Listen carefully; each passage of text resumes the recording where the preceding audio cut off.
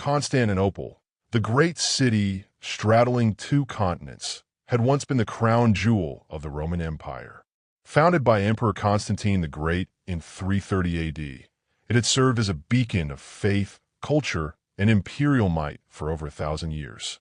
But by the mid-15th century, it stood as a shadow of its former self, a beautiful relic encircled by hostility. To the east and south, the rising Ottoman Empire had swallowed vast territories once belonging to Byzantium. To the north and west, once friendly Christian kingdoms had turned inward, divided by their own wars and theological disputes.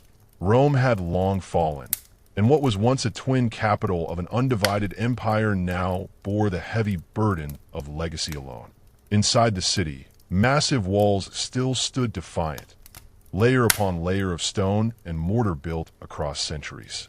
The Theodosian walls, in particular, were a marvel of engineering, triple lines of defense stretching for miles. Behind them lay crumbling palaces, majestic cathedrals, winding alleys, and a population that had dwindled from hundreds of thousands to perhaps 50,000. Despite its decline, Constantinople remained a city of immense symbolic and strategic value.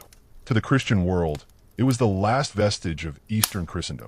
To the Muslim Ottomans, it was a gateway to empire, a city whose conquest would confirm their dominion over the Eastern Mediterranean and stamp their legacy upon the world. As the year 1453 began, Constantinople found itself encircled by forces far beyond its dwindling strength. Its people still lit candles in the ancient Hagia Sophia. They still recited prayers in Greek and Latin. And above all, they still believed, somehow, that the city might endure. Constantine XI Palaiologos, the last emperor of Byzantium, was a man born into tragedy and destiny. He came to power not through glory, but through necessity. His realm was not a flourishing empire, but a city-state gasping under siege, surrounded by enemies and betrayed by time. Tall, lean, and bearing the quiet dignity of one who knows he commands more dreams than armies, Constantine was a ruler of principle. He had governed in Mistra, one of the last Byzantine strongholds in the Peloponnese, before taking the Purple Throne in 1449. He was a soldier before he was an emperor, and a realist long before he was crowned. When he took power, the Byzantine treasury was nearly empty. The army was a fraction of what it once was. Naval power had long eroded. Constantinople relied not on strength, but on its fabled walls and its emperor's will. Constantine sought help from the West. He appealed to the Pope, to the kings of Hungary, France, and Aragon, urging unity among Christians. In a desperate attempt to bridge the theological divide between East and West, he declared the union of churches in 1439, a controversial act that split the population. Many of Constantinople's Orthodox Christians saw the union as a betrayal of their faith. They would rather live under the crescent than submit to Rome. But Constantine persisted, believing that survival demanded sacrifice. With no guarantee of reinforcements, he began preparing the city for siege. He organized his limited forces, fortified the walls, stockpiled grain, and recruited Genoese and Venetian soldiers who still held outposts and interests in the city. Constantine was under no illusion. He knew what was coming, and yet he stood ready to meet it, not for power, but for honor, history, and the soul of a 1,000-year-old empire. Far across the Bosphorus, in the heart of Edirne, the Ottoman capital, an ambitious young sultan was preparing for immortality. Mehmed II had ascended the throne in 1451 after the death of his father, Murad II. Though only 19 at the time, Mehmed was no stranger to power. He had briefly ruled as a boy when his father temporarily abdicated, and that brief taste had ignited in him a hunger to reshape the world. Mehmed was not like other sultans before him. He was fiercely intelligent, fluent in multiple languages including Arabic, Persian, Greek, and Latin. He had been tutored in philosophy, astronomy, military science, and Islamic theology. But most of all, he was obsessed with one singular goal: the conquest of Constantinople. To Mehmed, Constantinople was more than a strategic target. It was a symbol, an ancient Christian city still standing at the center of the Muslim world. He saw himself not merely as a king, but as a world historical figure, destined to unite East and West under the banner of Islam. In his mind, capturing Constantinople would not only fulfill prophecy, but secure eternal glory. He also knew that the time was ripe. The Byzantine Empire was weak and isolated. The Western powers were distracted by internal strife, papal politics, and endless regional wars. The Orthodox Catholic schism had left deep wounds that prevented any united Christian defense. Mehmed wasted no time. He summoned architects, engineers, and generals. He ordered the construction of a massive fortress, Rum-i Hizari, on the European side of the Bosphorus, directly opposite the older Anadolu Hizari on the Asian shore. Together, the twin fortresses would choke the strait, cutting off Constantinople from any potential aid via the Black Sea. The walls of Rum-i Hizari rose with astonishing speed, a marvel of Ottoman engineering. It was not only a military threat, but a psychological one. A clear message that Mehmed would not wait and negotiate, but build and conquer. As the spring of 1453 neared, Mehmed amassed one of the largest armies the Islamic world had ever seen. Soldiers came from Anatolia, the Balkans, Arabia, and beyond. Artillerymen followed behind giant bronze cannons, the likes of which Europe had never witnessed. Among them was the famous Hungarian engineer Urban, who had defected to Mehmed's service and constructed a monstrous cannon capable of leveling ancient walls. Mehmed too stood at the center of this great storm, calm, confident, and utterly focused. His ambition was terrifying, but it was also brilliant, and it was aimed straight at the heart of Constantinople. The first tremors of dread reached Constantinople not through the clash of armies, but through whispers and rumors carried by wind and wave. Sailors arriving from the Bosphorus told tales of a monstrous fortress rising from the cliffs at an unnatural pace. The Sultan, they said, has planted a dagger at the city's throat. From the highest tower of Constantinople's walls, one could see the distant outline of Rum-i Hizari, stone against the sky, angular and aggressive. Its towers, rising like fingers clawing toward heaven, cast a long shadow across the waters. The city's defenders watched in silence as the fortress took form. Day by day, stone by stone, it proclaimed Mehmed's message. Resistance would be futile, but the fortress was only the beginning. In the ironworks of Edirne and the darkened forges of the Anatolian highlands, the Sultan's true weapon was taking shape. Mehmed had summoned the engineer Urban, once rejected by the Byzantines due to lack of funds. Urban, a Christian from Hungary, brought with him the secrets of early gunpowder artillery. Under Ottoman patronage, he designed an immense cannon, cast from molten bronze in enormous molds, its barrel stretching over 20 feet. When completed, the weapon was christened Basilica, though the Ottomans simply called it the Great Bombard. It took over 60 oxen to pull and hundreds of men to escort the siege engine across the landscape. Roads had to be reinforced, bridges built, and hills flattened for its passage. Yet every hardship was borne in silence, for the prize ahead was worth empires. This was not mere warfare, it was psychological devastation. Never before had such a weapon been used against city walls. When rumors of the bombard reached the defenders of Constantinople, panic stirred. The mighty Theodosian walls, for centuries deemed impenetrable, now faced a threat forged in fire and ambition. Inside the city, scholars and priests argued over prophecy and fate. Some spoke of divine judgment. Others whispered about the book of Revelation, fearing that the great city, the second Rome, was destined to fall in fire. Still others dismissed the fear, trusting in walls that had repelled a dozen armies before. But Constantine XI knew better. He had sent envoys to the Western courts, pleading again for aid. But responses were slow and uncertain. Pope Nicholas V offered words and prayers, but Catholic kings bickered over politics and territory. Venice and Genoa sent only token forces, each more concerned with trade routes than ancient cities. Thus, as Basilica rolled toward Constantinople, thundering over the earth like a god of war, the people behind the walls clung not to swords or shields, but to memory, hope, and prayer. As March bled into April, a surreal quiet fell over Constantinople, too calm, too deliberate, like the breath one takes before leaping into the abyss. At dawn, the mist from the Golden Horn drifted lazily through the narrow streets of the city.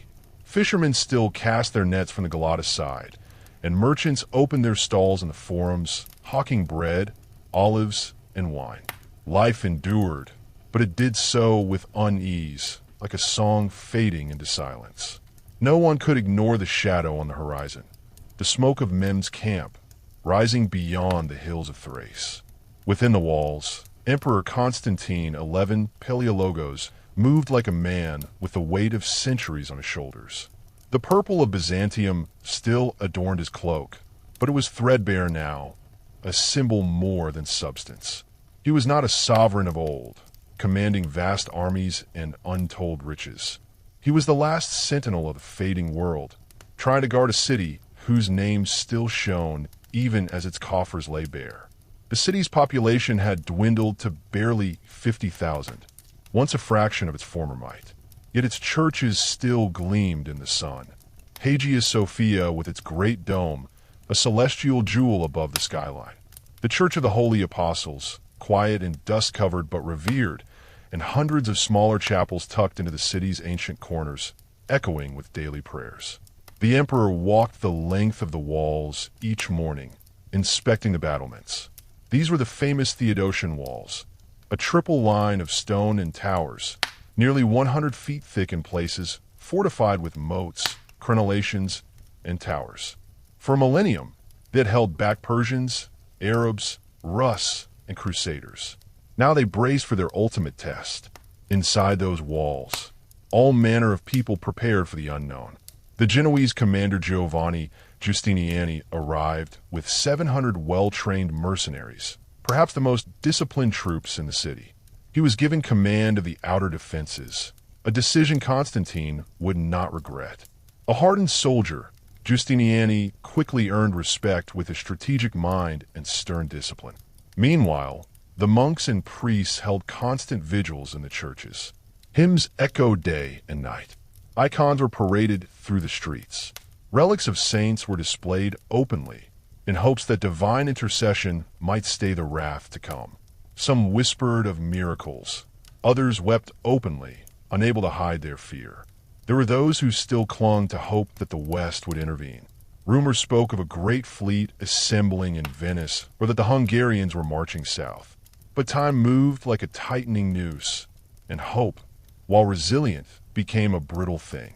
Then, on the horizon, like smoke spilling over the hills, the first units of the Ottoman army began to appear. Their tents spread across the fields like a living sea. Horses pawed at the ground. Drums echoed faintly. The thunder of the approaching army rolled across the earth like an omen. From the towers of the city, the defenders watched. Some clenched rosaries, others tightened bowstrings.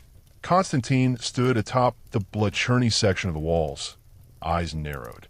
There was no more speculation, no more delay. The storm had come. By mid-April of 1453, the Ottoman army had fully emerged from the folds of Thrace like a tide pouring from the earth. It was not a mere force. It was a world unto itself. Tens of thousands of soldiers moved with terrifying coordination, bearing the green banners of Islam, gilded with crescent moons and Quranic script that shimmered in the spring sun. Mehmed too, just 21 years old, but already commanding the aura of destiny, established his command post on a small hill southwest of the city, granting him a panoramic view of Constantinople's mighty walls. His pavilion was not a structure of silk and finery. It was a center of steel purpose. Maps of the city were spread on low wooden tables. Engineers, officers, and advisors came and went with updates, sketches, and orders. The army was a mosaic of the empire he sought to expand. Turkish cavalry from Anatolia, Janissaries, his elite infantry raised from the Devshirme system. Clad in disciplined lines, Arab engineers, Christian converts, Balkan auxiliaries, and gunpowder specialists from far-off lands. They spoke different tongues, but obeyed the will of a single man. Their purpose was singular: break the gates of the Christian city and bring it under the crescent. Siege engineers got to work immediately. The Great Bombard, Basilica, was set on a fortified platform aimed at the Lycus Valley, where the land was flat and the walls slightly more vulnerable. Other smaller bombards were placed along the western perimeter, each positioned by Mehmed himself for maximum damage. Earth was dug out for trenches and ramps. Wagons of gunpowder and shot arrived in endless caravans. The Ottomans methodically cut off the city from all landward escape. Towers were raised, wooden palisades driven into the earth, and a network of supply routes established between Edirne and the forward camp. Scouts reported back hourly. Anyone attempting to flee the city was captured or killed. But the water remained a problem. The Golden Horn, that natural harbor to the northeast, was still under Byzantine control. Worse still, the defenders had drawn up a massive iron chain across the harbor mouth, from the city walls to the Genoese-controlled suburb of Galata, denying Ottoman ships entrance to the port. Without control of the harbor, Mehmed could not complete the encirclement. His response was brilliant and unorthodox. He ordered ships dragged overland, across the hill behind Galata, along a greased wooden road engineered by thousands of laborers. It was a feat of daring logistics. Ships gliding over green hills, pulled by oxen and pushed by men, as onlookers gaped in disbelief. Within days, over 70 Ottoman warships had bypassed the chain and now floated in the Golden Horn, threatening the city's vulnerable harbor walls. The trap was closing. Constantinople was surrounded by sea and land. Only the sky above remained open, and even that was watched by God and carrion birds. Inside the walls, the tension grew unbearable. Constantine XI gathered his remaining commanders in Hagia Sophia, where candles burned even in daylight and priests muttered prayers in whispers. Maps of the city, scrawled with enemy positions, lay beneath sacred icons. Plans were drawn, watch schedules assigned, weapons redistributed. By night, people wandered into the great church, seeking forgiveness or miracles. Monks wept over ancient scrolls. Children asked their parents why the drums outside never stopped. Atop the towers, the defenders watched as Mehmed's army unfurled across the plains like a dark shroud. Campfires lit up the hills like stars fallen to earth. The thunder of cannon preparation echoed like omens through the valleys. The Janissaries performed silent drills by torchlight, swords gleaming, their silence more terrifying than any chant. Still, the city stood. At first light, on April 12, 1453, the stillness of dawn was shattered by a sound the world had never known on such a scale. It began as a distant thunder, then a low rumble, and finally, a deafening boom that rolled over Constantinople like a tidal wave of fire and dread. The Basilica, the Ottoman supercannon, had fired its first shot. Forged by the Hungarian engineer Orban, the cannon itself was a monster of the new age, 27 feet long, capable of hurling a stone ball weighing over 1,000 pounds across more than a mile. It took hundreds of men and dozens of oxen just to position it. Now, it had roared for the first time in war. The impact was apocalyptic. The ground shook as the massive stone ball smashed into the outer wall near the gate of St. Romanus, gouging a crater in the ancient stonework. Dust and screams rose with equal fury.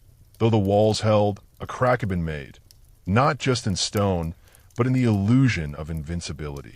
Within hours, more cannons joined the barrage. The Ottomans fired in rotation, pounding the same sections of wall relentlessly. Smoke hung in the air like a curtain of war. Craters appeared, towers lost their tops, and mortar tumbled down in clouds. The age of gunpowder had arrived in full, but the Byzantines would not yield. Under Justiniani's command, defenders worked furiously between barges. Teams of men hauled stone and timber, patching breaches under the cover of darkness. Sandbags were piled. Interior walls were erected to reinforce damaged areas. Byzantine engineers, trained in an older age, now learned to adapt. They used rope nets to catch falling stones, mud to absorb blast force, and old statues and marble slabs to fill holes in the wall. Each day brought new destruction. Each night, new repairs. The defenders had little rest. Watchmen blew horns at signs of movement. Archers lined the walls, peering through the smoke for signs of an assault. From the towers, Greek fire was readied, an ancient, hellish weapon that could set ships and men ablaze even on water. It was kept under guard, a sacred relic of the empire's former glory. Still, the Ottoman barrage intensified. Day after day, the cannon spoke. The ground became scorched and blackened. Birds fled the city. The once green fields of Blacherny were now pits and trenches. Craters littered the Lycus Valley like wounds in the earth. Trees splintered, statues shattered, and the very air tasted of sulfur. And yet, Constantinople endured. Civilians sheltered in crypts and churches. The bells of Hagia Sophia rang in unison with the crash of cannonballs. Mothers rocked their children to sleep in the echo of explosions. Priests led processions through the streets, bearing icons and chanting psalms in trembling voices. The dead were buried hurriedly, often during lulls in the bombardment. The emperor remained resolute. Constantine XI donned armor each morning and stood upon the battlements with his men. He was not a distant ruler issuing decrees. He was their brother in arms. His presence gave courage where fear threatened to take root. On the Ottoman side, Mehmed was relentless. He ordered the bombardment to continue day and night, rotating crews so that the pressure never ceased. When one cannon overheated and cracked, he had another forged on site. Tents full of gunpowder were guarded like sacred relics. The Ottomans were not merely trying to break walls. They were trying to break the soul of a city. But what they faced was more than just stone and mortar. Constantinople was no ordinary city. It was legend made flesh, faith given form. The thunder roared, the fires rose, but still the cross stood above the dome of Hagia Sophia. By late April 1453, the earth itself trembled beneath the constant pulse of Ottoman artillery. But now, Mehmed was ready to escalate the siege beyond bombardment toward physical confrontation. The first direct assaults began at night, under the cover of darkness and confusion. Mehmed sought to test the defenders' readiness and defenses, to probe for weaknesses and wear down morale. It was war by attrition, of strength and of sleep. On the evening of April 18th, a surprise attack was launched on the Mesetikian sector, near the gate of St. Romanus. Thousands of Ottoman infantry, mostly irregulars and light troops, surged forward behind mobile wooden mantlets and ladders. The ground was still wet from spring rains, and the clay-rich soil sucked at boots and wheels alike. From the walls, the Byzantines had seen the movement. Justiniani, ever alert, had anticipated just such an attempt. The defenders waited silently behind the battlements, crossbows loaded, oil heaters lit, and boiling pitch at the ready. When the Ottomans drew near, a cry rang out, for Christ and Constantine, and a storm of arrows, bolts, and stones erupted from above. The defenders poured flaming oil and Greek fire down upon the wooden mantlets. Screams filled the air. The field became chaos, lit by flame and moonlight. Justiniani led a small sally force through the postern gates, striking at the rear of the attackers. The Ottomans, caught between walls and steel, broke and ran. Hundreds died in the mud. The assault had failed, but Mehmed did not stop. Over the next week, waves of skirmishes occurred. Some were real attacks, others feints meant to keep the defenders off balance. Mehmed was studying the city like a scholar pores over a manuscript. Every sector of wall was mapped, every pattern and shift and response noted. The defenders, too, learned. Constantine ordered patrols along the parapets hourly. Morale was kept up with prayers, songs, and the emperor's presence. He distributed gold to soldiers, had wounded men honored publicly, and ensured the sick were cared for in the monasteries. Yet the pressure was constant. During one night assault, Ottoman troops dug beneath the walls, attempting to sap the foundations. But the Byzantines heard strange echoes in their underground cisterns. Engineers countermined the tunnels, and in a choking clash below the earth, swords flashed in total darkness. The tunnels collapsed in fire and stone. Both sides suffered. Ottoman losses were rising. Mehmed replaced spent troops with fresh ones from Anatolia and the Balkans. He offered gold and eternal paradise to the willing, and threats of execution to deserters. Discipline tightened. Among the defenders, Giustiniani took a spear wound in the thigh, but continued to fight. Constantine himself was seen hurling stones during a wall breach. His court, once clad in silks, now wore chainmail and soot. The city became a furnace of faith and desperation. In the Golden Horn, small naval skirmishes erupted. The Ottoman fleet attempted to raid supply barges from Genoa and Venice, while Byzantine ships dashed out in hit-and-run tactics. The harbor echoed with the clash of oars, cries in multiple languages, and the crack of naval ballistae. In one such encounter, for Genoese ships, heavily laden with supplies and men, forced their way through the Ottoman blockade. Aboard the walls, thousands of citizens watched and prayed as sails appeared on the horizon. Under heavy cannon and arrow fire, the ships rammed through the enemy line and entered the Golden Horn amid cheers so loud they shook the domes. Hope, for a moment, flared, but Mehmed only grew colder in resolve. He convened his generals and ordered continuous pressure. If the walls would not fall to cannon or assault, they would fall to exhaustion. The sky above Constantinople turned black with smoke by day, red with fire by night. The city had become a crucible in which the last flame of Rome flickered. Every attack brought loss. Every defense carried a cost. And yet, neither side broke. The sword and the crescent battered the gate, but the cross still held. As the calendar turned to May, Constantinople held, battered but unbroken. The golden domes were dulled by soot, the once white marble stained by ash and blood. And still the defenders watched, waited, prayed. Each sunrise was another miracle. Each nightfall, another trial survived. Within the walls, the spiritual resolve of the Byzantines became as important as their military one. Daily processions of priests carrying icons, relics, and crosses moved through the city. Monks chanted hymns in the Hagia Sophia, while children scattered rose petals before their feet. Citizens lit candles at every corner shrine, calling on saints long gone, emperors long dead. The people were tired, thin, and silent. Bread was rationed. Meat became rare. Horses and even dogs vanished from the streets, victims of necessity. Yet no one abandoned the wall. The city was not only defending stone, it was defending memory, faith, and identity. Emperor Constantine XI Palaiologos grew gaunt and gray. He had given up the silks of court for armor, and his palace for the ramparts. He moved among the soldiers, speaking to each by name, offering a hand, a word, or a blessing. To his people, he had ceased to be just a ruler. He had become a symbol. In the Ottoman camp, Mehmed grew restless. His artillery crews were exhausted, their hands blistered, their powder stores waning. The great cannon, Basilica, had cracked and needed repairs. Morale wavered, and yet he refused retreat. To restore momentum, Mehmed called upon his sappers, expert diggers who once served in Anatolian wars.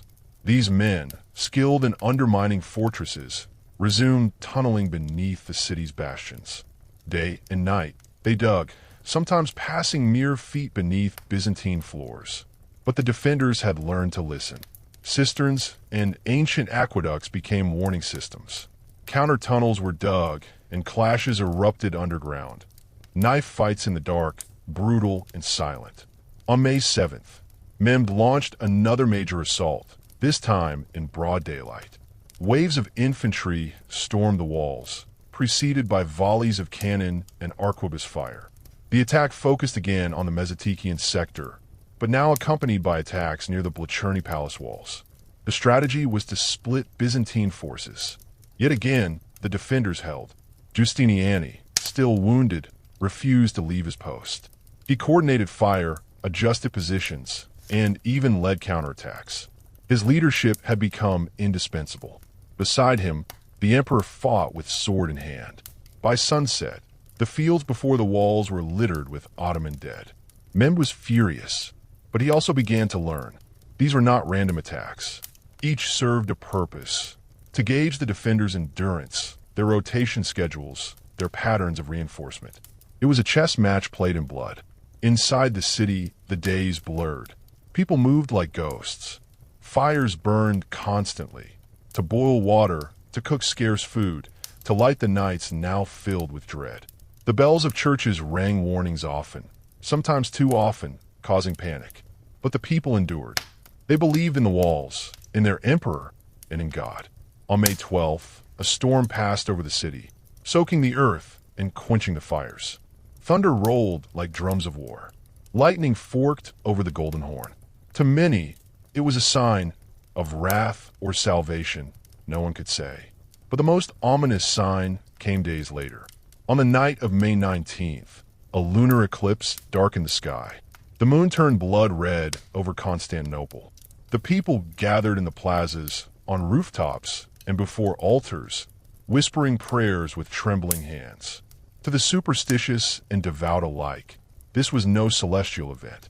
It was a warning, an omen. That night, even the emperor wept in private, and still the city stood. Each morning now was met with silence. No birds sang, no bells rang, no children played. The people watched the horizon, knowing the final reckoning approached.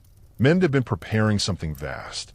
The frequency of attacks slowed, replaced by quiet and movement in the Ottoman camp. New siege towers appeared. Artillery was repositioned. The Sultan's banners were hung with black cloth. Something was coming. Constantine summoned his council. Giustiniani, Notaras, and the Genoese and Venetian captains gathered in the great palace. There, under torchlight and beside maps smudged with blood and ink, the emperor spoke plainly. There would be no surrender, no escape, no hope from the West. We shall die defending the faith and our people, he said. Better a grave within these walls than a throne in exile. No one objected. The vigil continued. And so Constantinople waited, on walls worn smooth by 1,000 years of history, behind gates older than most kingdoms, in churches echoing with ghostly choirs. They waited, knowing that when the storm finally broke, it would sweep away more than stone and blood. It would sweep away a world. The night of May 28th, 1453, fell not as a veil, but a shroud over Constantinople. There was a peculiar stillness in the air, as if even nature held its breath. The usual rhythm of cannon fire ceased. No scouts reported movement from the Ottoman camps. The Genoese sailors at the harbor murmured of quiet drums in the distance, far too synchronized to be natural. Something was coming, and every heart in the city felt it. Inside the walls, the final preparations began. Emperor Constantine XI called for a citywide procession of repentance. By torchlight and under the fading moon, the people, soldiers, priests, nobles, and beggars, marched shoulder to shoulder. They carried icons of the Theotokos, bones of martyrs, and crosses wrapped in silk. The air filled with the solemn chant of psalms and incense that burned like hope and grief intertwined. The procession wound through every district, from the harbors of the Golden Horn to the ancient Forum of Constantine, then up to the pinnacle of the city, Hagia Sophia. That night, for the last time, the great church was open to all. Within its vast, echoing nave, men and women of every class and background knelt side by side. Greek and Latin, Orthodox and Catholic, divided for centuries by schism and politics, embraced and wept. Priests who once would not speak to each other now shared the Eucharist. Unity born of finality. Constantine himself stood before the altar in full imperial regalia, not as a king in command, but as a mortal man before God. He confessed his sins aloud. He bowed before the relics. Then he turned, not to flee, but to lead. Across the city, last wills were whispered. Families buried their few treasures. Mothers kissed sleeping children one final time. Many climbed the ramparts simply to gaze out across the starlit Bosphorus, committing to memory what they had always known. The walls were manned at full strength. Soldiers stood shoulder to shoulder, armor glinting in moonlight. Swords were sharpened, crossbow strings tightened, torches doused to preserve their night vision. On the sea walls, Venetian and Genoese galleys readied for close combat, knowing full well they were outnumbered. The harbor chain remained in place, a final symbol of resistance, drawn taut as a bowstring. Then, near midnight, the faint rhythm of drums began. Low, measured, relentless. From the Ottoman encampments, stretching over 7 miles of plain, hundreds of thousands stirred. The sky turned orange with the glow of thousands of torches. Banners rose, red, black, green. The banners of Mehmed, the banners of conquest. Sultan Mehmed II, robed in white, mounted a black horse and approached his forward command. He wore no crown, only a plain turban. His expression was hard, unblinking. To his soldiers, he was not a man, but destiny incarnate. He raised his hand. The signal was given. Trumpets cried. Drums thundered. And from every gate, waves of Ottoman infantry surged forward, chanting Allahu Akbar as their war cry thundered through the valley. Siege towers rolled. Scaling ladders swung forward. The final assault had begun. On the walls, the defenders met them with arrows, Greek fire, boiling oil, and falling stones. Crossbow bolts snapped through the night. Cannons roared point-blank from bastions. At the Mesotikian, the fiercest fighting erupted. Thousands of Janissaries poured forward, undeterred by death. The defenders, thinly spread, fought like lions. Men screamed, bled, and died atop blood-slicked stones.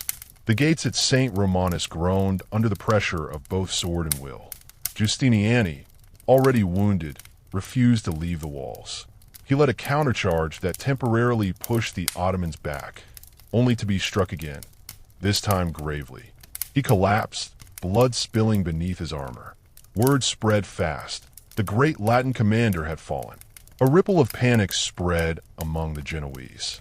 Some retreated, others stood fast. Constantine, seeing the breach, rallied what forces he could and led a desperate charge to plug the gap. His sword, once ceremonial, was now bloodied beyond polish. Below the walls, Mehmed watched unmoving.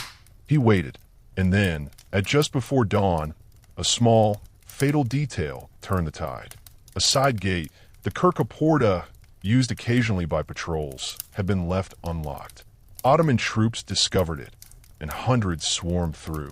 They spilled into the city behind the walls, attacking from within. Panic tore through the defenders as word spread. The enemy was inside. Constantine, realizing the inevitable, made one final stand. Surrounded, outnumbered, he cast off his imperial purple, shouted his name proudly. I am Constantine, Emperor of the Romans, and disappeared into the melee. He would never be seen again. By sunrise on May 29th, 1453, Constantinople had fallen. The gates were breached. The banners of the crescent moon flew above the Theodosian walls. Smoke rose from palaces and churches. The Ottomans poured into the city, and the sack began. But that tale of blood and ash, of survival and horror, belongs to another chapter. This night, the last night of the Byzantine Empire, had come to a close, and with it, an entire world. The first light of dawn on May 29th, 1453, crept slowly over the horizon, casting a pale glow upon the shattered city of Constantinople. The once majestic capital of the Byzantine Empire lay in ruin, its ancient walls battered and breached, smoke still rising from fires that had raged throughout the night. The air was thick with the acrid scent of burning timber and the metallic tang of spilled blood, remnants of a siege that had tested the endurance and will of both attacker and defender for weeks on end. At the heart of this moment stood Mehmed II, the young Ottoman sultan whose audacity and vision had brought the mighty city to its knees. Barely 21 years old, Mehmed had inherited a vast and ambitious empire, but none of its rulers had dared to lay siege to Constantinople for nearly a century. Many had dismissed the city's fortifications as impregnable, its defenders as stalwart and unyielding. Yet here he was, surveying the prize of his greatest conquest, the seat of Roman imperial legacy, now firmly in Ottoman hands. From his vantage point atop the battered Theodosian walls, Mehmed's eyes took in the landscape before him. Streets scarred by war, collapsed buildings still smoldering, and crowds of exhausted soldiers and civilians alike moving cautiously amid the rubble. The famous silhouette of the Hagia Sophia dominated the skyline, a testament to centuries of Byzantine faith and power. Its massive dome, though bearing the marks of cannon fire, still held steadfast, casting long shadows across the city's heart.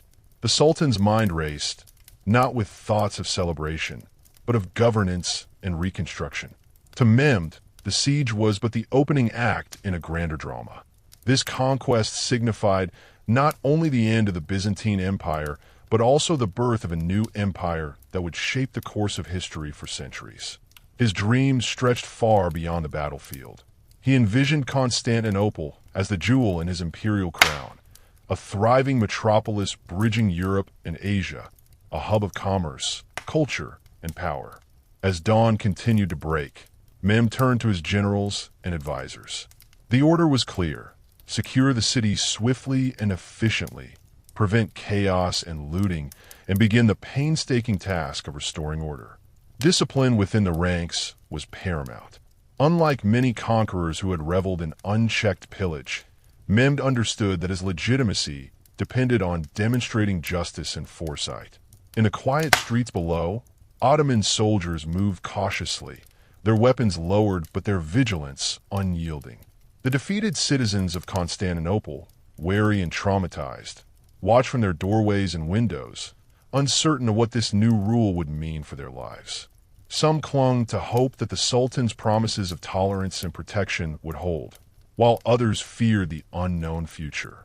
Beyond the immediate concerns of war and peace, Mehmed's thoughts turned to the broader geopolitical landscape. The fall of Constantinople was not just a local event. It sent tremors across the Christian world and alarmed the kingdoms of Europe. How would the papacy respond? Would the Italian city-states unite in a crusade? Or would internal divisions and rivalries leave them powerless against the rising Ottoman tide? In that moment, Mehmed too did not see merely a conquered city, but a new capital ready to be reborn. The challenges were immense, but so too was his determination. Constantinople would rise again, not as a relic of the past, but as the heart of a powerful empire destined to influence history in ways few could yet imagine. With the first rays of dawn illuminating the battered walls, the reality of conquest swiftly settled in. The Ottoman army, having spent weeks testing the strength of Constantinople's defenses, now poured through the breaches in the mighty Theodosian walls, flooding into the city's streets like a relentless tide. What had once been the proud capital of the Eastern Roman Empire was now a battlefield strewn with debris, shattered siege equipment, and the fallen. Though the gates had fallen, pockets of resistance lingered in the labyrinthine alleys and courtyards of Constantinople. The defenders, soldiers and civilians alike, refused to surrender quietly. Their courage was fueled by desperation, loyalty to an empire that had stood for over a millennium, and the knowledge that their city was the last bastion of a dying world.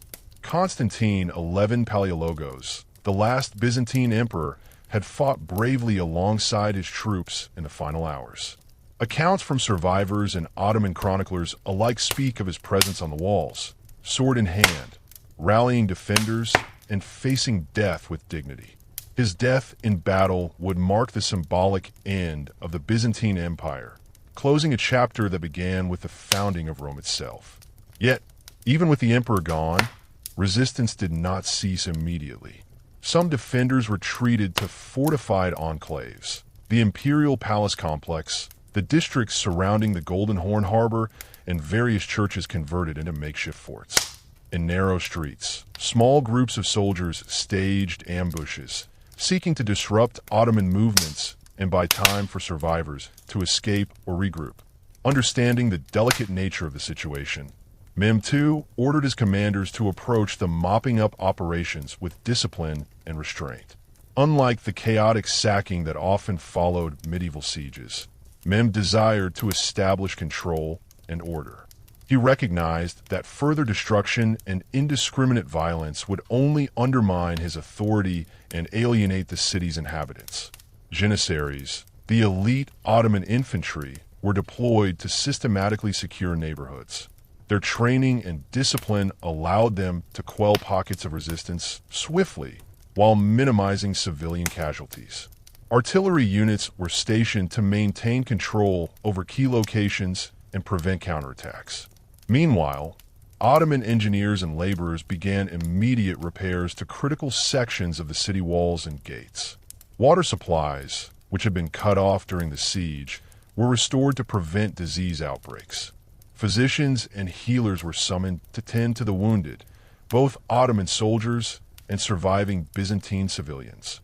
In this delicate balance of conquest and governance, Mehmed's leadership was crucial. His presence among his troops and advisors symbolized a new era, one that blended military prowess with political acumen. He personally oversaw operations, ensuring that the capture of Constantinople was not just a fleeting victory, but the foundation for lasting rule. As day turned to evening, the city, though battered and broken, began to feel the first stirrings of Ottoman control. The triumphant cries of the victors mixed with the mourning lamentations of those who had lost everything.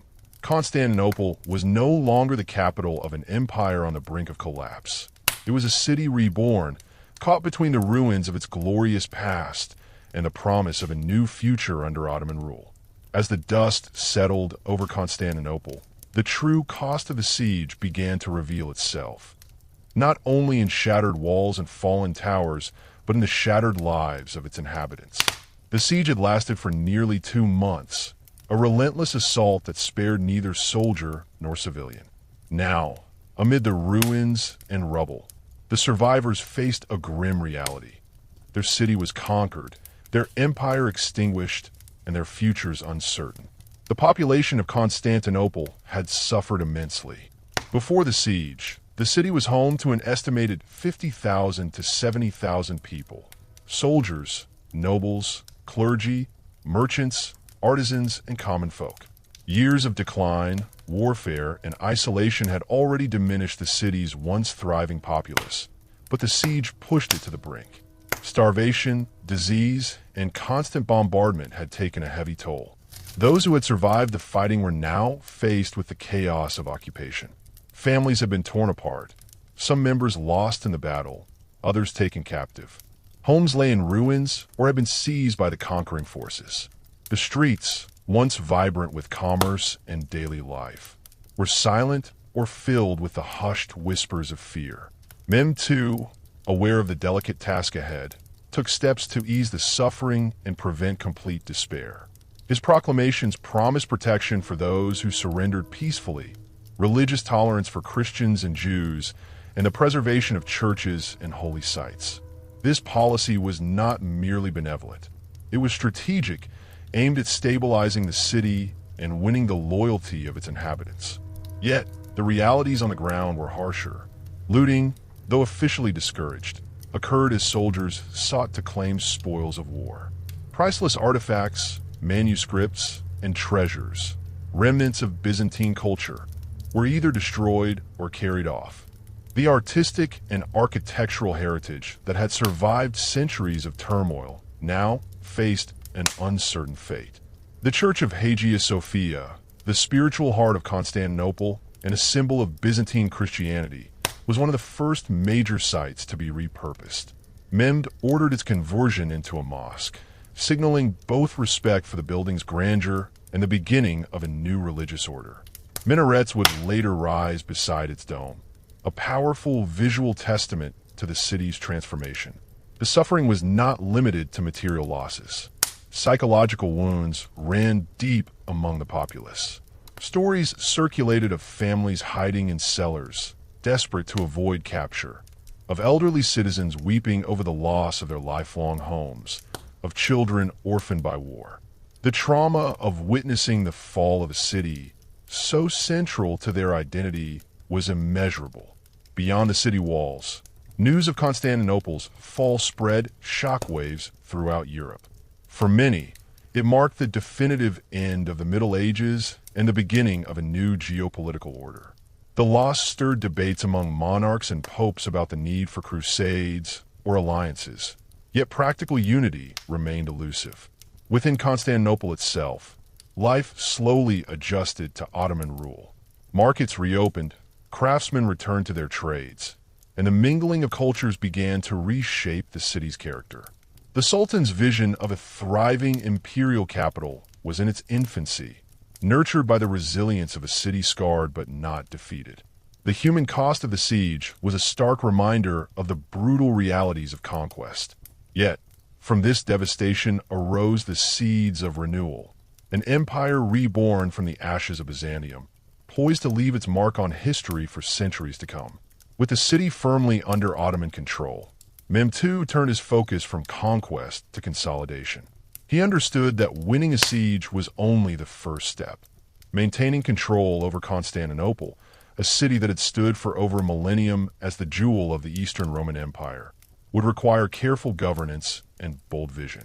Mehmed's immediate priority was to restore order and ensure stability.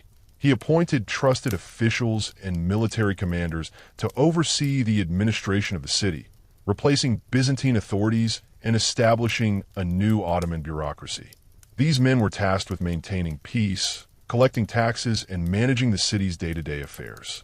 Recognizing the importance of Constantinople as a center of trade and culture, Mehmed sought to revive its economy. He encouraged merchants from across the empire and beyond to settle in the city, offering incentives to artisans, traders, and scholars.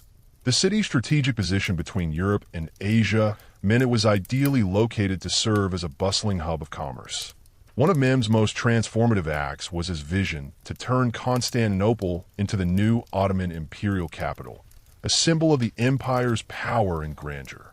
To achieve this, he commissioned extensive building projects, the repair and expansion of city walls, the construction of palaces and mosques, and the development of public infrastructure such as roads, bridges, and aqueducts. The Sultan himself took an active role in overseeing these works, demonstrating his commitment to the city's rebirth. His vision was not merely to rule over a conquered city, but to forge a capital that could rival the greatest cities of the world, one that embodied the strength and sophistication of the Ottoman Empire. Religious transformation was also central to Mehmed's plan. While he respected the Christian heritage of Constantinople, he established Islam as the dominant faith. The conversion of the Hagia Sophia into a mosque was symbolic of this change, but Mehmed also allowed Christian communities to continue practicing their faith under Ottoman protection, a pragmatic policy aimed at minimizing resistance and fostering coexistence. The city's population began to diversify as Muslims, Christians, and Jews coexisted within its walls. This multicultural environment became a hallmark of Constantinople under Ottoman rule, contributing to its cultural richness and dynamism. Yet, the transformation was not without challenges. The scars of siege and occupation lingered, and tensions occasionally flared between different communities. Mehmed's administration had to balance justice and authority carefully to prevent unrest and maintain harmony. Despite these difficulties, the Sultan's efforts bore fruit. Constantinople slowly regained its stature as a vibrant, prosperous metropolis. Its markets thrived, its streets bustled with life, and its cultural institutions blossomed anew. The fall of Constantinople had marked the end of one era, but under Mehmed II's leadership, it also heralded the dawn of another, an era in which the city would serve as the heart of a vast empire stretching across 3 continents. The conquest of Constantinople marked not only a military victory, but also the beginning of a profound transformation, political, cultural, and social, that would shape the destiny of the city for centuries. Mehmed II's vision extended beyond mere control. He sought to rebuild Constantinople as a thriving metropolis that could bridge continents, religions, and civilizations. One of the Sultan's first initiatives was to address the drastic population decline caused by decades of warfare and the recent siege. The city, once home to hundreds of thousands, had been reduced to a shadow of its former self. Recognizing the necessity of repopulation to restore economic vitality and social order, Mehmed issued edicts encouraging migration from all corners of the Ottoman Empire. Families, artisans, merchants, scholars, and even farmers were invited to settle in Constantinople. Incentives such as tax exemptions and land grants were offered to those willing to relocate. This policy transformed the city into a cosmopolitan melting pot, where diverse ethnic and religious groups lived side by side, contributing their traditions and skills to the urban fabric. The Sultan also focused on rebuilding essential infrastructure. Roads and bridges that had been damaged or neglected during the siege were repaired, facilitating trade and communication. Public baths, markets, and water supply systems were restored or newly constructed, improving the quality of life for residents. Mehmed commissioned the construction of new mosques, schools, and charitable institutions, signaling the city's rebirth as an Islamic center of learning and worship. Yet, he maintained a pragmatic tolerance towards existing Christian churches and Jewish synagogues, understanding that religious coexistence was vital for stability. The famed Topkapi Palace was established as the new seat of Ottoman power in the city, blending architectural influences from Byzantine, Persian, and Islamic traditions. This grand complex symbolized the fusion of cultures and the Sultan's role as both conqueror and enlightened ruler. Economic revival was another pillar of Mehmed's strategy. Constantinople's strategic location on the Bosporus Strait made it a critical hub for trade between Europe and Asia. The Sultan fostered commercial ties with merchants from Venice, Genoa, and other European powers, balancing diplomacy and commerce to ensure prosperity. Markets buzzed with activity, offering goods ranging from silk and spices to ceramics and precious metals. The city's artisans gained patronage, producing exquisite works that combined Ottoman artistry with Byzantine influences. Despite these ambitious efforts, the city was still healing from the wounds of war. Many neighborhoods bore scars from the siege, and social tensions occasionally erupted. Mehmed's administration enforced laws to maintain order, while also addressing grievances through judicial processes. Throughout these challenges, Mehmed, too, remained a dynamic and visionary leader, personally involved in the city's affairs. His ability to blend military strength with administrative skill laid the foundation for Constantinople's revival. By the end of the decade following the conquest, Constantinople had begun to reclaim its status as a preeminent capital, no longer the heart of Byzantium, but the vibrant, pulsating center of the Ottoman Empire. It stood as a testament to the resilience of a city reborn from ashes and the vision of a sultan determined to forge a new empire that spanned continents and cultures. The conquest of Constantinople was more than a military triumph. It was a profound shift in the social fabric and cultural identity of the city. Under Ottoman rule, Constantinople transformed from a predominantly Christian Byzantine capital into a multicultural metropolis where diverse peoples and traditions coexisted, interacted, and evolved. One of the most immediate changes was demographic. The city's population, ravaged by war and depopulation, began to grow again as Mehmed II actively encouraged the settlement of various ethnic and religious groups. Turks, Greeks, Armenians, Jews, Slavs, and others made their homes within the city walls. This diversity fostered a rich cultural mosaic, but also required careful governance to maintain harmony. The Ottoman millet system was gradually introduced, organizing religious communities as semi-autonomous groups responsible for their own affairs under the overarching authority of the empire. Christians, Jews, and Muslims were allowed to maintain their religious institutions and some degree of legal autonomy, fostering a level of coexistence unprecedented in the city's history. Culturally, this pluralism resulted in a unique blend of traditions. Byzantine architectural styles mingled with Islamic motifs in new constructions. For example, mosques built during Mehmed's reign often incorporated elements reminiscent of the Hagia Sophia's Grand Dome, symbolizing both continuity and transformation. Education and scholarship flourished as well. Islamic schools and madrasas were established alongside Christian theological centers. The city attracted scholars, poets, and artists from across the empire who contributed to a vibrant intellectual life. The printing press, introduced later in Ottoman lands, would further accelerate cultural exchange and literacy.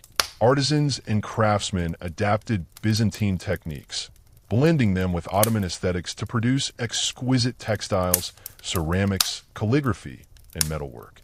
Constantinople's bazaars became renowned for their variety and quality, drawing traders and visitors from Europe, Asia, and Africa. Socially, the conquest brought shifts in class structure and power dynamics. While the Ottoman elite established new ruling hierarchies, many Byzantine aristocrats and officials were integrated into the administration or retired peacefully. Others, however, faced displacement or persecution, and some chose exile. Religious life remained a central aspect of daily existence. The conversion of the Hagia Sophia into a mosque was both symbolic and practical, signifying the city's new religious orientation while preserving its architectural grandeur. Other churches were either preserved, converted, or replaced, reflecting the complex interplay of faith and politics. Mehmed II's policies aimed to balance respect for tradition with the assertion of Ottoman authority. His pragmatic approach helped avoid widespread rebellion and allowed the city to gradually adjust to its new identity. Despite these changes, tensions occasionally surfaced, fueled by ethnic and religious differences, competition for resources, and memories of past conflicts.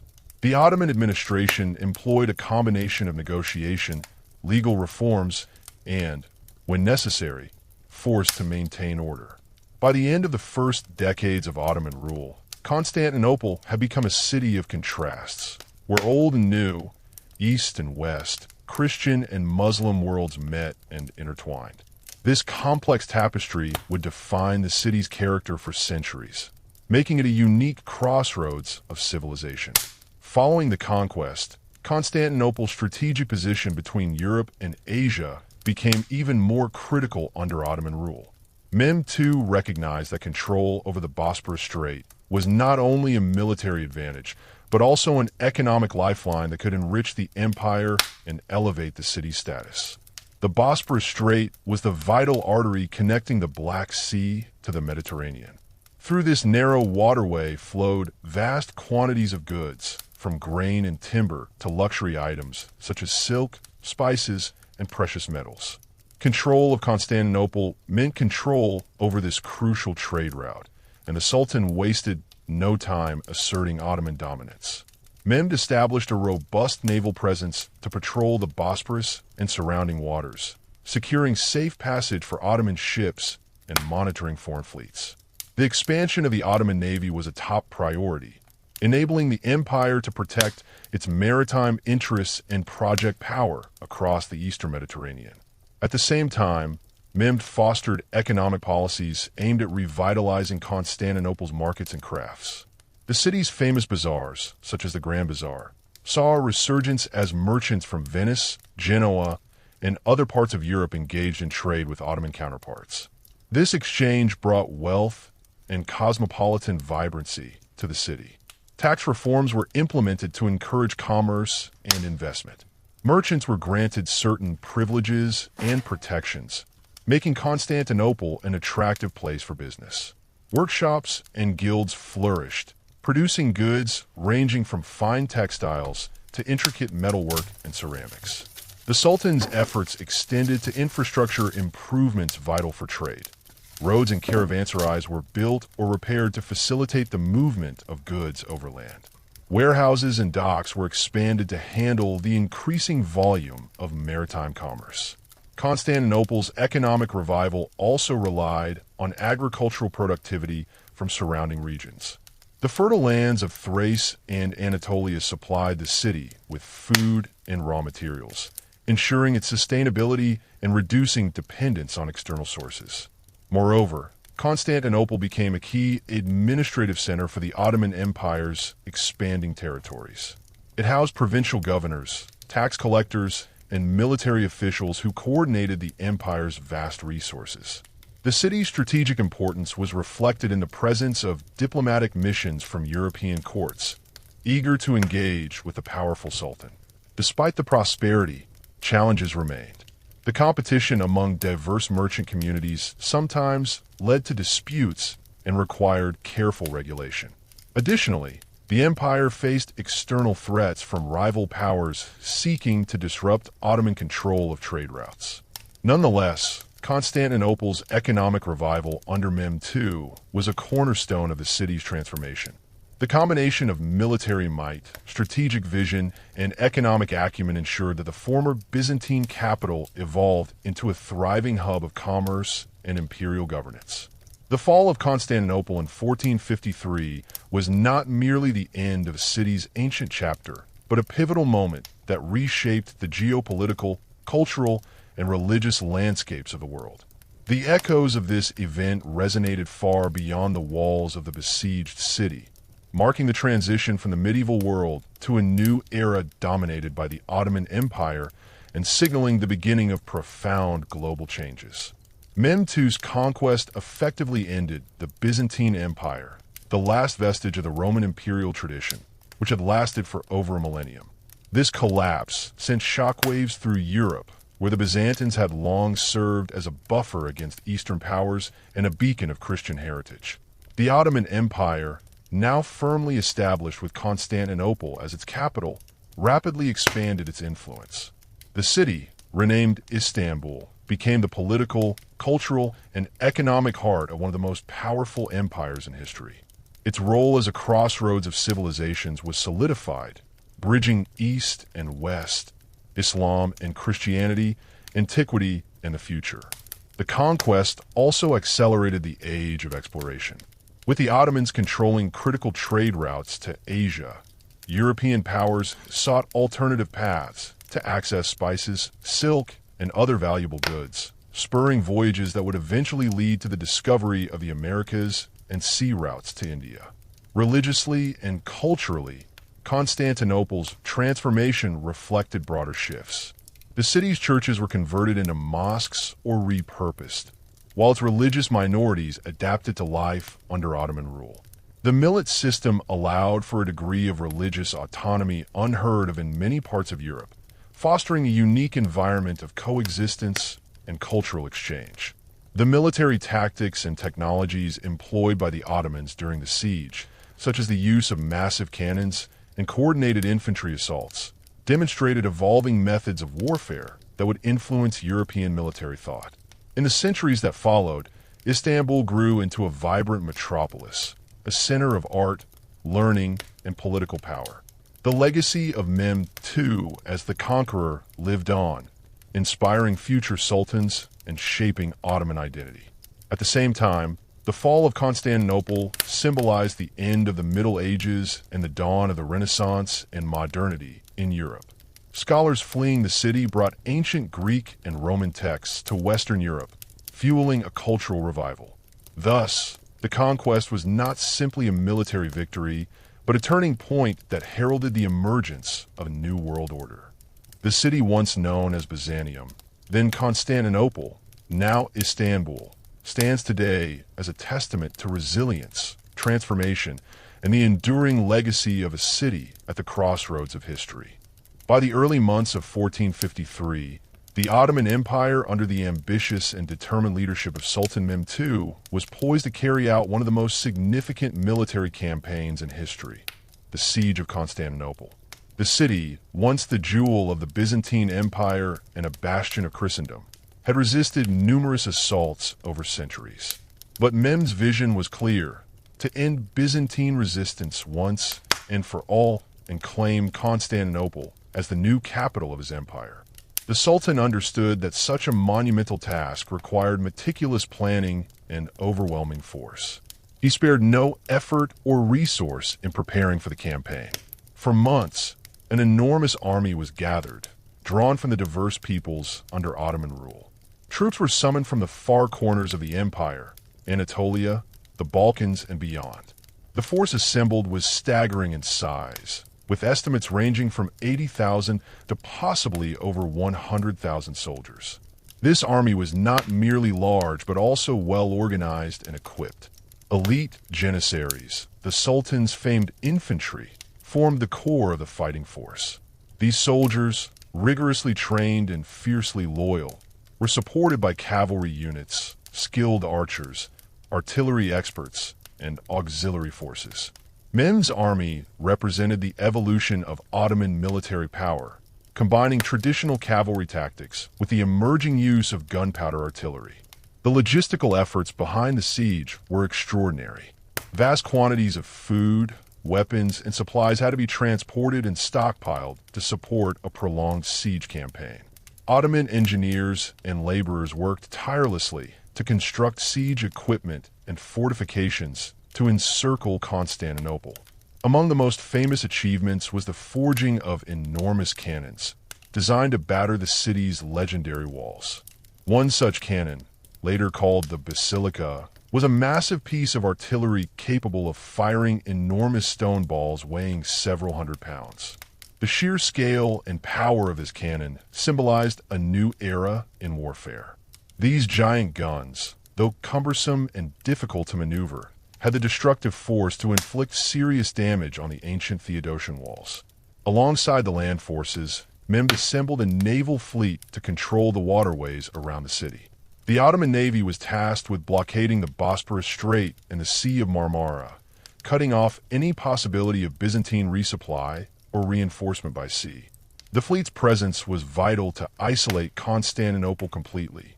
One of the greatest logistical challenges faced by Mehmed's forces was maintaining supply lines for such a large army camped near the city. The Ottomans constructed fortified camps and established supply depots in strategic locations surrounding Constantinople. The soldiers lived in vast encampments of tents and wooden structures, preparing for what was expected to be a lengthy and arduous siege.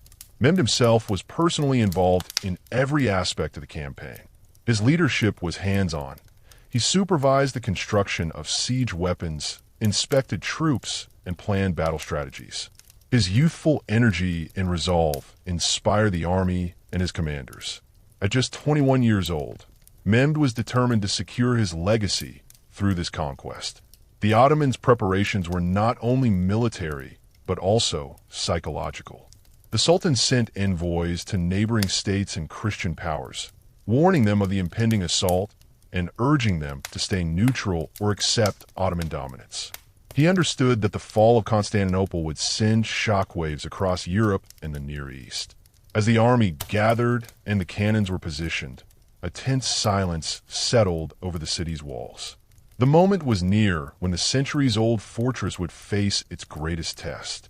Mehmed's preparations had set the stage for a siege unlike any before, a clash between the old medieval world and the rising power of the Ottoman Empire. Inside the walls of Constantinople, the atmosphere was heavy with tension and uncertainty.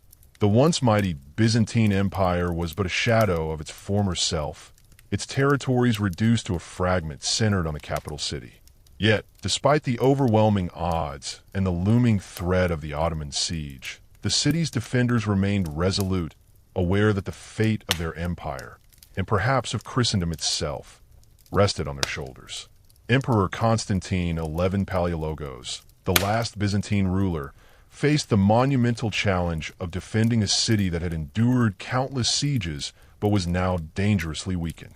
He was a man of remarkable courage and determination, understanding that the survival of Constantinople depended on every citizen and soldier willing to stand and fight. Though lacking in numbers and resources, Constantine was deeply committed to rallying the city's defenders and maintaining morale. The Byzantine army defending Constantinople was a patchwork force.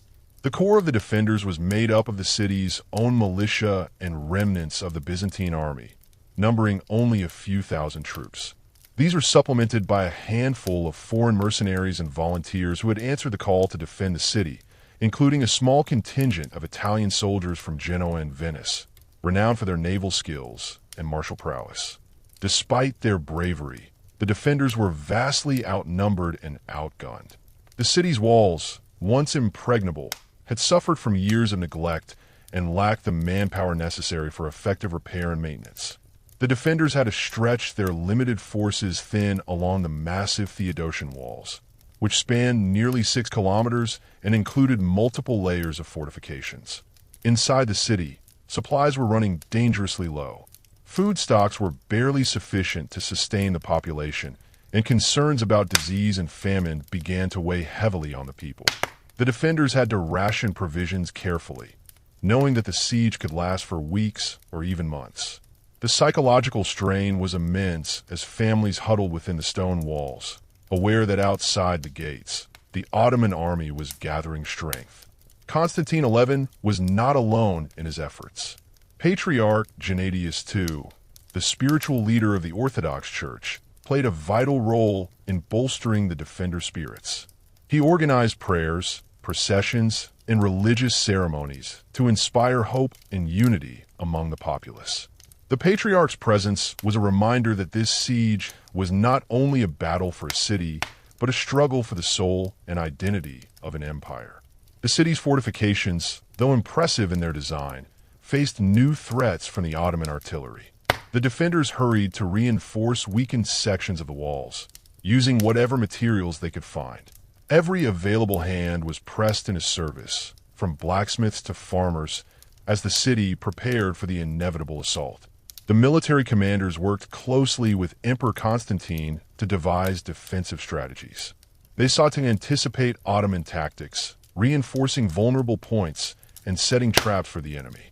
However, with limited troops and resources, their options were constrained. The defenders knew that their survival depended on holding out long enough for potential relief forces from Western Europe to arrive, a hope that grew dimmer with each passing day. Despite the hardships, the spirit of resistance within Constantinople was palpable. Soldiers trained tirelessly, citizens volunteered to serve as archers and lookouts, and children and elderly alike contributed by making arrows, repairing walls, and tending to the wounded. The city became a fortress not only of stone, but of shared determination and resilience. As the Ottoman forces completed their preparations outside the walls, the defenders braced themselves for the storm to come. Every eye watched the horizon, every ear strained to hear the first sounds of battle. Constantinople stood on the brink of a historic confrontation, a last stand of an empire that had endured for over a millennium. Inside the walls of Constantinople, the atmosphere was heavy with tension and uncertainty.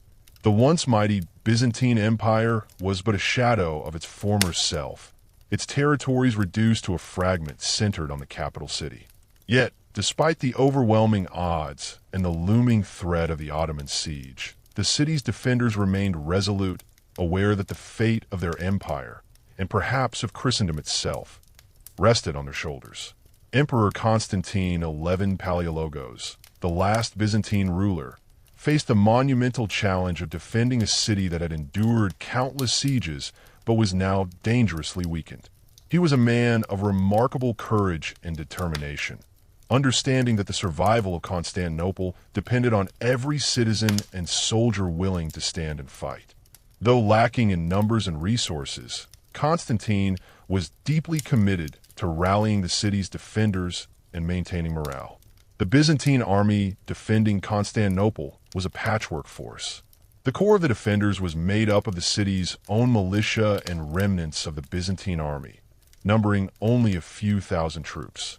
These were supplemented by a handful of foreign mercenaries and volunteers who had answered the call to defend the city, including a small contingent of Italian soldiers from Genoa and Venice, renowned for their naval skills and martial prowess. Despite their bravery, the defenders were vastly outnumbered and outgunned. The city's walls, once impregnable, had suffered from years of neglect and lacked the manpower necessary for effective repair and maintenance. The defenders had to stretch their limited forces thin along the massive Theodosian walls, which spanned nearly 6 kilometers and included multiple layers of fortifications. Inside the city, supplies were running dangerously low. Food stocks were barely sufficient to sustain the population, and concerns about disease and famine began to weigh heavily on the people. The defenders had to ration provisions carefully, knowing that the siege could last for weeks or even months. The psychological strain was immense as families huddled within the stone walls, aware that outside the gates, the Ottoman army was gathering strength. Constantine XI was not alone in his efforts. Patriarch Gennadius II, the spiritual leader of the Orthodox Church, played a vital role in bolstering the defenders' spirits. He organized prayers, processions, and religious ceremonies to inspire hope and unity among the populace. The Patriarch's presence was a reminder that this siege was not only a battle for a city, but a struggle for the soul and identity of an empire. The city's fortifications, though impressive in their design, faced new threats from the Ottoman artillery. The defenders hurried to reinforce weakened sections of the walls, using whatever materials they could find. Every available hand was pressed into service, from blacksmiths to farmers, as the city prepared for the inevitable assault.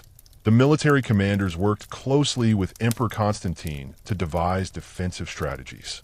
They sought to anticipate Ottoman tactics, reinforcing vulnerable points and setting traps for the enemy.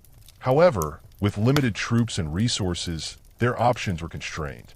The defenders knew that their survival depended on holding out long enough for potential relief forces from Western Europe to arrive, a hope that grew dimmer with each passing day.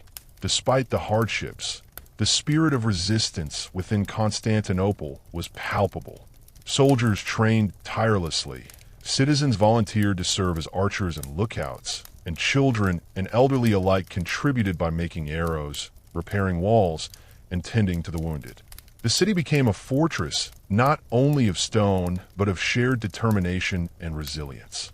As the Ottoman forces completed their preparations outside the walls, the defenders braced themselves for the storm to come.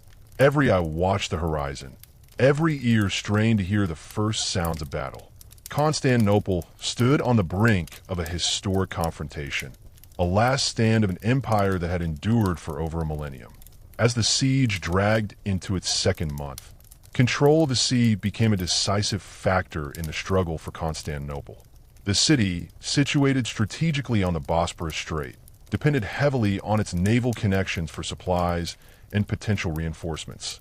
The Ottoman Sultan Mehmed II understood this and aimed to tighten the noose by establishing an ironclad blockade. The Ottoman fleet, larger and more powerful than the Byzantine navy, patrolled the waters relentlessly. Ottoman warships, equipped with heavy artillery, controlled the approaches to the Golden Horn and the Sea of Marmara, effectively isolating Constantinople from aid by sea. This blockade was crucial in cutting off vital supplies of food, weapons, and reinforcements, adding pressure to the already strained defenders within the walls. In response, the defenders executed daring maneuvers to break the blockade. Utilizing a small but skilled fleet of Byzantine and Genoese ships, they launched sorties attempting to disrupt Ottoman naval dominance. The defenders made strategic use of the massive chain that stretched across the entrance to the Golden Horn, a remarkable engineering feat designed to block enemy ships from entering the harbor. One of the most dramatic moments came when the Ottomans attempted an audacious operation to bypass the chain blockade by hauling several of their large ships overland, across the Galata district, to launch them into the Golden Horn from the north. This extraordinary logistical effort involved teams of soldiers, oxen, and engineers dragging the ships on greased wooden rollers across steep hills. The sight of Ottoman warships suddenly appearing inside the Golden Horn sent shockwaves through the defenders. However, the defenders quickly regrouped to confront the new threat, launching counterattacks from the city's walls and naval forces.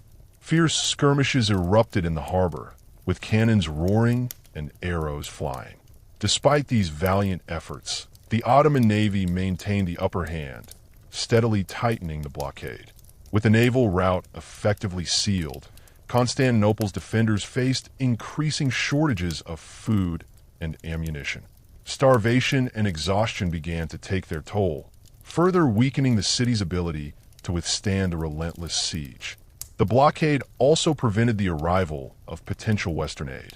Although appeals for assistance have been sent to various European courts, political divisions and the long distances involved meant no significant relief fleet arrived. The city's defenders were left largely to fend for themselves, deepening the sense of isolation and desperation. Inside Constantinople, the strain of the siege was palpable. The people faced growing hardships, with shortages of bread and clean water leading to malnutrition and disease. The crowded city streets became a place of constant worry and mourning, as families awaited news of loved ones lost in the fighting. Sultan Mehmed II was aware of the psychological impact of the blockade and siege. He ordered his troops to maintain pressure, conducting nightly raids and constant bombardment to wear down the defenders. His strategic patience was a key factor in the overall Ottoman plan to force Constantinople's surrender. Throughout this period, Emperor Constantine XI remained a figure of unyielding resolve. His presence on the walls, personally encouraging the troops, helped sustain morale. The emperor's leadership was vital in keeping the spirit of resistance alive, even as the situation grew increasingly dire. As the blockade closed tighter and the siege wore on, both sides prepared for the inevitable final confrontation. The defenders knew their time was limited, and the Ottomans readied for the decisive assault that would determine the fate of Constantinople and the centuries-old Byzantine Empire.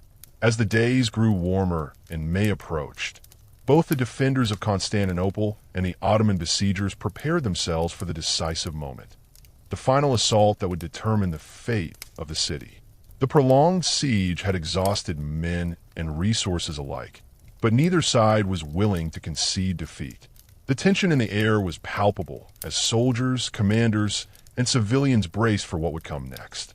Inside the city, Emperor Constantine XI convened with his generals and advisors to discuss strategy.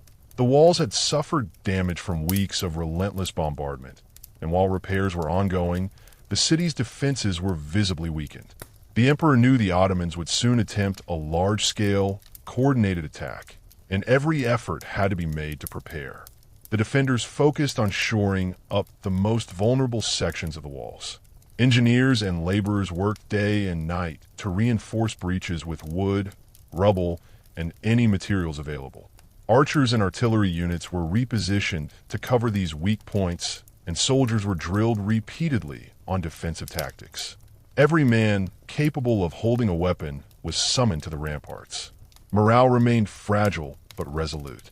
Emperor Constantine addressed his troops and citizens with impassioned speeches, invoking their shared history and faith. He reminded them that their ancestors had withstood numerous sieges and that the spirit of Byzantium still burned strong within them.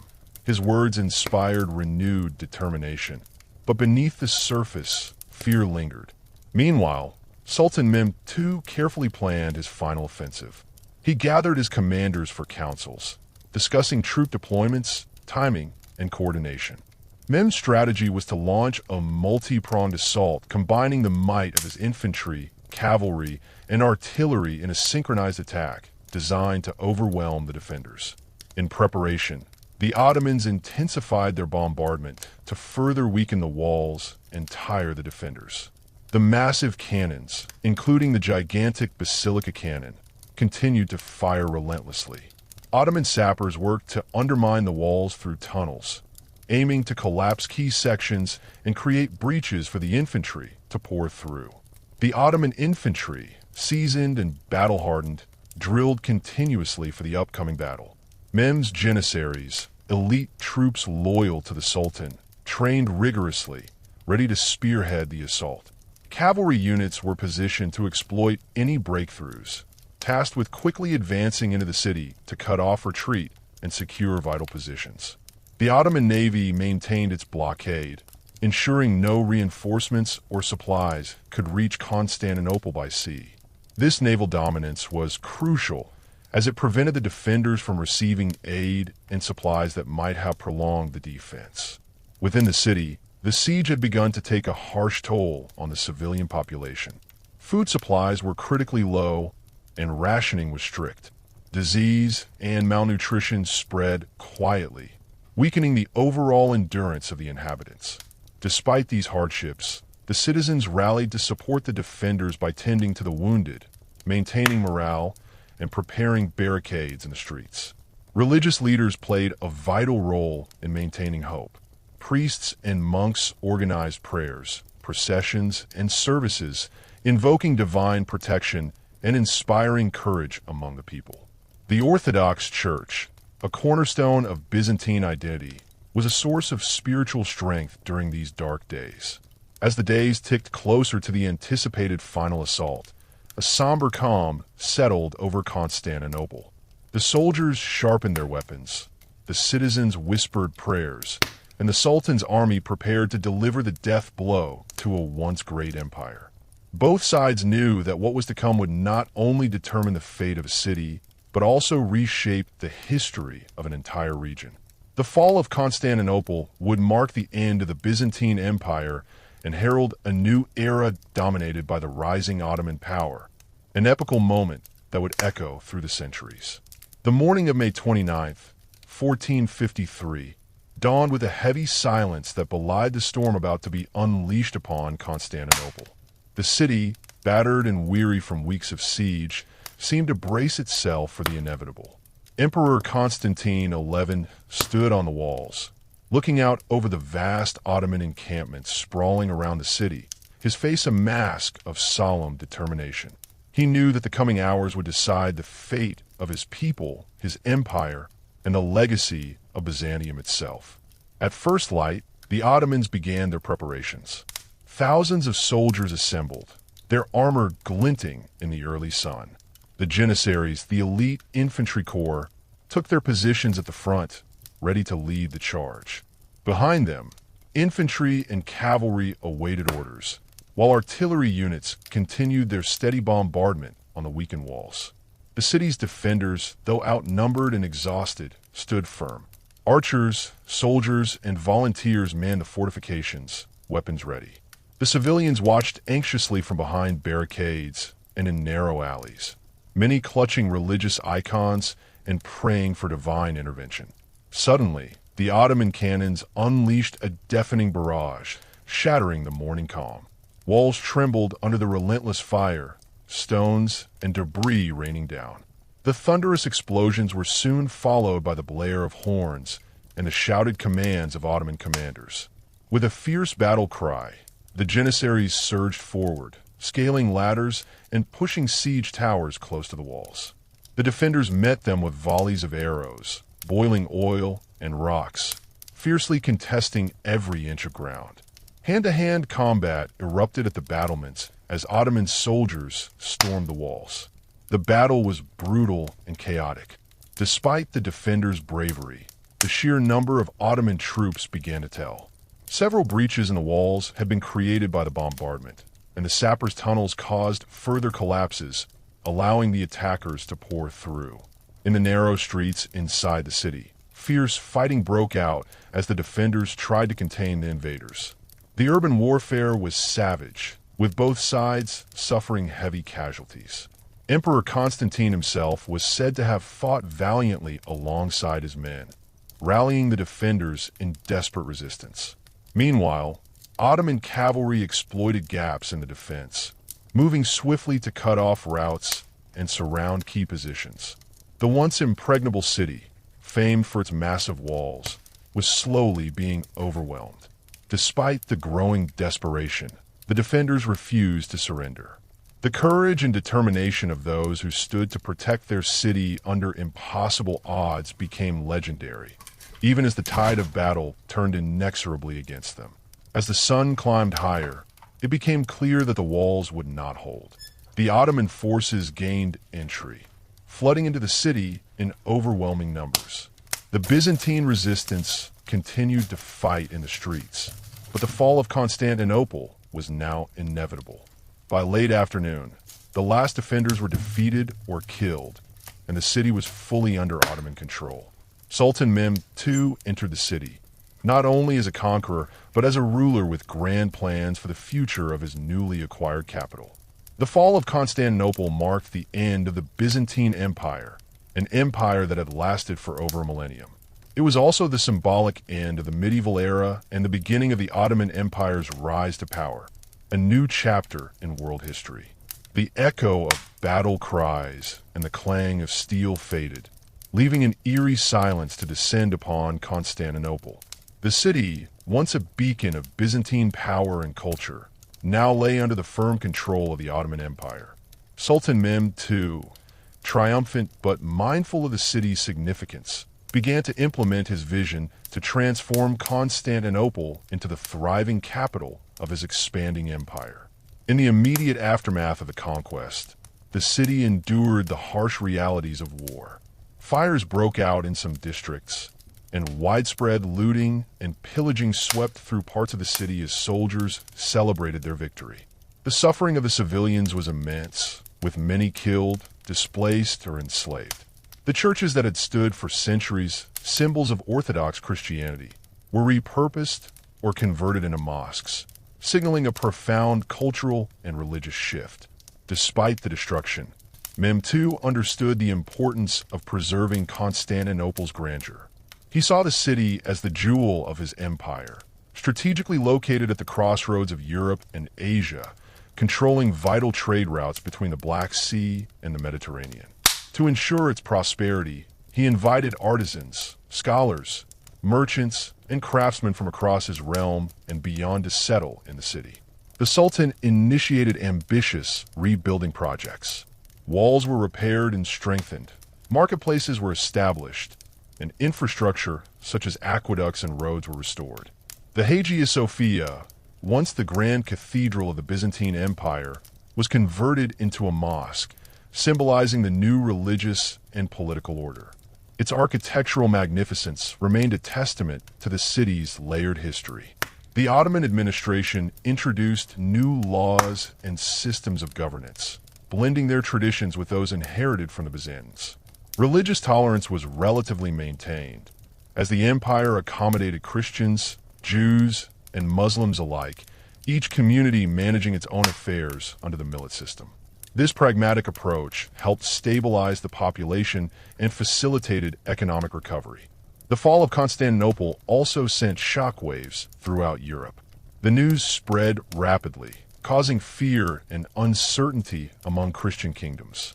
The city had long been seen as a bulwark against Islamic expansion into Europe, and its loss was perceived as a profound strategic and spiritual blow.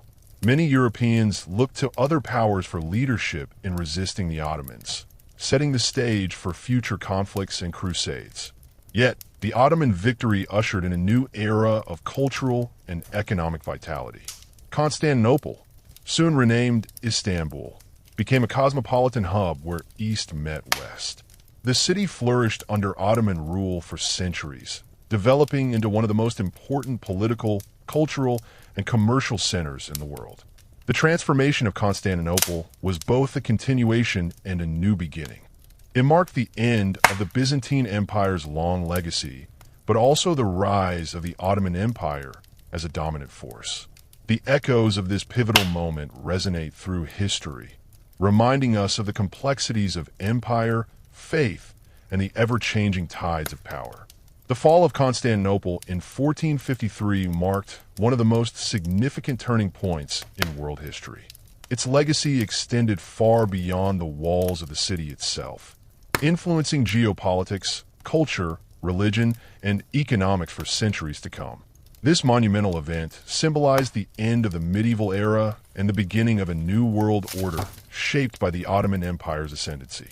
One of the most immediate legacies was the geopolitical shift. The Ottoman Empire, with Constantinople as its capital, became a dominant force controlling vast territories spanning Southeast Europe, Western Asia, and North Africa. This shift altered trade routes and political alliances.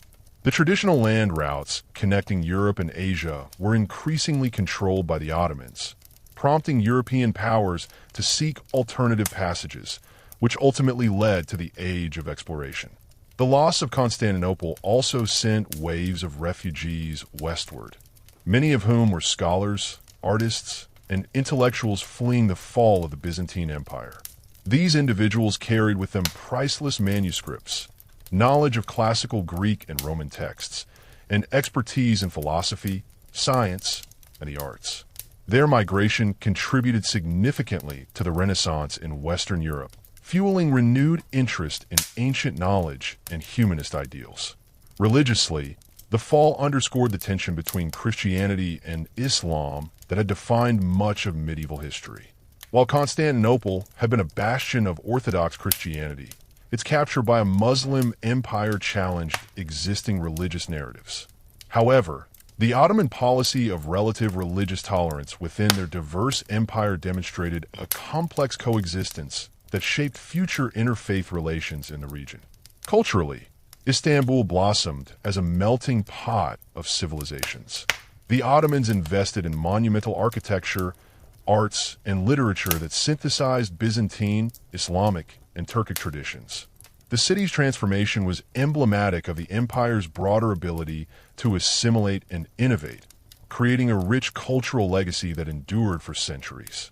Moreover, the fall of Constantinople inspired countless historical debates and reflections on the nature of empire, resilience, and change. It became a symbol of both loss and renewal, a testament to the impermanence of even the mightiest powers and the enduring human capacity to rebuild and adapt. Today, the legacy of Constantinople's fall is still visible in the architectural wonders of Istanbul, in the blending of East and West, and in the ongoing historical narratives that examine the rise and fall of empires. It remains a profound reminder of how history is shaped by the tides of conquest, culture, and transformation. Following the triumphant conquest of Constantinople in 1453, Sultan Mehmed II faced the immense challenge of transforming a war-torn city into a stable and thriving imperial capital. The city, which had been the heart of the Byzantine Empire for over a millennium, was now the jewel in the crown of the expanding Ottoman Empire. Yet, victory on the battlefield was only the first step. Establishing effective control over Constantinople required a combination of military presence, administrative reforms, and social stabilization. Immediately after the conquest, the city was chaotic. The long siege had caused widespread destruction, and many parts of the city lay in ruins. Fires, looting, and disorder threatened to undermine the Sultan's authority. To restore order, Mehmed swiftly deployed his trusted officials and military commanders to key districts, establishing checkpoints and curfews to prevent further violence. The Ottoman army remained stationed throughout the city, both to guard against external threats and to maintain internal security. Mehmed too understood that winning the hearts and minds of the local population was essential. The city's residents were a mix of different ethnicities and religions: Orthodox Christians, Muslims, Jews, and others, each with their own customs and loyalties. Rather than attempting to impose harsh uniformity, Mehmed issued proclamations promising protection for the lives, property, and religious freedoms of all inhabitants who accepted Ottoman rule. These policies were instrumental in reducing resistance and encouraging the citizens to rebuild their lives. One of Mehmed's first administrative acts was to appoint a governor, Beylerbey, to oversee the city's governance and report directly to him. This centralized control ensured that the Sultan's directives were implemented efficiently. The Ottoman bureaucracy expanded, incorporating local Byzantine officials who were willing to collaborate. This pragmatic approach facilitated a smoother transition of power and helped stabilize the city. Religious leaders also played a critical role during this period.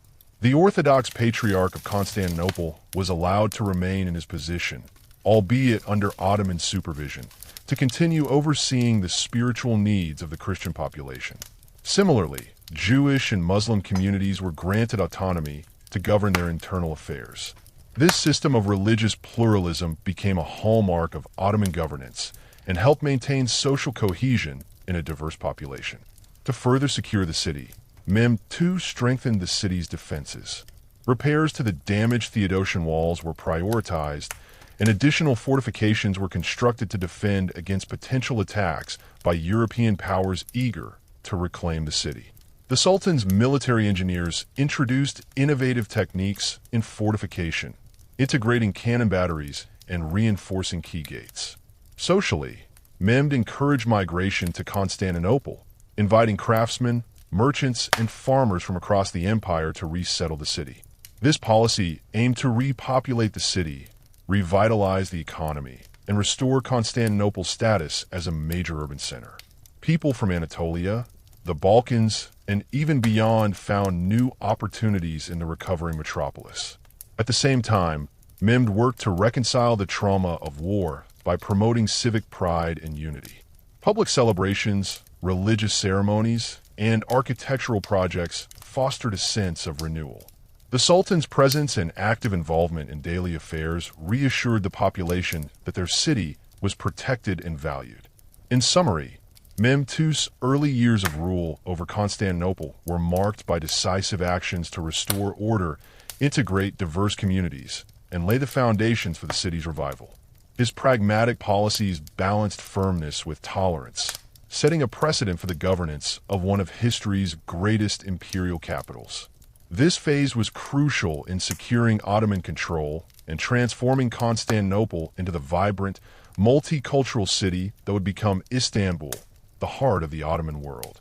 With control firmly established, Sultan Mehmed II turned his attention to the monumental task of rebuilding Constantinople. The city, ravaged by decades of conflict and the recent devastating siege, bore scars both physical and psychological. Its once mighty walls were damaged, many buildings lay in ruins, and the population had drastically declined. Yet, Mehmed envisioned Constantinople not only as a political and military capital, but also as a vibrant cultural and economic hub of his expanding empire. One of the most symbolic and impactful acts of reconstruction was the transformation of Hagia Sophia. Originally a grand Byzantine cathedral and the religious heart of Eastern Orthodox Christianity, Hagia Sophia had stood for nearly 1,000 years as an architectural marvel and spiritual beacon. Shortly after the conquest, Mehmed ordered its conversion into a mosque. This act was not merely religious, but deeply political. It signified the continuity of Constantinople as a center of faith, now under Islamic rule. The majestic dome, mosaics, and immense space were preserved, but minarets were added, and Islamic calligraphy and decor were introduced. Hagia Sophia thus became a powerful symbol of Ottoman triumph and religious tolerance, welcoming worshippers of the Muslim faith while respecting the city's heritage. Beyond Hagia Sophia, Mehmed embarked on a sweeping urban renewal campaign. The city's defensive structures were reinforced and repaired with the help of skilled Ottoman engineers. The damaged Theodosian walls were restored, and new bastions equipped with cannons were built to adapt to the era of gunpowder warfare. These upgrades ensured that Constantinople would be able to withstand future sieges, asserting its strategic importance as a fortress city guarding the crossroads between continents. The palace complex also received significant attention. The Topkapi Palace was constructed to serve as the imperial residence and administrative center. Built on a hill overlooking the Golden Horn, it combined grandeur with functionality, reflecting Ottoman architectural aesthetics and courtly culture.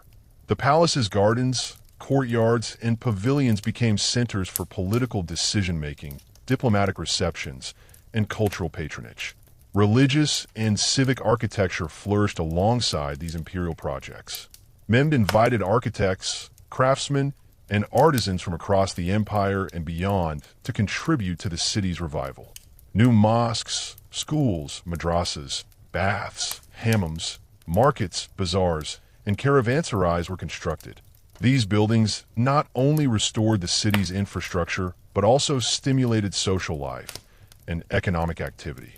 The Yeni Mosque and other notable religious structures were erected in the following decades, symbolizing the blend of Ottoman tradition with the city's Byzantine past. A remarkable feature of this architectural revival was the blend of styles. Byzantine, Islamic, Persian, and Anatolian influences merged to create a unique Ottoman aesthetic. This cultural synthesis was visible not only in monumental buildings, but also in the decorative arts, textiles, and urban planning. The city's streets and neighborhoods reflected a new identity that was both cosmopolitan and distinctly Ottoman. Mehmed II's efforts extended beyond bricks and mortar. Public amenities, such as water supply systems and sewage, were improved to enhance the quality of urban life. Gardens and public squares were designed to encourage social interaction and commerce. The city was gradually repopulated as migrants from Anatolia, the Balkans, and other parts of the empire settled in Constantinople, attracted by opportunities and the promise of renewal. This urban revival was more than a reconstruction project. It was a deliberate statement of imperial ambition and vision. Constantinople was no longer just a conquered city. It was reborn as Istanbul, the vibrant capital of the Ottoman Empire, a city that would stand for centuries as a bridge between East and West, tradition and innovation, past and future. The fall of Constantinople had left the city drastically depopulated. Decades of warfare, siege, famine, and mass flight had reduced the once thriving metropolis to a shadow of its former self. The Byzantine population, which had long been the city's backbone, was now a small fraction of what it once was. Sultan Mehmed II recognized that repopulating and revitalizing Constantinople was essential for its long-term stability and prosperity. To achieve this, he initiated a series of demographic and social policies that fundamentally transformed the city's population structure. One of Mehmed's earliest and most effective strategies was to encourage voluntary migration. He issued invitations and offered incentives to various peoples from across the vast Ottoman domains. Muslims, Christians, and Jews from Anatolia, the Balkans, and other conquered territories were urged to settle in Constantinople. The Sultan promised land grants, tax exemptions, and protection under Ottoman law to attract these new inhabitants. This policy not only increased the city's population, but also fostered ethnic and religious diversity, turning Constantinople into a vibrant mosaic of cultures. To further accelerate repopulation, Mehmed ordered the forced relocation of certain groups. Skilled artisans, craftsmen, merchants, and even farmers were transported from other parts of the empire to fill the city's economic and social needs. For example, large numbers of Greeks, Armenians, and Jews were resettled in specific neighborhoods where they could continue their traditional trades under Ottoman oversight. This resettlement policy helped revive local economies and ensured the availability of essential goods and services. Religious communities were organized into distinct millets, or autonomous religious groups, each allowed to govern its own affairs. The Greek Orthodox millet, led by the Patriarch of Constantinople, retained a degree of self-rule in matters of marriage, education, and religious practice. Similarly, Jewish and Armenian communities were granted millet status, preserving their cultural and religious identities within the Ottoman framework. This millet system became a hallmark of Ottoman governance, allowing for relative harmony among diverse populations. Mehmed II's demographic policies also had political and strategic motivations. By populating Constantinople with loyal subjects from across the empire, he ensured a dependable base of support in the city, reducing the risk of rebellion or foreign influence. The diverse population also made it more difficult for any single faction to dominate, promoting stability through pluralism. However, the repopulation process was not without challenges. The sudden influx of migrants placed pressure on the city's infrastructure and resources. Housing shortages, competition for jobs, and occasional ethnic tensions required careful management by Ottoman officials. To address these issues, the administration invested in expanding urban infrastructure and establishing new neighborhoods on the city's outskirts. The social fabric of Constantinople evolved rapidly. Markets buzzed with merchants speaking multiple languages. Religious festivals of different faiths coexisted, and new cultural practices emerged from the blending of traditions. This multicultural environment became a defining characteristic of the city, setting it apart from other European capitals of the time. Moreover, the increased population revitalized Constantinople's strategic importance. The city regained its status as a key trading hub linking Europe and Asia. The Golden Horn, the natural harbor of the city, once again teemed with ships carrying goods from across the Mediterranean and beyond. The revival of commerce brought wealth and influence, reinforcing Ottoman dominance in the region. In summary, Sultan Mehmed II's demographic policies were instrumental in transforming Constantinople from a devastated war zone into a thriving imperial capital. By fostering migration, encouraging diversity, and implementing the millet system, he rebuilt the city's population and social structures. This demographic transformation laid the foundation for Istanbul's enduring legacy as a cosmopolitan metropolis bridging continents and cultures. Following the demographic revitalization and urban reconstruction of Constantinople, Sultan Mehmed II turned his focus toward restoring and expanding the city's economic strength. For centuries, Constantinople had been a vital hub for trade between Europe, Asia, and Africa, but the prolonged siege and conflicts had devastated its commerce. Mehmed understood that economic revival was crucial not only for the prosperity of his new capital, but also for the stability and power of the Ottoman Empire as a whole. One of the first steps in Mehmed's economic strategy was to re-establish Constantinople's role as a commercial crossroads. The city's strategic position on the Bosporus Strait offered unparalleled access to maritime routes connecting the Black Sea to the Mediterranean. Control over this vital waterway allowed the Ottomans to regulate trade and collect customs duties, generating significant revenue. Mehmed encouraged the reopening of traditional trade routes and markets, aiming to attract merchants and traders from across the empire and beyond. He granted special privileges and protections to foreign merchants, including Venetians, Genoese, and other European traders who had previously dominated commerce in the region. These concessions were designed to rebuild trust and stimulate the flow of goods, such as silk, spices, grains, and precious metals. In addition to fostering international trade, Mehmed promoted local industries and crafts. The influx of skilled artisans brought by his population policies helped revive traditional crafts such as textiles, ceramics, metalwork, and jewelry. Workshops and guilds flourished, producing goods both for local consumption and export. This industrial revival not only enhanced the city's wealth, but also created employment opportunities for its growing population. The establishment of new bazaars and marketplaces further boosted commercial activity.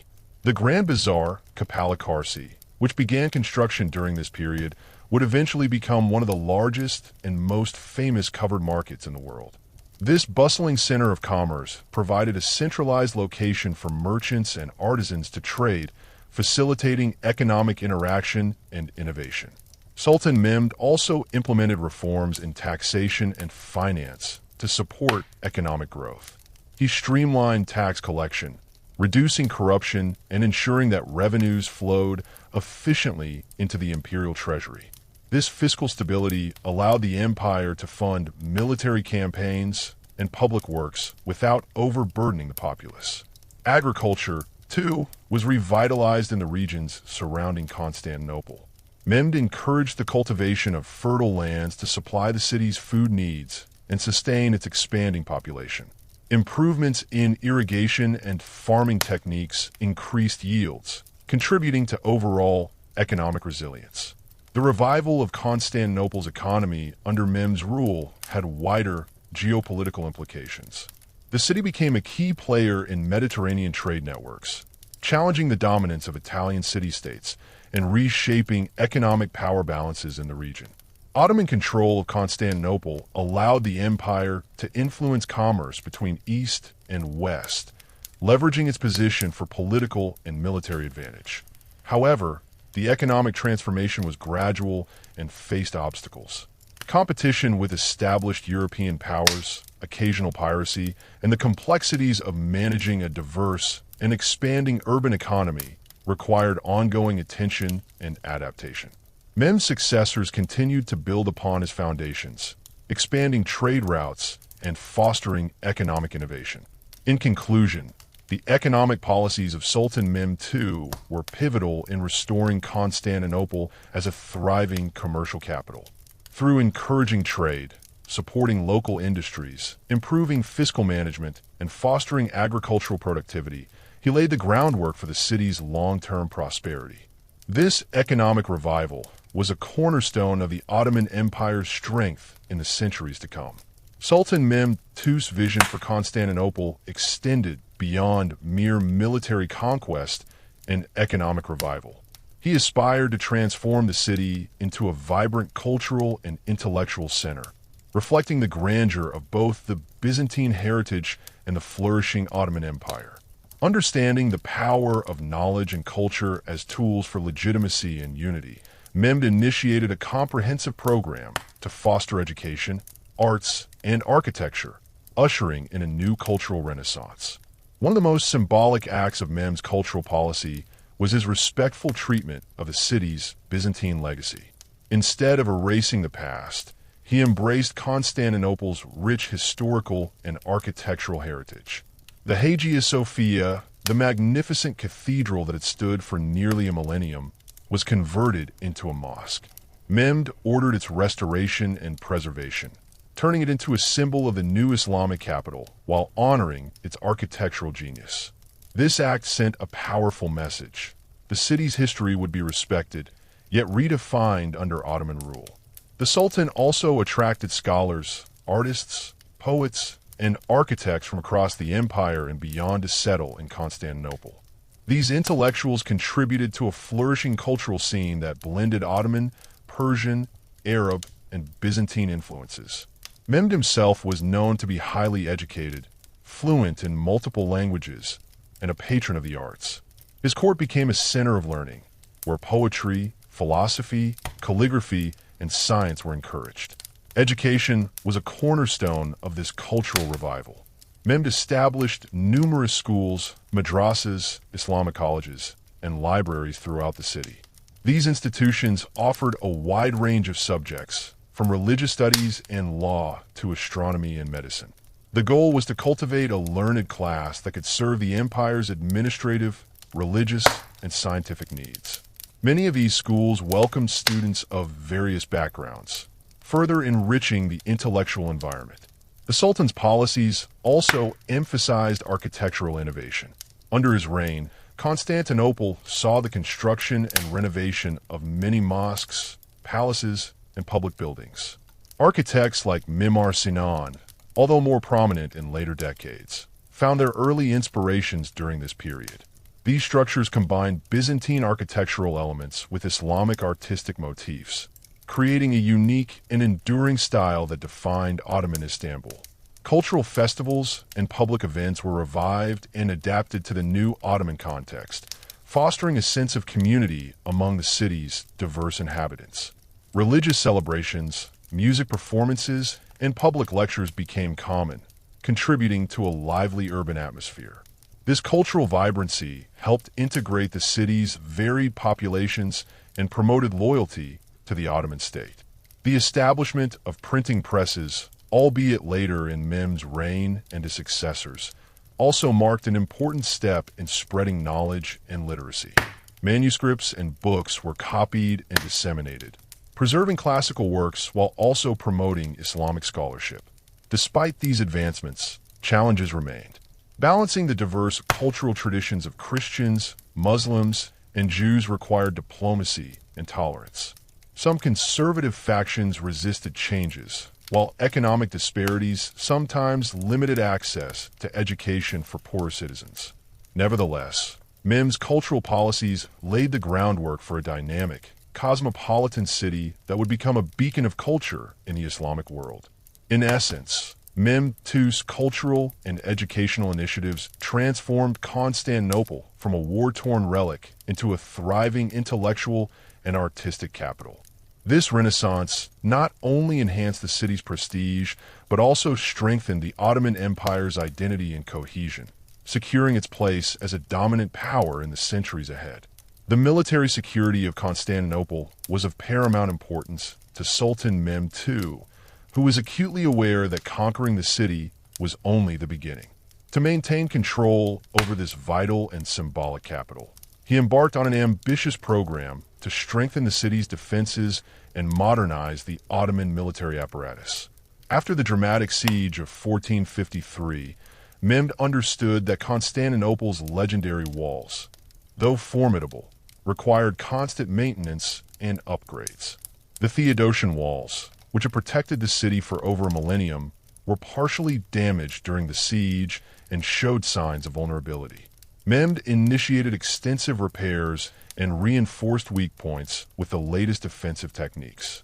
His engineers constructed new bastions and reinforced existing towers, making the fortifications more resilient to emerging siege technologies. Recognizing the evolving nature of warfare, Mehmed invested heavily in artillery and gunpowder weaponry. The siege of Constantinople had demonstrated the devastating potential of cannons, and Mehmed sought to ensure that the city would never be caught unprepared again. He maintained a standing artillery corps equipped with large cannons and mobile field guns, a relatively modern concept for the 15th century. These innovations not only enhanced the city's defensive capabilities, but also contributed to the Ottomans' reputation as pioneers in gunpowder warfare. Beyond the city's walls, Mehmed reorganized the military structure to improve readiness and effectiveness. He expanded the Janissary Corps, the elite infantry units that had proven decisive in the siege. The Janissaries were highly trained, disciplined, and equipped with firearms, forming the backbone of the Ottoman military power. Mehmed also established new training regiments, ensuring that soldiers were proficient in both traditional weapons and emerging technologies. The Sultan strengthened the navy as well, recognizing the importance of controlling the Bosporus and surrounding waters. He commissioned new ships and enhanced the Ottoman fleet's capabilities, which was crucial for defending Constantinople's maritime borders and securing supply lines. Naval power also allowed the Ottomans to project influence across the Mediterranean and Black Seas, deterring rival powers such as Venice and Genoa. Mehmed's military reforms extended into administrative and logistical domains. He improved the recruitment and supply systems, ensuring that the army could be mobilized quickly and sustained in prolonged campaigns. The establishment of a well-organized military bureaucracy facilitated efficient communication between the front lines and the central government, enhancing strategic coordination. The Sultan also implemented policies to integrate diverse ethnic and religious groups into the military structure, fostering loyalty and unity. Christian converts, Balkan warriors, and various mercenary units were incorporated, broadening the manpower base and enriching the tactical versatility of Ottoman forces. Despite these enhancements, Mehmed faced ongoing security challenges. The surrounding Christian kingdoms remained hostile, and internal rebellions occasionally threatened stability. The continuous need to defend a vast empire required vigilance, adaptability, and sustained investment. In summary, Mehmed II's military policies and fortification efforts were instrumental in securing Constantinople as a fortified imperial capital. By blending traditional defensive architecture with cutting-edge gunpowder technology and reorganizing the army for efficiency and diversity, he ensured that the city would stand as an impregnable bastion of Ottoman power. This military foundation supported the empire's expansion for centuries, underpinning its dominance in the region. Following the monumental conquest of Constantinople, Sultan Mehmed II faced the daunting task of transforming the once Byzantine capital into a smoothly functioning Ottoman metropolis. His vision extended beyond military might and cultural revival. Effective governance and administrative reforms were crucial to consolidate control and integrate the diverse populations under Ottoman rule. Mehmed understood that maintaining order in a city with complex religious and ethnic compositions required a pragmatic and inclusive approach. Rather than imposing harsh uniformity, he adopted policies that balanced central authority with local autonomy, ensuring stability while respecting the city's multifaceted heritage. At the heart of his administrative reforms was the reorganization of Constantinople's bureaucracy. Mehmed retained many Byzantine officials who were familiar with the city's intricate systems, but gradually replaced them with trusted Ottoman administrators. This gradual transition helped prevent administrative chaos and ensured continuity in tax collection, law enforcement, and public services.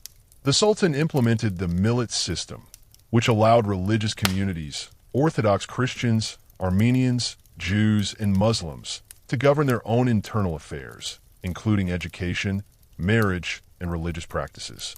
This system recognized the cultural and religious diversity of Constantinople and reduced potential sources of conflict. Each millet was led by its religious leader, who reported directly to the Ottoman authorities, creating an effective framework of indirect rule. Taxation reforms were critical for economic recovery and state revenue.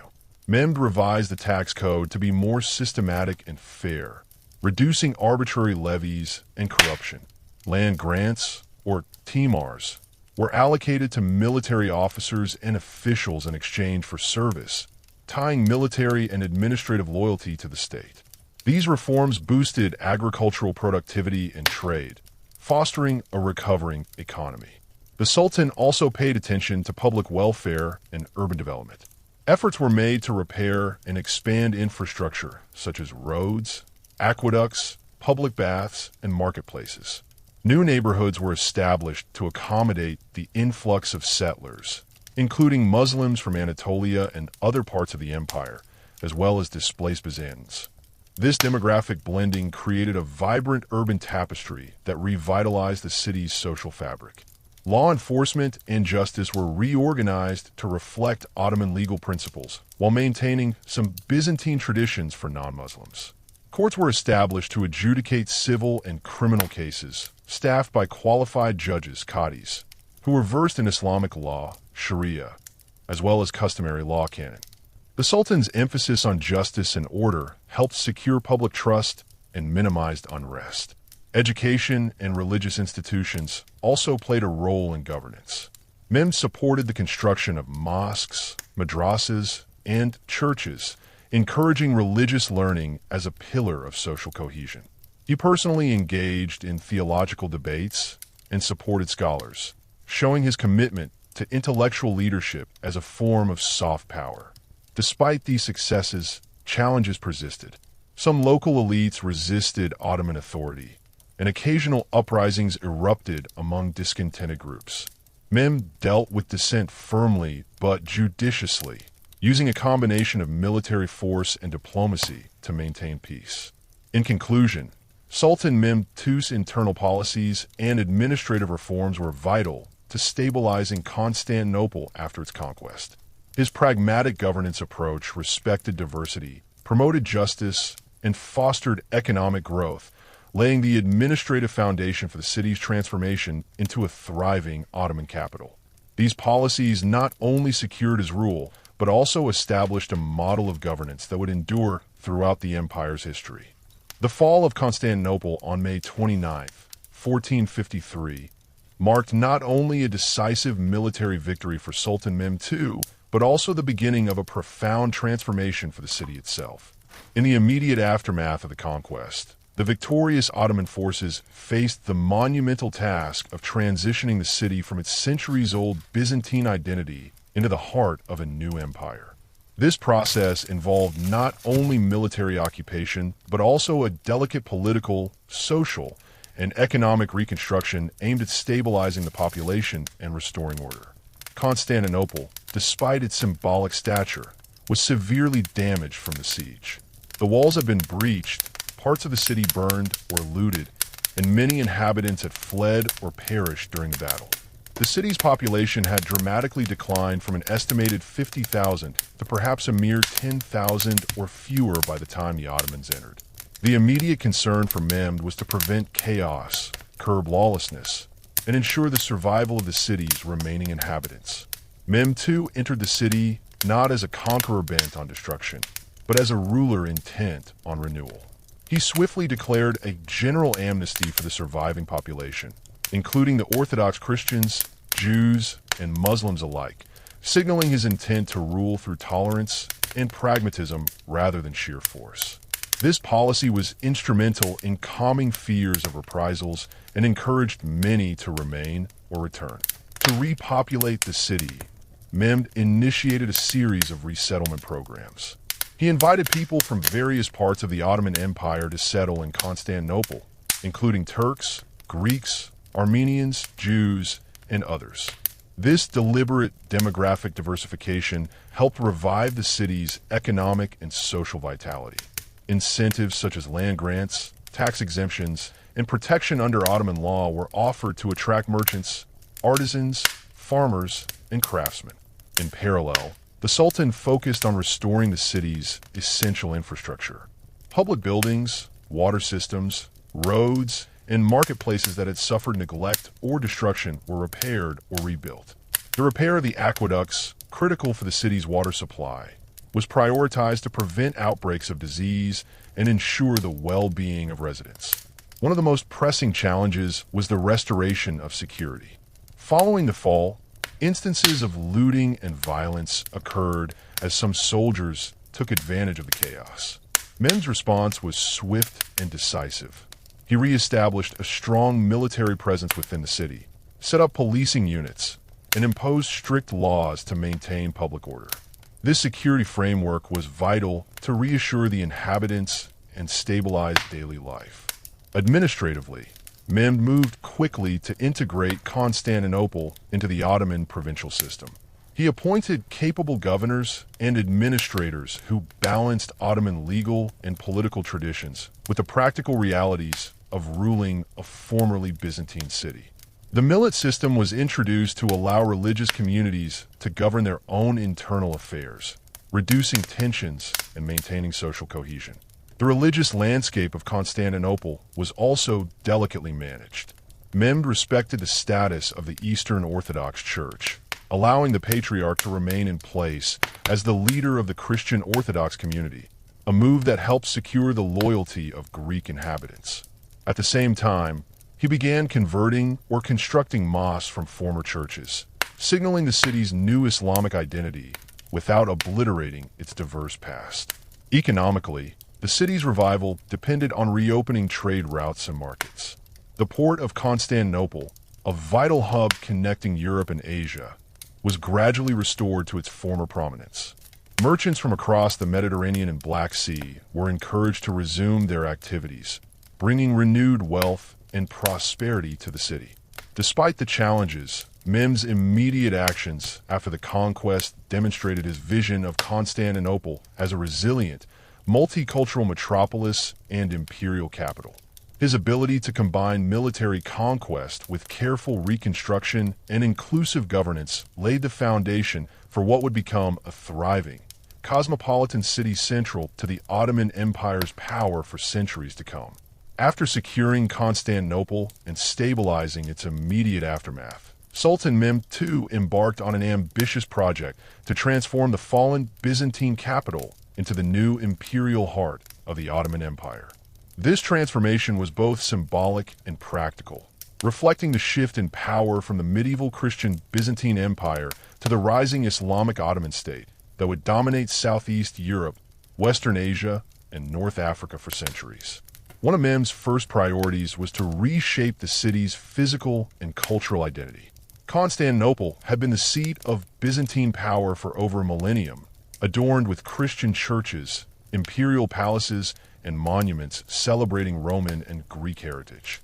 Mehmed understood that to establish legitimacy as the new ruler of such a historic city, he had to blend respect for its glorious past with the assertion of Ottoman sovereignty and Islamic culture.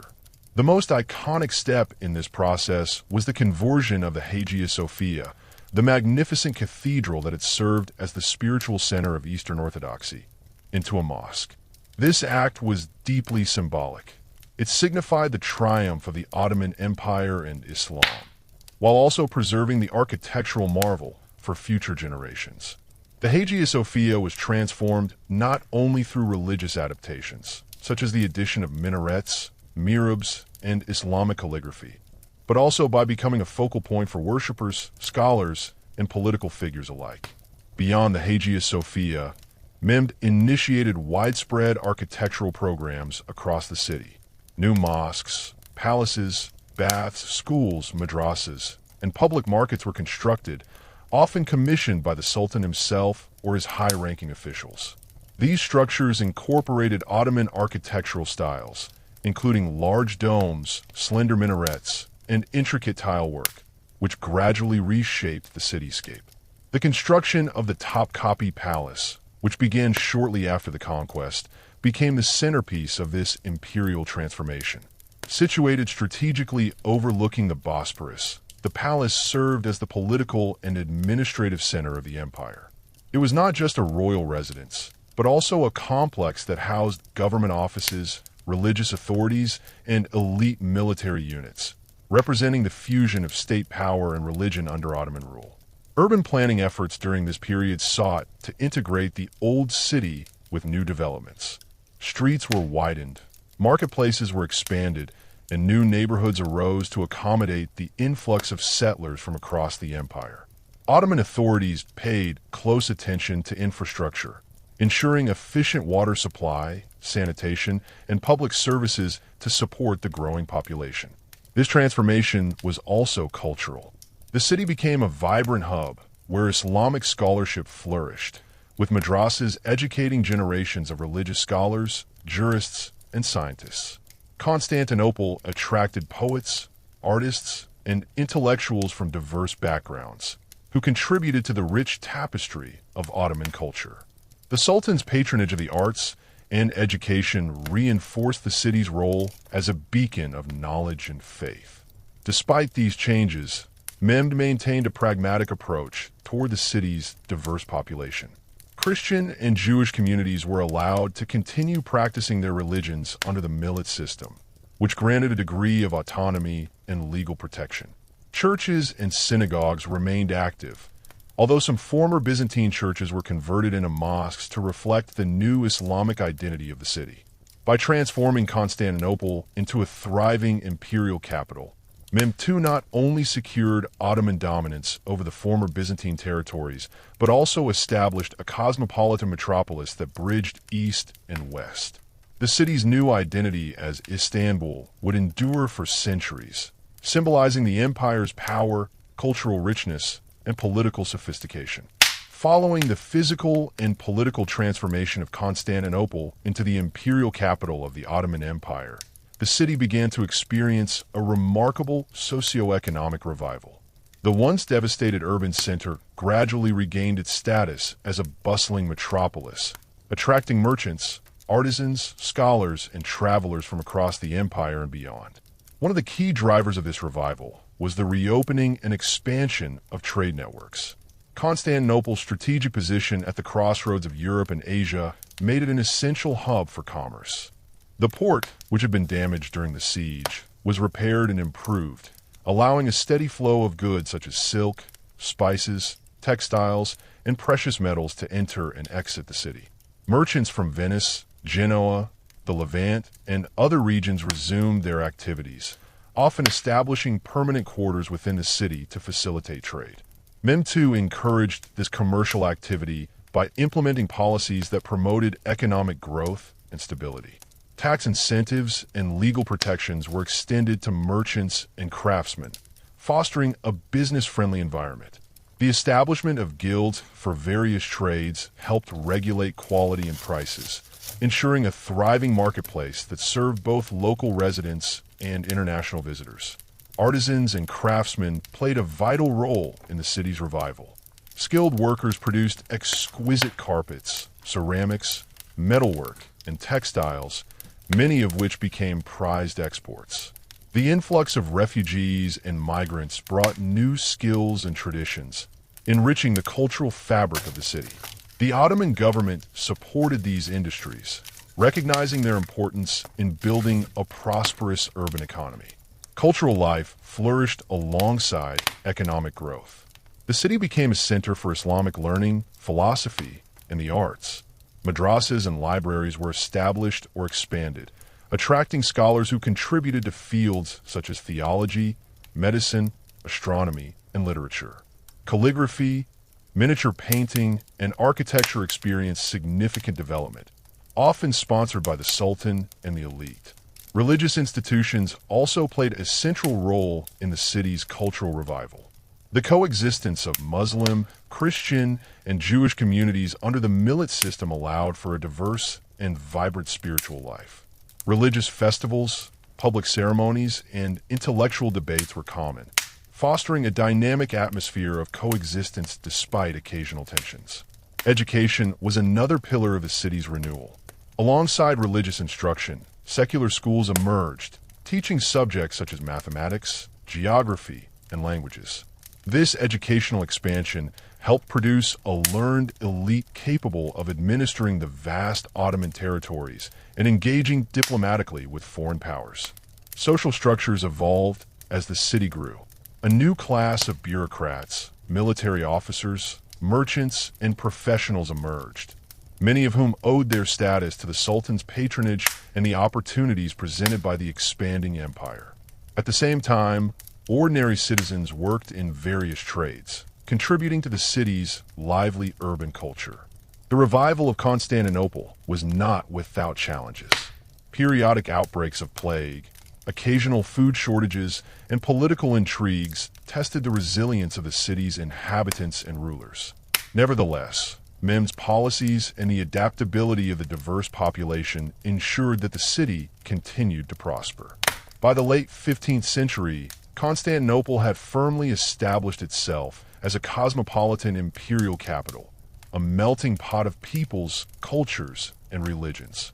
Its socio-economic revival under Ottoman rule laid the groundwork for centuries of prosperity and influence, making it one of the most important cities in the world.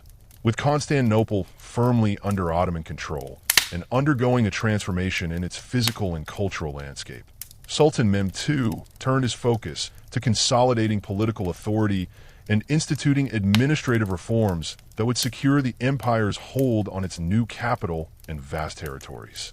His vision was not merely to rule by force, but to create a durable, efficient state apparatus capable of managing the complex mosaic of peoples, religions, and regions within the empire. One of Mehmed's key strategies was the reorganization of the imperial bureaucracy. Recognizing the challenges of governing a multi-ethnic empire, he expanded and professionalized the administrative system, introducing centralized oversight while allowing regional authorities certain autonomy to manage local affairs. This balance helped maintain order while minimizing resistance from local elites. The Sultan appointed experienced viziers and officials, often choosing men of merit regardless of their ethnic or religious background, to key positions. This meritocratic approach helped to foster loyalty and efficiency, distinguishing Ottoman governance from the declining Byzantine administrative model. The famous Grand Vizier role, akin to a prime minister, gained prominence under Mehmed's rule, serving as a crucial link between the Sultan and the sprawling government.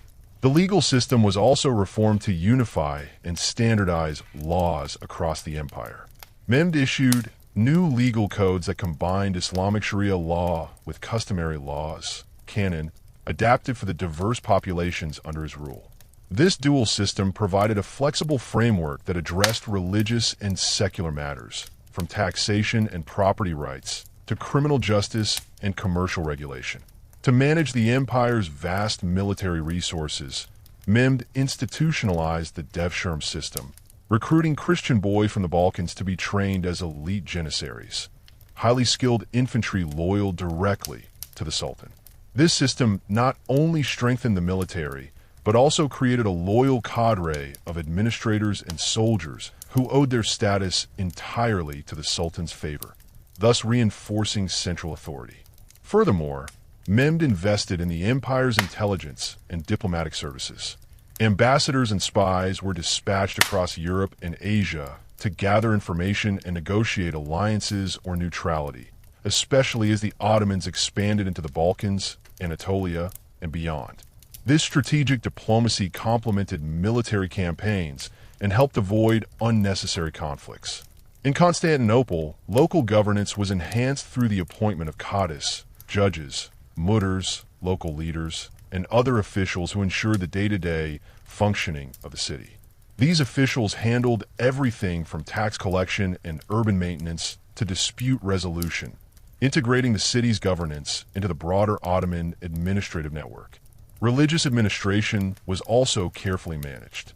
The millet system allowed religious communities, Muslims, Orthodox Christians, Jews, and others, to govern their own internal affairs under their spiritual leaders, while still being subject to Ottoman state oversight. This system maintained social order by granting a degree of autonomy and preserving religious traditions. Mehmed's administrative reforms laid the foundation for a stable and resilient empire. They enabled the Ottomans to govern effectively a vast, diverse population and to integrate newly conquered territories without provoking widespread rebellion. These reforms not only secured Mehmed's legacy, but shaped Ottoman governance for centuries.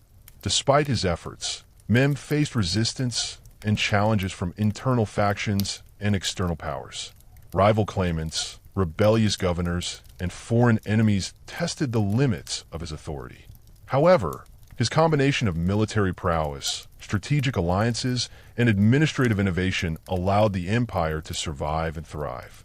By the end of this period, Constantinople was not just a symbol of Ottoman conquest, but a model imperial capital, politically stable, administratively sophisticated, and poised to lead the empire into its golden age. While Constantinople was being transformed into a vibrant imperial capital, Sultan Mehmed II remained acutely aware that military strength was essential not only to defend his new acquisition, but also to secure and expand the Ottoman Empire's borders. The fall of Constantinople had sent shockwaves through Europe and the Mediterranean, and the Sultan was determined to capitalize on his momentum to establish the Ottomans as a dominant regional power. One of the key focuses of Mehmed's military policy was fortifying Constantinople against any future attempts to reclaim the city by European crusaders or rival powers. Understanding that the city's strategic location made it vulnerable to attacks from both land and sea, he ordered extensive reconstruction and reinforcement of its massive walls.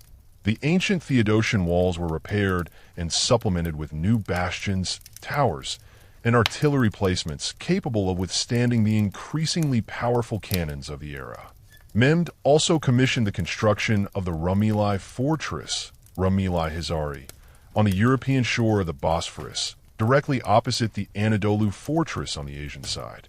These fortresses allowed the Ottomans to control naval traffic through the Bosphorus Strait, effectively sealing the city from reinforcements and supplies by sea. This strategic move underscored Mehmed's mastery of combining land and naval power to secure vital choke points. Recognizing the importance of a modern and disciplined army, Mehmed reorganized the Ottoman military structure, increasing the size and training of the Janissary Corps, which became the empire's elite infantry force. The Janissaries were equipped with advanced firearms and artillery, making them formidable on the battlefield. Mehmed's military reforms also emphasized the use of gunpowder weapons, marking a significant evolution from traditional medieval warfare. The Sultan's ambitions extended beyond defense. Mehmed launched campaigns to expand Ottoman control over the Balkans, Anatolia, and the Aegean Islands. His military strategy combined swift, decisive attacks with diplomatic maneuvers, often securing the surrender of cities through negotiation before resorting to siege warfare. These campaigns extended the empire's reach and secured important trade routes and resources. Naval power was another priority. Mehmed invested in building a strong Ottoman navy, recruiting skilled sailors and shipbuilders from the Mediterranean's diverse coastal communities. The Navy played a crucial role in controlling the Aegean Sea and challenging Venetian and Genoese dominance, securing Ottoman access to important maritime trade and military routes. Despite his successes, Mehmed faced persistent threats from the Holy Roman Empire, Venice, and other European states alarmed by Ottoman expansion. The Sultan's ability to defend Constantinople and lead aggressive campaigns showcased his military genius and established the Ottomans as a force to be reckoned with for decades to come. The combination of reinforced fortifications, a modernized army, and an expanding navy ensured that Constantinople remained secure and that the empire's borders were protected against external threats. Mehmed's military vision not only preserved his conquests, but also laid the groundwork for the Ottoman Empire's long-term dominance in Southeast Europe and the Eastern Mediterranean. After the triumph of conquering Constantinople and the initial phase of political and military consolidation, Sultan Mehmed II turned his attention to the cultural and architectural transformation of the city. understanding that a capital was not only a seat of power, but also a symbol of imperial prestige and cultural identity. Mehmed aimed to transform Constantinople into a vibrant center of Ottoman art, learning, and religious life. The conquest itself had brought with it a blending of Byzantine, Islamic, and diverse regional influences, creating a unique cultural atmosphere ripe for flourishing creativity. Mehmed invited architects, scholars, poets, and artists from across the empire and beyond to contribute to the city's renaissance. One of the most visible legacies of this cultural revival was the extensive architectural work commissioned by the Sultan. Notably, Mehmed ordered the conversion of the Hagia Sophia, the great Byzantine cathedral and masterpiece of Christian architecture, into a mosque. This act was highly symbolic, signaling the city's new identity as the heart of the Islamic Ottoman Empire while preserving the grandeur and architectural brilliance of the structure. The Hagia Sophia's vast dome, intricate mosaics, and towering minarets embodied the blending of traditions and faiths. In addition to the Hagia Sophia, Mehmed commissioned numerous mosques, palaces, and public buildings designed to serve both religious and civic purposes. These structures incorporated classical Ottoman architectural styles, featuring spacious courtyards, ornate calligraphy, and intricately patterned tile work. The creation of madrasas, Islamic schools, and libraries promoted education and scholarship, attracting students and intellectuals who contributed to the city's dynamic cultural life. Mehmed also promoted the arts, including calligraphy, miniature painting, and music. The Ottoman court became a hub for artists and craftsmen who produced exquisite works of art, combining Persian, Arabic, and local influences. This artistic flourishing helped to solidify the empire's cultural identity and foster a sense of pride and unity among its diverse inhabitants. Religious tolerance, while maintaining Islam's dominance, was a pragmatic policy that allowed various Christian and Jewish communities to continue their cultural and religious practices. This coexistence enriched the city's social fabric, making Constantinople a cosmopolitan metropolis. The Sultan's cultural investments were not only aimed at beautifying the city, but also at legitimizing Ottoman rule. Through grand architectural projects and patronage of the arts, Mehmed crafted an image of the empire as a successor to the great civilizations of the past, worthy of respect and fear. In this way, the cultural renaissance of Constantinople under Mehmed II was both a continuation of the city's historic legacy and a bold new chapter in its evolution. The city's transformation into a thriving imperial capital with magnificent architecture and rich cultural life signaled the enduring power and sophistication of the Ottoman Empire. With Constantinople firmly under Ottoman control and its cultural landscape flourishing, attention naturally turned to the city's economic revitalization. Situated at the crossroads of Europe and Asia, Constantinople's location had long made it a hub for trade and commerce. And Sultan Mehmed II understood that reviving and expanding its economic prowess was crucial for the sustainability and growth of the Ottoman Empire. The first step was securing trade routes. The Ottomans swiftly moved to consolidate control over key land and sea passages, ensuring the safe passage of goods and merchants. By controlling both sides of the Bosphorus and extending their reach into the Balkans and Anatolia, they effectively dominated the vital arteries that linked the Black Sea, Mediterranean, and inland Europe. This dominance allowed them to regulate and tax commerce, creating a substantial source of revenue for the empire. Mehmed II also worked to attract merchants and artisans from across the empire and from foreign lands. He offered privileges and protections that encouraged trade and investment. The city's markets, bazaars, and ports bustled with activity as goods from across Asia, Europe, and Africa flowed in. Spices, silk, textiles, precious metals, and exotic products filled the stalls, drawing merchants from Venice, Genoa, the Middle East, and beyond. One of the most important aspects of this economic revival was the integration of Constantinople into the vast Ottoman trade network, which stretched from the gates of Vienna to the shores of the Red Sea. The empire's control over this extensive territory allowed the movement of goods, people, and ideas, fostering economic interdependence and prosperity. Additionally, Mehmed II promoted local industry and crafts. The city became renowned for its skilled artisans, including metalworkers, weavers, potters, and jewelers. These craftsmen produced goods that were sought after both within the empire and in foreign markets, enhancing Constantinople's reputation as a center of quality production. The revitalization of the city's economy also included improvements in infrastructure. Roads were repaired, caravanserais, roadside inns, were built to facilitate long-distance trade, and ports were expanded to handle increased maritime traffic. These investments lowered transportation costs and made Constantinople a more attractive hub for commerce. The financial benefits of this growth were evident. The Ottoman treasury swelled with revenues from taxes, customs duties, and trade tariffs, allowing Mehmed to fund further military campaigns and architectural projects. Economic stability also helped to maintain public order and social cohesion in a city that had undergone dramatic political and demographic changes. Nevertheless, the rise of Constantinople as an economic powerhouse also brought challenges.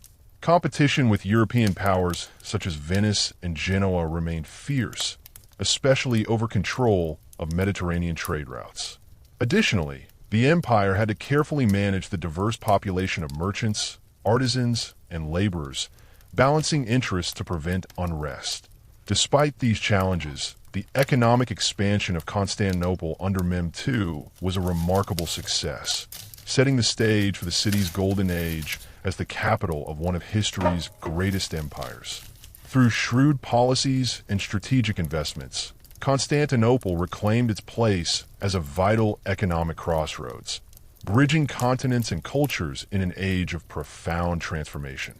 Following the monumental conquest of Constantinople in 1453, Sultan Mehmed II faced an immense challenge, transforming a once Greek Byzantine capital into a vibrant heart of the Ottoman Empire. The military victory was only the beginning.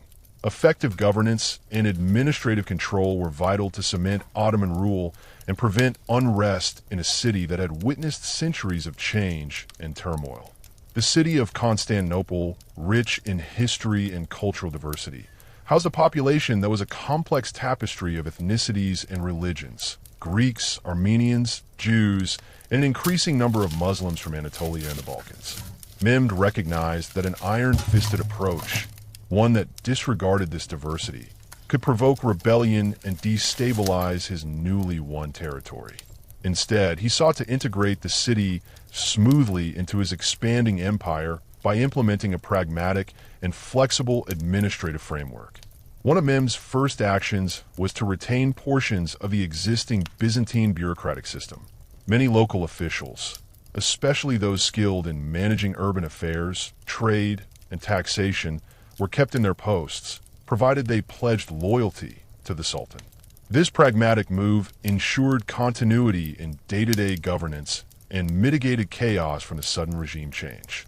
At the same time, Mehmed strategically placed Ottoman administrators in key positions to supervise and gradually replace Byzantine influences. To manage Constantinople effectively, the city was reorganized into administrative districts known as mayhals, neighborhoods overseen by appointed local leaders called mutters. These mutters served as intermediaries between the people and the central government, responsible for maintaining order, collecting taxes, and reporting any disturbances. This decentralized system allowed Mehmed's administration to exercise control without overburdening the central authority, while also respecting the city's unique social fabric.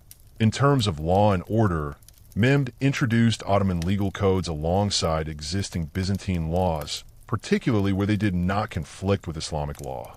This legal pluralism was a key factor in maintaining peace among the diverse religious communities. The Sultan's policy of religious tolerance, allowing Christians and Jews to continue practicing their faiths under the millet system, provided these communities a degree of autonomy in managing their religious and civil affairs. This policy helped reduce tensions and fostered a climate of coexistence rather than confrontation. Mehmed also emphasized the importance of securing Constantinople's economic lifeblood through effective taxation and trade regulation. Recognizing that Constantinople had long been a commercial hub bridging Europe and Asia, he sought to revitalize its markets and ports. Tax policies were calibrated carefully to encourage merchants to return and flourish, while customs duties were adjusted to maximize imperial revenue without discouraging trade. To symbolize Ottoman sovereignty and reassure the population, Mehmed initiated the restoration and repurposing of key landmarks. The Hagia Sophia, the grand cathedral of the Byzantine emperors, was converted into a mosque but retained much of its architectural glory, signaling both continuity and transformation. Similarly, various churches, baths, and public spaces were renovated or rebuilt, demonstrating the new regime's investment in the city's prosperity and well-being. The Sultan's strategic approach to administration underscored his understanding that conquest alone did not secure an empire. It was the ability to govern wisely, balance diverse interests, and earn the loyalty of the governed. Constantinople's transformation from a war-torn Byzantine capital into the thriving Ottoman imperial city was the product of this nuanced governance.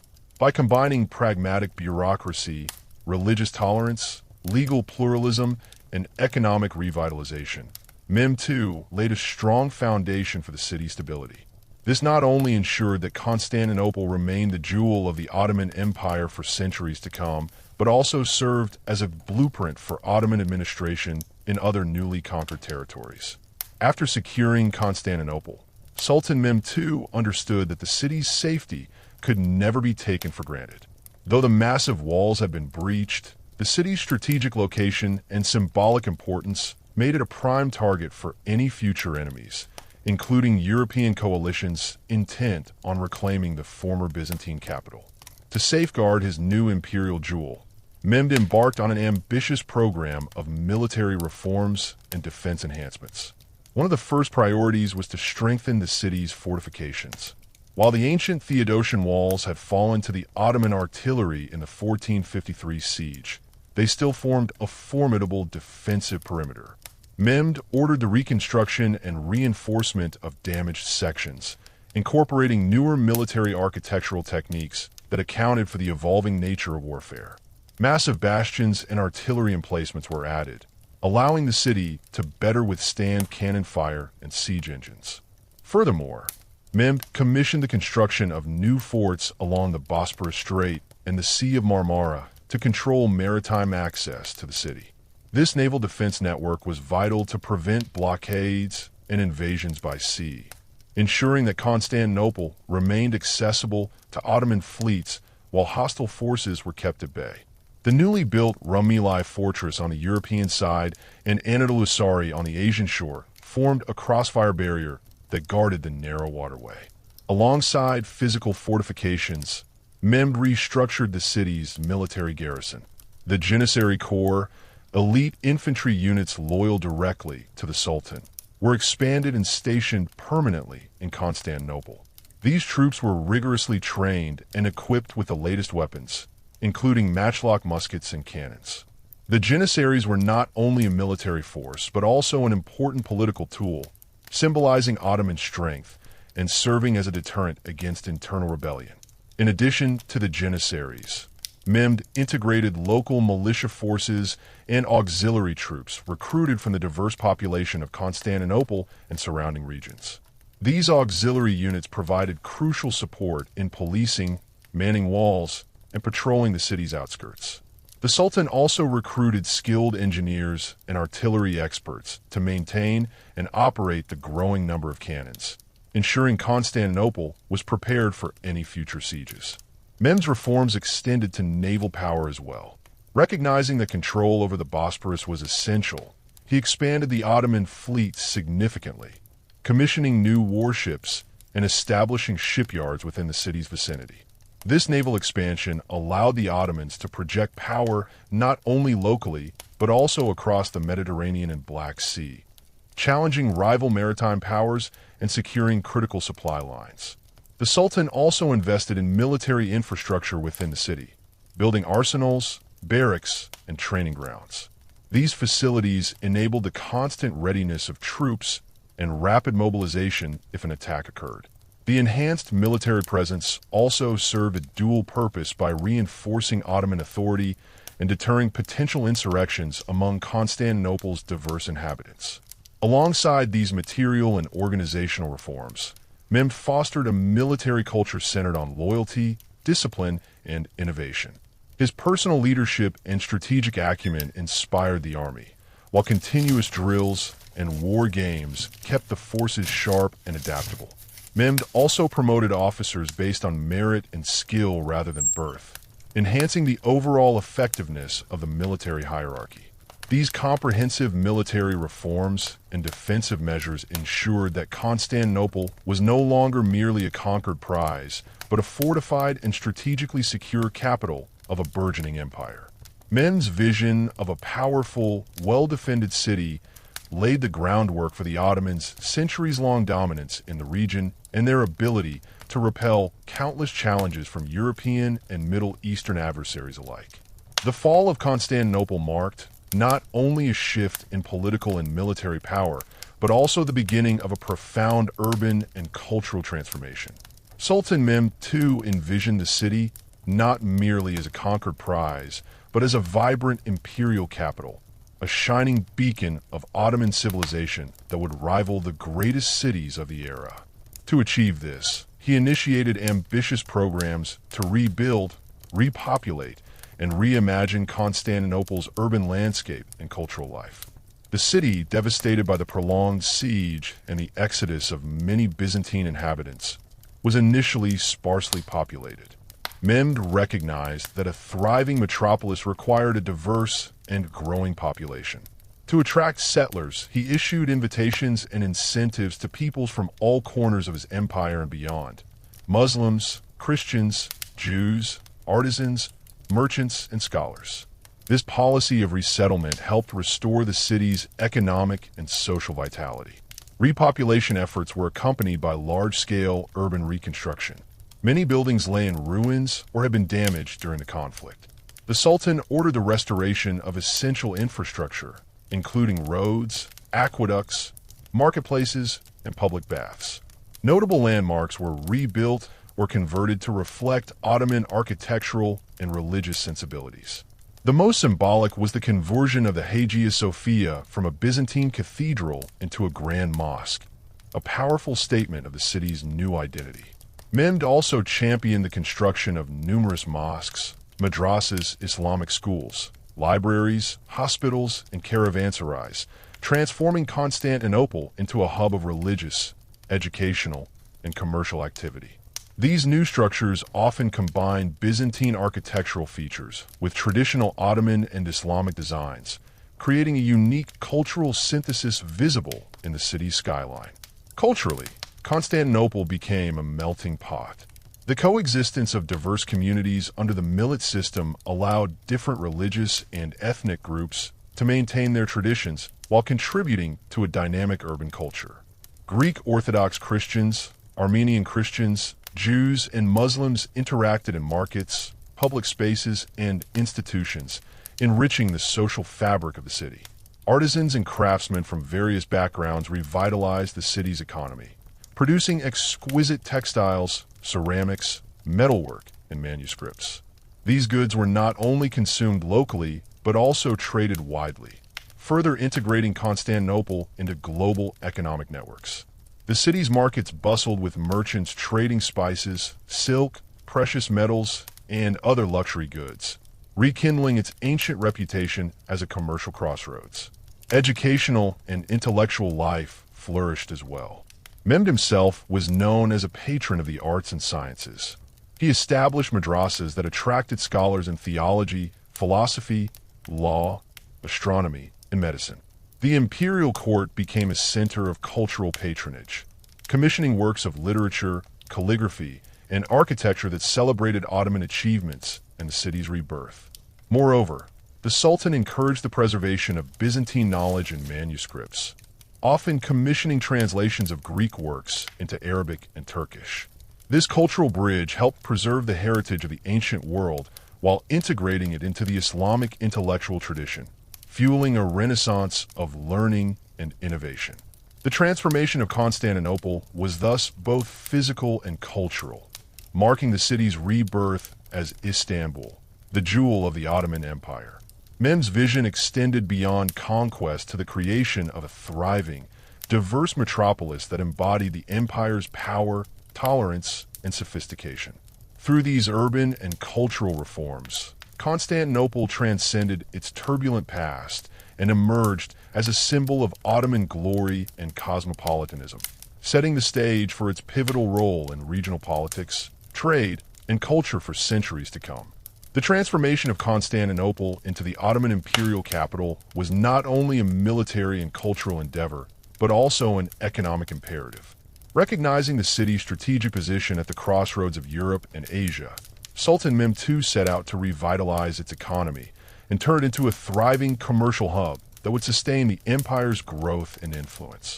Before the conquest, Constantinople had long been a center of trade, controlling key land and maritime routes.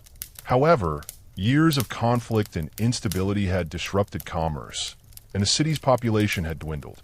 Mehmed's vision was to restore and expand these economic activities by leveraging the city's geographical advantages and integrating it fully into Ottoman and global trade networks. One of the primary strategies was to rebuild and enhance the city's infrastructure to support commerce. Markets, bazaars, and caravanserais were restored and expanded, providing spaces for merchants to conduct business and store goods securely. The famous Grand Bazaar, which would become one of the largest cover markets in the world, began to take shape during this period, symbolizing the city's economic revival. Mehmed encouraged merchants from across the empire and beyond to settle in Constantinople by offering incentives such as tax exemptions and security guarantees. The Sultan welcomed traders from Venice, Genoa, and other European city-states, as well as from the Middle East and Asia, fostering a cosmopolitan commercial environment. This policy helped diversify the city's economy and facilitated the exchange of goods, ideas, and technologies. Trade in Constantinople flourished in a wide range of goods, including spices, silk, precious metals, textiles, ceramics, and luxury items. The city's position on the Bosporus Strait allowed it to control maritime traffic between the Black Sea and the Mediterranean, making it a vital node in regional and international trade. Ottoman control of Constantinople also meant greater control over key trade routes connecting Europe, Asia, and Africa. The Sultan invested in the expansion and modernization of the Ottoman Navy to protect these maritime trade routes from piracy and rival powers. The enhanced naval presence ensured safe passage for merchant vessels and helped maintain Ottoman dominance in the eastern Mediterranean. This security was crucial for sustaining economic activity and attracting foreign traders. Agriculture and craft industries surrounding the city also saw renewed attention. The fertile lands of Thrace were cultivated more intensively, supplying Constantinople with food and raw materials. Artisans in the city produced high-quality goods that were in demand across the empire and abroad, contributing to economic vitality. The Ottomans implemented an effective tax system to fund the empire's administrative and military needs without stifling commerce. The balance Mehmed struck between taxation and economic incentives helped stimulate trade and investment.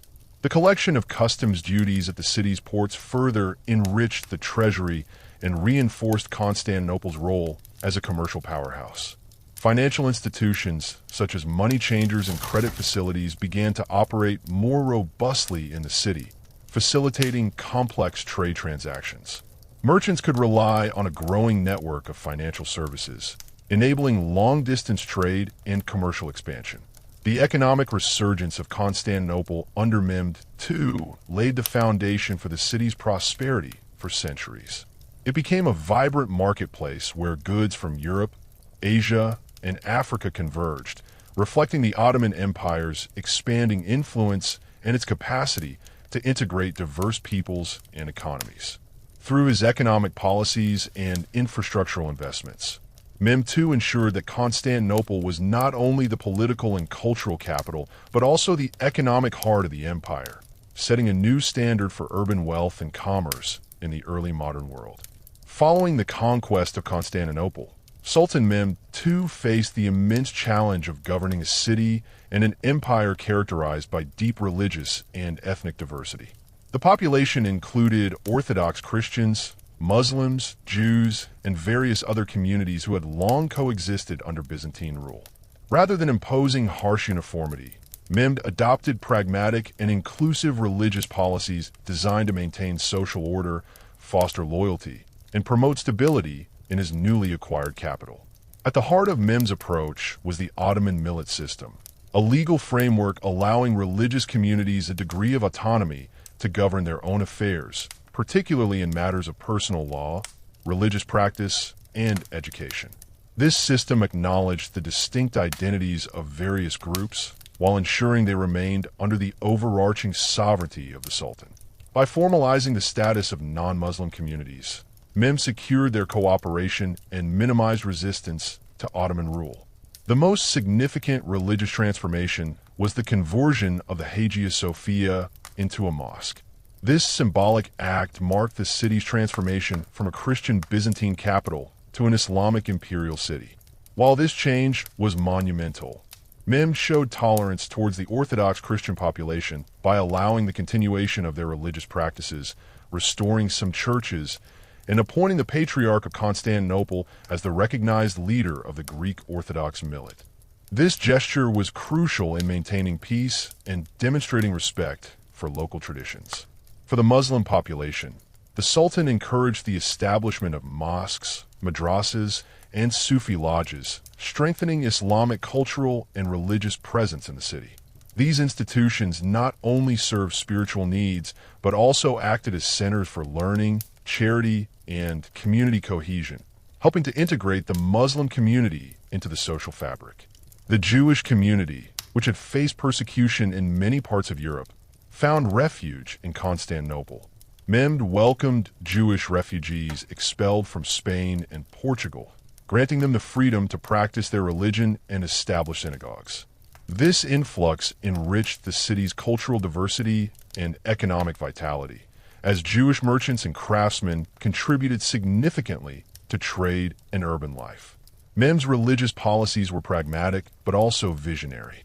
By balancing Islamic supremacy with respect for other faiths, he created a multi-religious society that was relatively stable and prosperous. This approach contrasted sharply with the religious uniformity demanded by many European states of the time and became a hallmark of Ottoman governance. Social integration went beyond religious tolerance. The Sultan's policies promoted cooperation among different ethnic groups, encouraging intercommunal dialogue and economic partnerships. Legal protections were extended to minorities, and community leaders were included in administrative processes, fostering a sense of belonging and loyalty to the empire. The millet system also allowed non-Muslim communities to preserve their languages, customs, and educational institutions. This autonomy helped maintain social harmony and allowed the city to retain its rich cultural mosaic, even as it transformed into the Ottoman capital. Despite occasional tensions and conflicts, Mehmed's religious and social policies effectively prevented major uprisings and ensured the smooth functioning of a complex, multi-ethnic metropolis. His approach laid the groundwork for centuries of Ottoman rule characterized by relative religious pluralism and coexistence. In summary, Mehmed II's religious policies were instrumental in stabilizing and integrating Constantinople's diverse population. By allowing a degree of autonomy while asserting Ottoman sovereignty, he forged a social order that balanced unity and diversity, enabling the city to thrive as a cosmopolitan imperial capital. After securing Constantinople, Sultan Mehmed II turned his attention to reinforcing the city's military defenses and reorganizing the Ottoman army to protect the newly acquired capital from future threats. The conquest had demonstrated the vulnerability of the city's old Byzantine fortifications, and Mehmed was determined to ensure that such a pivotal stronghold would never again fall into enemy hands. One of the first steps was the repair and enhancement of the massive walls that encircled Constantinople. The Theodosian walls, a marvel of ancient military engineering, had been the city's primary defense for over a millennium. Yet, after years of neglect and the recent siege, they needed urgent restoration. Mehmed ordered skilled masons and engineers to repair breaches, strengthen towers, and build new bastions that could withstand the evolving art of warfare, including the increasing use of gunpowder artillery. Beyond fortifications, Mehmed reorganized the city's garrison, stationing a permanent and well-equipped Ottoman military presence within the capital. This included elite units, such as the Janissaries, an elite infantry corps recruited through the Devshirme system.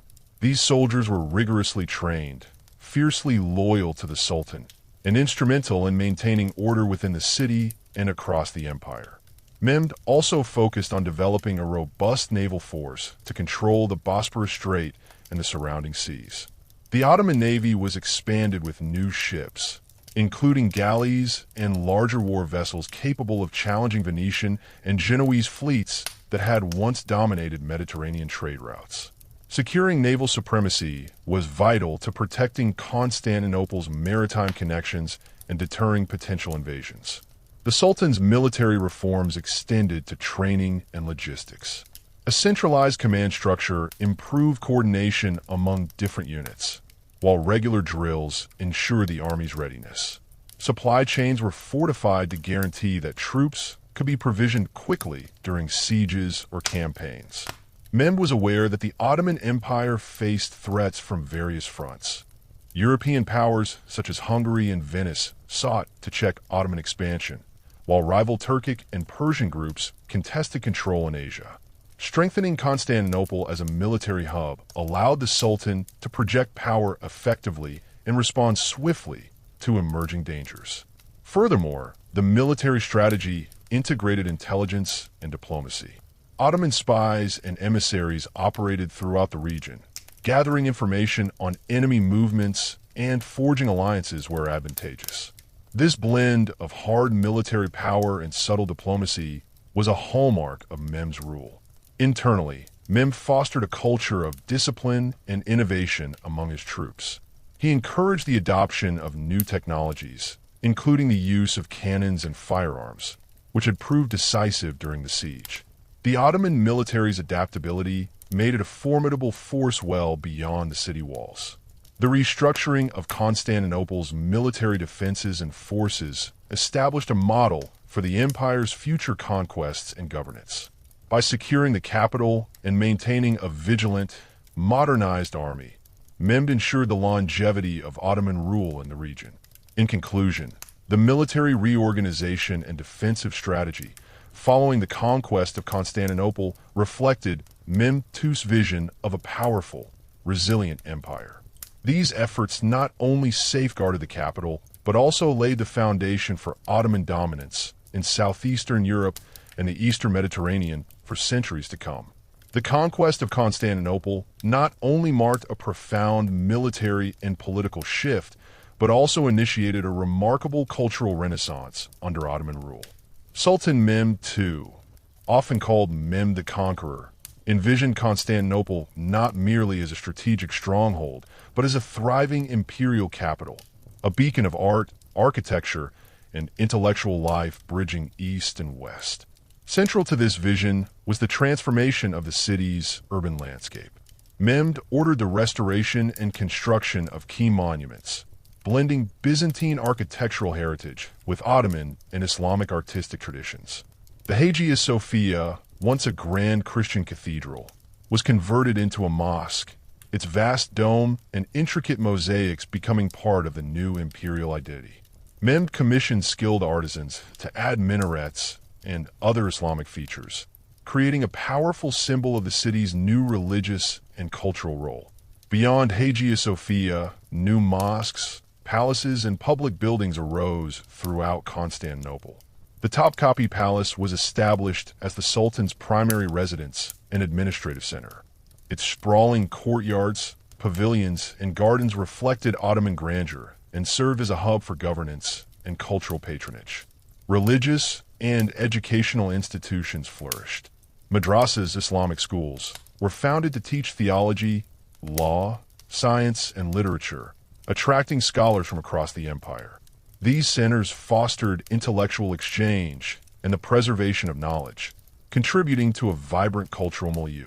Artisans and craftsmen were encouraged to produce exquisite works in calligraphy, ceramics, textiles, and metalwork. The Ottoman style evolved, synthesizing influences from Persian, Byzantine, and Arabic art forms into a distinctive aesthetic that celebrated intricate detail and harmony. The city also became a melting pot of languages, traditions, and ideas. Greek, Turkish, Arabic, Persian, and other languages were spoken and written, reflecting the cosmopolitan nature of the capital. The patronage of poets, historians, and philosophers underscored Mehmed's commitment to cultural flourishing. Moreover, the Sultan's policies attracted refugees, merchants, and intellectuals from across Europe and Asia, including scholars fleeing the turmoil of the late Byzantine period or the Reconquista in Spain. Their arrival enriched Constantinople's cultural tapestry and fostered exchanges between Islamic and European thought. Public infrastructure improvements were undertaken to support the city's growth.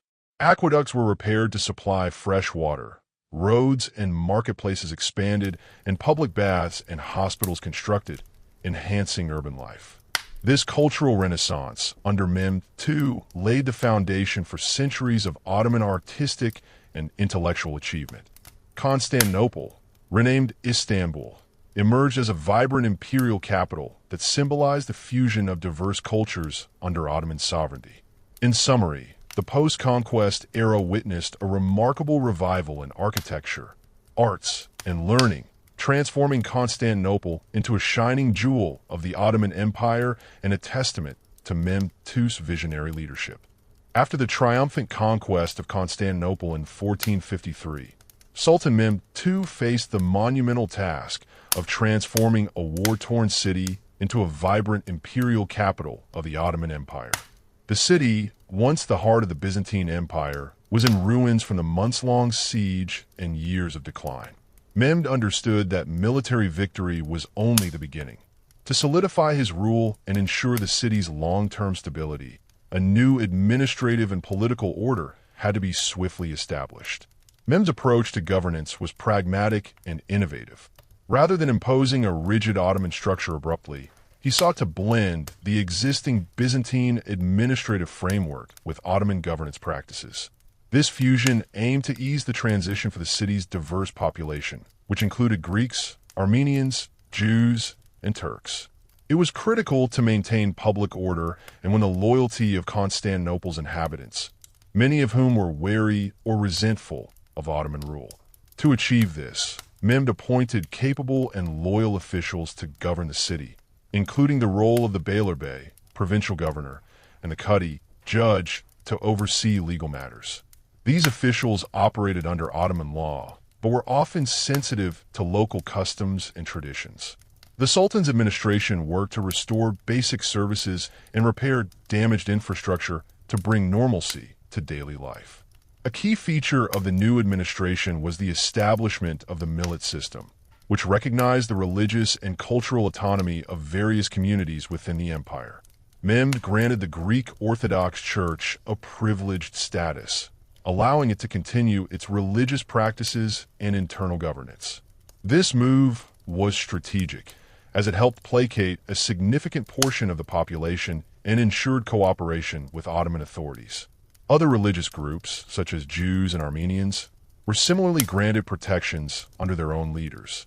Mehmed II personally intervened to protect the rights and properties of Constantinople's residents, issuing proclamations that forbade looting and destruction once the city was captured.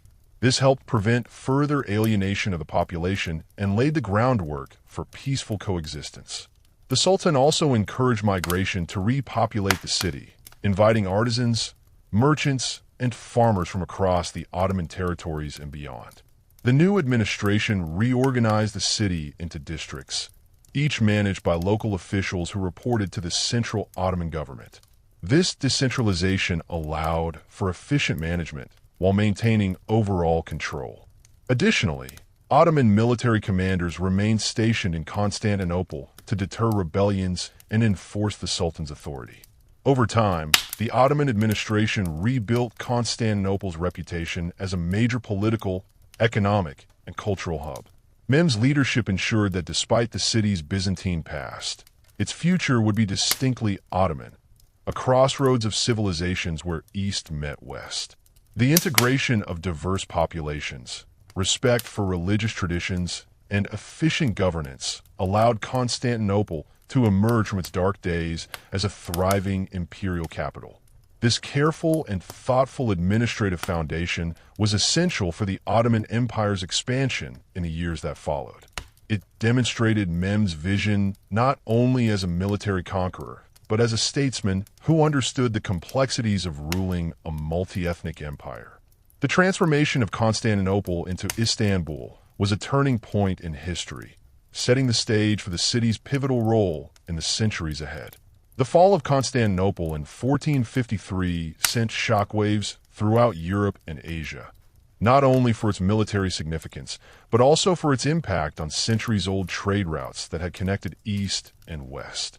For Mehmed II, reviving the city's economy was essential, not just to stabilize his new capital, but also to secure the Ottoman Empire's future prosperity and geopolitical influence. Constantinople had been a bustling economic center for centuries, famed for its strategic location straddling the Bosporus Strait. It served as a crucial gateway for goods flowing between Asia, Europe, and the Mediterranean. However, the prolonged siege, followed by years of neglect under Byzantine decline, had devastated the city's infrastructure and commercial networks. To restore Constantinople's economic vitality, Mehmed implemented a series of deliberate and effective policies aimed at reviving trade, industry, and finance. One of the first steps Mehmed took was to ensure security along the key trade routes. The Ottoman Navy, expanded and modernized during and after the siege, patrolled the Mediterranean and Black Sea to protect merchant vessels from pirates and hostile forces. This naval dominance reassured traders that their goods would safely reach the city, encouraging them to return or establish new trading ventures. Recognizing the importance of foreign merchants, Mehmed extended invitations to traders from Venice, Genoa, and other European maritime powers. Despite the rivalry between these states and the Ottomans, practical economic interests prevailed. The Sultan granted favorable trade agreements, including tax exemptions and privileges, to lure merchants back to Constantinople's bazaars and ports. This pragmatic approach helped to re-establish Constantinople as a vital commercial crossroads. Within the city, Mehmed promoted the rebuilding and expansion of marketplaces, warehouses, and ports. The famous Grand Bazaar, although still in its infancy compared to its later grandeur, began to flourish again as artisans and merchants set up shops selling textiles, spices, precious metals, and luxury goods from across the empire and beyond. The city's new infrastructure facilitated efficient storage and distribution, helping revive Constantinople's reputation as the Queen of Cities and a hub of mercantile activity. Furthermore, Mehmed encouraged the revival of key industries such as silk weaving, pottery, and metalwork by resettling skilled craftsmen and artisans from various parts of the empire. He also established guilds to regulate production standards and protect artisans' interests, fostering a stable economic environment. These guilds not only produced goods for local consumption, but also created products destined for export throughout Europe, North Africa, and Asia. Agricultural production in the surrounding regions was boosted to feed the growing urban population. Mehmed invested in repairing irrigation systems and encouraging farmers to cultivate the fertile lands of Thrace and Anatolia. This agricultural revival helped sustain Constantinople's population and reduce dependency on imported foodstuffs. The reintroduction of tax reforms streamlined revenue collection, providing the Ottoman treasury with the funds needed for further public works and military expenditures. Taxes were imposed fairly and systematically, balancing the needs of state coffers without stifling economic growth. Trade fairs and caravans resumed their routes through the city, reconnecting Constantinople with the Silk Road and the Mediterranean trade network. Merchants from the Far East brought silk and spices, while European traders offered silver, wool, and other goods. The exchange of commodities fostered cultural interactions, spreading ideas and technologies that enriched the Ottoman realm. This renaissance of commerce under Mehmed II's leadership transformed Constantinople from a war-torn city into a vibrant metropolis once again. Its ports bustled with activity, streets thrived with merchants from different lands, and the city's economy became a linchpin in the empire's expanding influence. By reviving trade and rebuilding the economy, Mehmed ensured that Constantinople was not merely a symbolic conquest, but a living, breathing capital capable of supporting the Ottoman Empire's ambitions for centuries. The city's resurgence underscored Mehmed's role not only as a conqueror, but as a visionary ruler who recognized that lasting power depended on more than military might. It depended on prosperity and integration. In the aftermath of the conquest, Constantinople's population had been severely reduced due to the siege, warfare, famine, and plague. The once bustling city lay partially depopulated and scarred by the ravages of war. Sultan Mehmed II, understanding that the city's revival hinged heavily on repopulating its neighborhoods, embarked on a systematic campaign to attract settlers from across the Ottoman Empire and beyond. Mehmed's policy was multifaceted. He invited Muslims, Christians, and Jews alike to settle in Constantinople, fostering a multi-ethnic, multi-religious urban community. This inclusiveness was essential to stabilizing the city and rebuilding its social fabric. He offered incentives such as tax breaks, land grants, and protection of property rights to encourage migration. Many artisans, merchants, farmers, and scholars took advantage of these offers, seeing the potential of the newly revived imperial capital. One of the most significant population movements involved Muslims from Anatolia and the Balkans, who were encouraged to relocate to Constantinople. Their arrival helped establish Ottoman cultural and religious institutions, including mosques, madrasas, schools, and public baths, which soon began to dot the cityscape. The rebuilding of the Hagia Sophia into a mosque symbolized the cultural transformation and spiritual centrality of the city within the Ottoman realm. Alongside Muslims, a considerable number of Greek Orthodox Christians remained in the city, many of whom were allowed to continue practicing their religion under the millet system. This system granted religious minorities the autonomy to govern their own communities, with leaders responsible for matters of personal law and communal affairs. Armenians, Jews, and other groups also found refuge within Constantinople's walls, contributing to a cosmopolitan atmosphere. Urban development was not limited to population resettlement. Mehmed II ordered extensive repairs and renovations to the city's damaged infrastructure. Walls, gates, and fortifications were reinforced to protect against future attacks. Public buildings such as baths, bazaars, bridges, and aqueducts were restored or rebuilt to support the growing population and economic activities. The Sultan also initiated the construction of new neighborhoods and districts to accommodate the influx of settlers. These districts were planned with Ottoman urban ideals, featuring narrow streets, courtyards, markets, and religious complexes. The transformation of the city's layout reflected its evolving identity from a Byzantine capital to an Ottoman imperial center. A critical factor in urban growth was the rebuilding of the city's water supply system. The ancient aqueducts, damaged during the siege, were repaired to ensure a reliable flow of clean water to support daily life, agriculture, and industry. Public fountains and baths became common, serving as centers of social interaction and hygiene. The demographic and urban revival had profound cultural implications. Constantinople became a melting pot where different ethnicities, languages, and traditions intersected. This diversity enriched the city's cultural life, inspiring advancements in arts, literature, architecture, and sciences. Mehmed's vision of a thriving capital city was gradually realized as Constantinople regained its prominence as the Ottoman Empire's political and cultural heart. The repopulation and urban development laid a foundation for the city's remarkable transformation, ensuring it would flourish for centuries as a vibrant metropolis bridging continents and cultures. One of the most profound aspects of Constantinople's transformation after the Ottoman conquest was a religious and architectural shift that redefined the city's identity. Under Sultan Mehmed II, Constantinople was not merely a political prize. It became the spiritual heart of the Ottoman Empire, reflecting the Sultan's vision of a city that embodied both Islamic glory and imperial grandeur.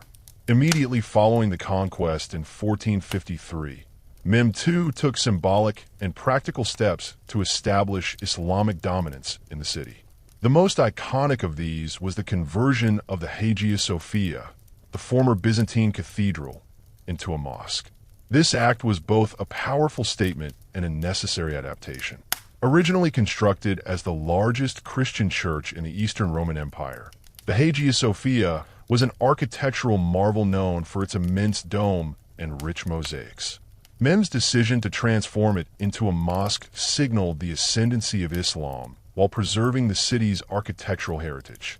The conversion process involved the addition of Islamic features, the installation of a mihrab, prayer niche, indicating the direction of Mecca, the addition of minarets for the call to prayer, and the covering of Christian mosaics and frescoes with Islamic geometric designs and calligraphy.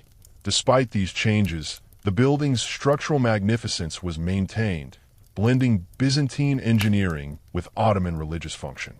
Beyond Hagia Sophia, Mehmed II initiated an ambitious program of mosque construction throughout the city. These new mosques were not only places of worship, but centers of social life, education, and charity. Among the first was the Fatih Mosque, commissioned by Mehmed himself, which became a blueprint for Ottoman mosque architecture in the centuries that followed. Built on the site of the Church of the Holy Apostles, this mosque complex included schools, hospitals, kitchens for the poor, and libraries, reflecting the Islamic concept of the mosque as a hub of community welfare. The architectural renewal extended to other public works. Baths, hammams, bridges, markets, and caravanserais were constructed or restored, contributing to the city's vibrancy and functionality. Ottoman architects skillfully blended Islamic design principles with local Byzantine influences, creating a unique urban aesthetic that symbolized continuity and change. Religious pluralism was a practical necessity in Constantinople, given its diverse population. Mehmed II maintained the millet system, allowing non-Muslim communities to govern themselves in religious and civil matters. The Greek Orthodox Patriarchate was re-established, and churches were allowed to continue functioning, albeit under Ottoman authority and taxation. This pragmatic tolerance helped maintain social stability and economic productivity. The coexistence of mosques, churches, and synagogues within the city walls fostered a dynamic cultural environment. Artistic traditions blended, and intellectual exchanges flourished, making Constantinople a vibrant center for scholarship in theology, philosophy, medicine, and the arts. Through religious transformation and architectural renewal, Constantinople was reinvented as an imperial capital that reflected the power and sophistication of the Ottoman Empire. The city's skyline, punctuated by minarets and domes, became a symbol of the empire's triumph and the dawn of a new era, one that respected the past while firmly establishing Ottoman identity. Following the triumphant conquest of Constantinople, Sultan Mehmed II was acutely aware that holding such a strategically vital city required more than just military victory. It demanded a robust and permanent defense system. Constantinople, with its commanding position straddling Europe and Asia and guarding the vital Bosporus Strait, was a prize coveted by many powers. To ensure that it would never again fall so easily, Mehmed undertook comprehensive efforts to strengthen the city's military defenses and consolidate Ottoman control. One of the immediate priorities was the repair and enhancement of the city's formidable fortifications. Although the Theodosian walls had withstood centuries of attacks, the recent siege had inflicted serious damage. Mehmed ordered extensive reconstruction work, reinforcing walls, gates, and towers to better withstand artillery, which had played a decisive role in the city's fall. The use of massive cannons in the 1453 siege had demonstrated the changing nature of warfare, and the Ottomans were quick to adapt their defenses accordingly. In addition to repairing existing walls, new bastions and fortifications were constructed to protect vulnerable points, especially along the Golden Horn and the seaward approaches. Mehmed also commissioned the building of the Rumeli fortress on the European side of the Bosporus, strategically positioned to control naval traffic and prevent enemy fleets from gaining access to the strait.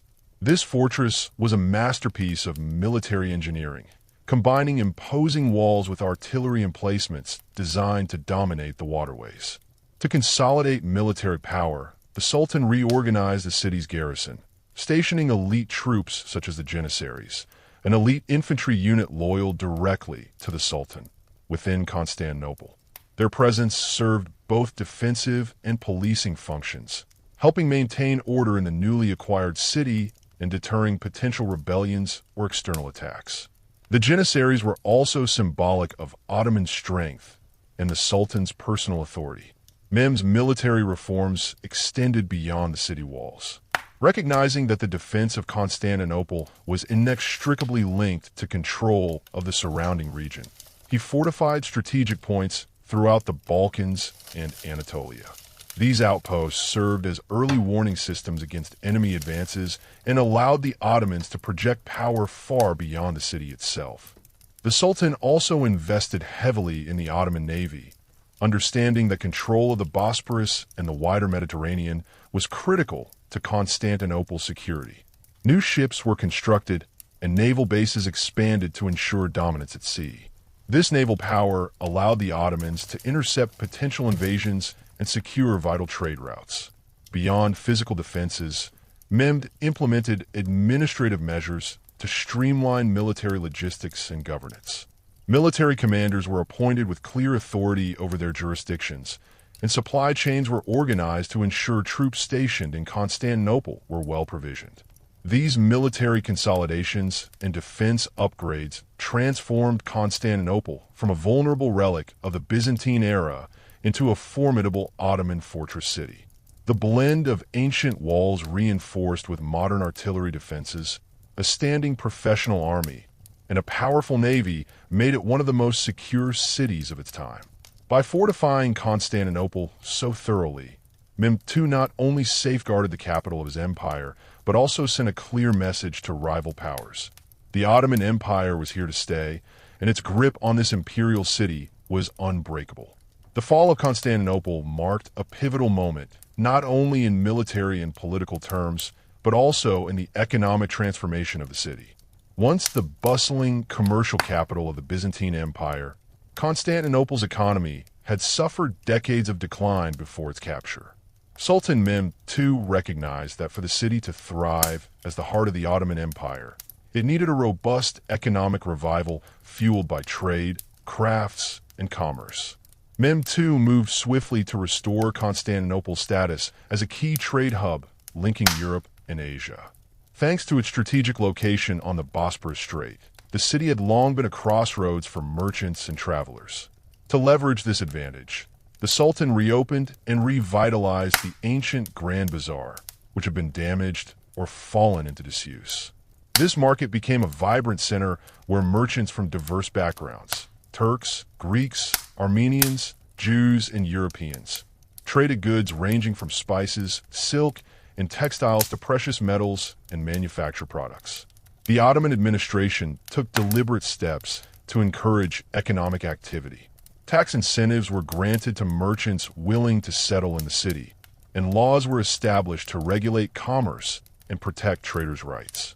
The establishment of guilds ensured high standards for craftsmanship and trade ethics, helping to rebuild consumer confidence in local products.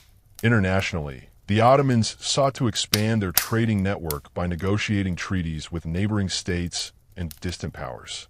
Venice, Genoa, and other maritime republics, despite their initial animosity towards Ottoman expansion, established commercial agreements that allowed them access to Constantinople's markets in exchange for tribute and privileges. These arrangements ensured a steady flow of goods and wealth into the city and integrated it into the growing global economy of the 15th century. Mehmed II also promoted the development of infrastructure essential for commerce. Improvements were made to the city's ports and docks to accommodate increased shipping traffic. Roads and caravanserais linking Constantinople with the interior Anatolian heartland and the Balkan provinces were repaired and expanded, facilitating the movement of goods and people. The revitalization of Constantinople's economy had profound social implications. A growing merchant class emerged, wielding significant influence and wealth. Artisans and craftsmen thrived in their workshops, producing goods that were not only consumed locally, but also exported abroad. The influx of new residents, including refugees from conquered territories, enriched the city's cultural and economic fabric. Agriculture around Constantinople also benefited from Ottoman reforms. Land grants and incentives encouraged increased cultivation of food crops and specialty products, ensuring the city's growing population was well supplied. The Ottomans introduced new agricultural techniques and crops, further boosting productivity. The economic revival of Constantinople under Mehmed II laid the foundation for its transformation into a thriving imperial capital. Trade flourished, wealth accumulated, and the city regained its status as a crucial node in the vast network connecting East and West. This prosperity not only enriched the empire, but also helped secure loyalty among its diverse inhabitants, reinforcing the stability of Ottoman rule. In sum, the economic rebirth of Constantinople was a deliberate and multifaceted process driven by visionary leadership and strategic policies that harnessed the city's unique geographical advantages. It set the stage for centuries of Ottoman prosperity and influence that would reverberate across continents. The conquest of Constantinople brought together diverse peoples under the Ottoman banner, presenting Sultan Mehmed II with the challenge of integrating a culturally and religiously complex population into a unified imperial framework. The city, long a bastion of Byzantine Christian civilization, now became the capital of a multi-ethnic, multi-religious empire. Successfully managing this social and cultural mosaic was essential for maintaining stability and fostering loyalty. One of Mehmed's most notable policies was his pragmatic approach to religious and cultural diversity. Unlike many conquerors who sought to impose uniformity, Mehmed allowed the city's Orthodox Christian population to continue practicing their faith with relative freedom. The Patriarch of Constantinople was reinstated as the head of the Greek Orthodox Church, retaining authority over the Christian community in spiritual and some civil matters. This policy helped ease tensions and prevent mass flight or rebellion among the city's Christian inhabitants. In parallel, the Ottoman administration encouraged the settlement of Muslim populations, including Turks, Arabs, and others from across the empire, bringing new religious, linguistic, and cultural influences into the city. Islamic institutions such as mosques, madrasas, religious schools, and Sufi lodges flourished alongside Christian churches and Jewish synagogues, contributing to a rich tapestry of urban life. Mehmed II also promoted the arts and scholarship as a means to blend traditions and legitimize Ottoman rule. The city became a hub for poets, historians, architects, and scholars, many of whom were commissioned to document the empire's history and celebrate its victories. Ottoman architectural projects blended Byzantine styles with Islamic motifs, exemplified by the conversion of the Hagia Sophia into a mosque, symbolizing both continuity and transformation. Socially, Constantinople's population became increasingly cosmopolitan.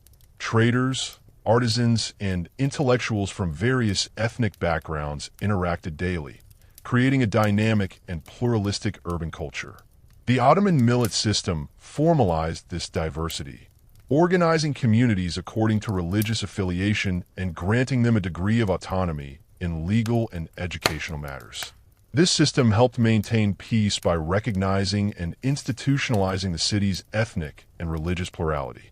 However, it also created a complex social hierarchy, where Muslims held the dominant political and military roles, while Christians and Jews occupied important commercial and cultural positions.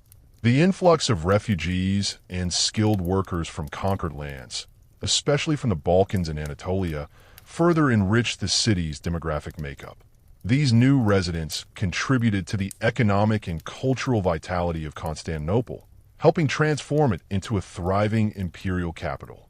Through policies of tolerance and strategic accommodation, Mehmed II ensured that Constantinople was not merely a conquered city, but a vibrant imperial capital where multiple cultures coexisted and interacted.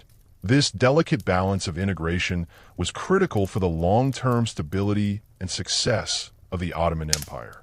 In conclusion, the cultural and social integration of Constantinople after 1453 was a deliberate and sophisticated process. By respecting diversity while asserting Ottoman sovereignty, Mehmed II laid the foundations for a pluralistic society that would endure for centuries, shaping the city's unique identity as a bridge between East and West.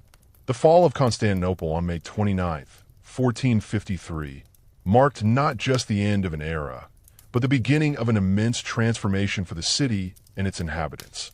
The conquest left the city physically battered and demographically shaken. The immediate aftermath was a period of intense rebuilding and reorganization, as Sultan Mehmed II and his administration worked swiftly to consolidate their rule, stabilize the population, and revive the once great metropolis as the new capital of the Ottoman Empire. When Ottoman forces entered the city, they encountered widespread devastation. The months-long siege had left parts of the formidable Theodosian walls in ruins, neighborhoods burned, and many of the city's inhabitants either killed, enslaved, or fled. Constantinople's population, which had already dwindled due to years of conflict and plague, had shrunk drastically. The once bustling city that had stood for over a millennium was now a shadow of its former self, with large areas left desolate and abandoned. Recognizing the strategic and symbolic importance of Constantinople, Mehmed II moved quickly to repopulate and rebuild. He issued a series of policies aimed at encouraging migration and settlement. Muslims, Christians, and Jews from other parts of the empire and beyond were invited to relocate to the city, bringing skills, trades, and knowledge that would help revive its economy. This demographic infusion was vital to re-establish the city as a thriving urban center. Mehmed also reorganized the city's administration, integrating it into the Ottoman imperial system. He appointed a governor, Beylerbey, and local officials to oversee law and order, tax collection, and urban planning. Importantly, he retained some aspects of Byzantine administrative structures, adapting them to Ottoman needs. This pragmatic approach helped ease the transition and reduced resistance from local populations accustomed to Byzantine rule. One of Mehmed's most significant actions was the conversion of key Byzantine churches into mosques, most famously the Hagia Sophia, which was transformed from a Christian cathedral into a grand mosque. This not only symbolized the city's new Islamic identity, but also preserved its architectural grandeur. The Sultan also commissioned the construction of new mosques, schools, hospitals, and public baths, contributing to the city's renewal. The restoration of Constantinople's infrastructure was a monumental task. The water supply system, vital for the city's survival, was repaired and expanded. Roads and bridges were restored, marketplaces rebuilt, and defenses strengthened to prepare for potential counterattacks or uprisings. The rebuilding effort was not just practical. It was also a demonstration of Ottoman power and legitimacy. Socially, the repopulation policies created a vibrant, multicultural urban environment. The millet system was implemented to manage the city's diverse religious communities, allowing them to govern themselves in matters of personal law and religion while remaining loyal to Ottoman authority. This system fostered relative harmony among the city's Muslims, Orthodox Christians, Armenians, Jews, and other groups. Economic revitalization was another critical focus. Constantinople's strategic location at the crossroads of Europe and Asia made it an essential hub for trade.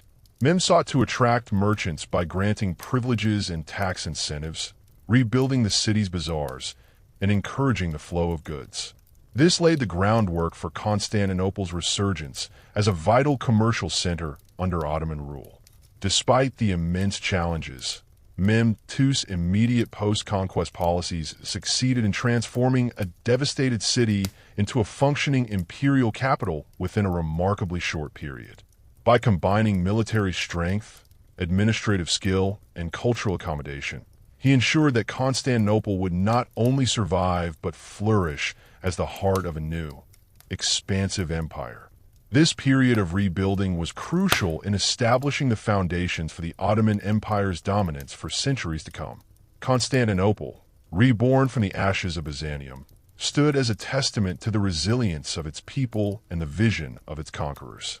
The fall of Constantinople sent shockwaves throughout Europe, reshaping the continent's political landscape in profound and lasting ways. As news of the city's capture by Sultan Mehmed II reached the courts and capitals of Western Europe, it triggered a widespread sense of alarm and uncertainty. For centuries, Constantinople had stood as the eastern bulwark of Christendom, a symbol of Christian resistance against the advancing forces of Islam. Its loss marked the end of an era and forced European powers to reconsider their geopolitical and military strategies in the face of a rapidly expanding Ottoman Empire. The immediate political repercussions were palpable. Many European rulers and nobility, from the Papal States to the Kingdom of Hungary and the various Italian city-states, grappled with the implications of the Ottoman victory. The fall was perceived not merely as a military defeat for Byzantium, but as a direct threat to European security and Christianity itself. This collective anxiety prompted calls for a united Christian front to halt further Ottoman expansion into Europe. Pope Nicholas V and later Pope Calixtus III were among the most vocal advocates for a crusade to reclaim Constantinople and push back the Ottomans. The papacy issued calls to arms, urging European monarchs to set aside their rivalries and unite under the banner of Christendom. However, despite these appeals, Europe was deeply fragmented politically. Internal conflicts, dynastic rivalries, and competing ambitions made the formation of a cohesive military coalition challenging. One of the most immediate impacts was on the Kingdom of Hungary, which shared a long border with the Ottoman Empire and was the primary frontline state facing the Ottoman threat in Europe. Under the leadership of King Matthias Corvinus and his predecessors, Hungary sought to strengthen its defenses, fortify border castles, and raise armies to resist further Ottoman incursions. The loss of Constantinople intensified the urgency of these efforts, as Hungary became the primary bulwark against Ottoman penetration into Central Europe. Similarly, the Italian city-states, including Venice and Genoa, which had previously enjoyed profitable trading relations with Byzantium, found themselves navigating a new reality. Venice, in particular, was deeply affected.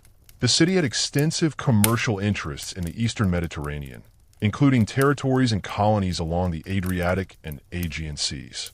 The Ottoman control of Constantinople meant that Venice now faced a formidable rival with control over critical trade routes, leading to renewed conflicts and shifting alliances. The fall also accelerated diplomatic realignments. Several European powers began to seek alliances with the Ottomans, or at least adopt a more pragmatic approach toward them. While the Ottomans were seen as a threat, their growing strength and control over trade routes made them influential partners in regional politics. Some rulers preferred negotiation and trade over open conflict, highlighting the complex interplay between religion, economics, and power in this era. The collapse of Byzantine power also had psychological and cultural repercussions. Constantinople had been a beacon of Orthodox Christianity and Hellenic heritage for centuries. Its fall symbolized the waning influence of the Eastern Roman Empire and underscored the vulnerability of Christian Europe. This led to a renewed focus on strengthening coastal defenses, modernizing armies, and investing in new military technologies. In the longer term, the loss of Constantinople contributed indirectly to the age of exploration. With Ottoman control over traditional land and sea trade routes between Europe and Asia, many European powers, particularly Portugal and Spain, sought alternative paths to access spices, silk, and other valuable goods. This quest eventually led to the voyages of discovery that opened the Atlantic and the New World to European influence. In summary, the political aftermath of Constantinople's fall was complex and multifaceted. It shattered old certainties, forced European powers to rethink their security and diplomacy, and catalyzed a series of military, economic, and cultural shifts. While the immediate hope for a crusade to retake the city faded, the event marked a decisive turning point in European history, setting the stage for centuries of conflict and interaction between Europe and the Ottoman Empire. The fall of Constantinople did not only mark a political and military turning point, it also triggered a profound economic transformation in Europe and beyond. For centuries, Constantinople had served as the primary gateway between East and West, a crucial hub where goods, culture, and ideas converged from Asia, Africa, and Europe. Its strategic location along the Bosporus Strait made it the center of vital trade routes, especially for spices, silk, precious metals, and other luxury goods that fueled the wealth of European markets. With the Ottoman conquest, control of these trade routes shifted dramatically. The Ottomans quickly established dominance over the city's ports, customs, and inland routes, regulating and taxing the flow of goods. This new reality disrupted the traditional trading patterns that European merchants had long relied on, causing widespread economic anxiety in Venice, Genoa, and other Mediterranean powers. The increased costs and uncertainty of trading under Ottoman authority created a sense of urgency among European merchants and rulers to find alternative pathways to the riches of Asia. Venice, which had been one of the most prosperous maritime republics largely due to its access to Eastern goods through Constantinople and its former Byzantine territories, found its economic influence challenged. The Venetians had enjoyed privileged trading rights under the Byzantines, which were now either revoked or severely curtailed by the Ottomans. Genoa, Venice's rival, faced similar disruptions, forcing both city-states to adapt to a new economic landscape where Ottoman control was a dominant factor. This shift in trade power also had repercussions on the larger European economy. The flow of spices, silks, and other luxury goods became increasingly monopolized by the Ottoman Empire, which controlled the land routes across Anatolia and the Levant. European powers found themselves increasingly dependent on Ottoman intermediaries, which raised the price of goods and complicated diplomatic relations. One of the most significant long-term effects was the acceleration of maritime exploration as European nations sought new sea routes to Asia that would bypass Ottoman-controlled territories. Portugal and Spain, in particular, invested heavily in maritime technology, navigation, and exploratory voyages. The Portuguese expeditions down the coast of Africa, culminating in Vasco da Gama's successful arrival in India in 1498, were direct responses to the need for alternative routes to the lucrative spice markets. Similarly, Spain's sponsorship of Christopher Columbus's 1492 voyage westward was fueled in part by the desire to find a new path to Asia, circumventing Ottoman and Muslim-controlled lands. This quest led to the European discovery of the Americas, a monumental event that reshaped global history and trade forever. The consequences of Constantinople's fall thus rippled far beyond the city's walls, indirectly sparking an age of global exploration and colonial expansion. Economically, the Ottoman Empire reaped significant benefits from its new position. Control over Constantinople allowed the Ottomans to dominate key trade routes connecting Europe to Asia and the Middle East. They developed an efficient taxation system on goods passing through their territory, which enriched the imperial treasury and funded further military campaigns and administrative development. The Ottoman control of trade routes also fostered a flourishing of commerce within the empire itself. Cities such as Istanbul, the new name for Constantinople, Bursa, and Edirne became bustling centers of trade, culture, and industry. The empire's markets thrived with goods from Asia, Africa, and Europe, contributing to a period of economic prosperity and urban growth in the region. In conclusion, the fall of Constantinople dramatically altered the commercial geography of Europe and the Near East. The disruption of established trade routes under Byzantine control forced European powers to innovate and explore, setting in motion the age of discovery. Meanwhile, the Ottoman Empire capitalized on its new role as the gatekeeper of East-West commerce, establishing itself as a dominant economic as well as military power in the region. The conquest of Constantinople in 1453 did not merely alter the political and economic landscapes of the region. It also had profound cultural and religious consequences that resonated across Europe, the Islamic world, and beyond. The fall of this iconic city, a bastion of Eastern Christianity and a symbol of Byzantine civilization, sent shockwaves through Christendom and marked a significant turning point in the history of religions and cultures in the Mediterranean basin. For over 1,000 years, Constantinople had been the heart of the Eastern Orthodox Christian world and the capital of the Byzantine Empire. It housed some of the most magnificent Christian churches, monasteries, and libraries of the medieval era. The city was a center of theological scholarship, religious art, and ecclesiastical authority, second only to Rome in the Christian world. The Hagia Sophia, with its grand dome and stunning mosaics, stood as the crown jewel of Byzantine religious architecture and an enduring symbol of Christian glory. When Sultan Mehmed II entered the city, he made strategic decisions that reflected both his ambition and pragmatism in handling Constantinople's diverse religious population. Contrary to the complete destruction often expected in conquests of the era, Mehmed II ordered that many Christian churches, including the Hagia Sophia, be preserved. The Hagia Sophia was converted into a mosque, symbolizing the Islamic triumph, but also representing a continuation of the city's spiritual significance under new rule. The Ottomans implemented the millet system, which allowed religious minorities, primarily Orthodox Christians and Jews, to govern their own communities with a degree of autonomy under their religious leaders.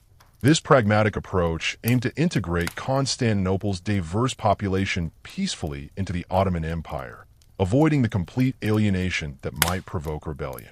Despite this relative tolerance, the psychological and spiritual blow to the Christian world was immense.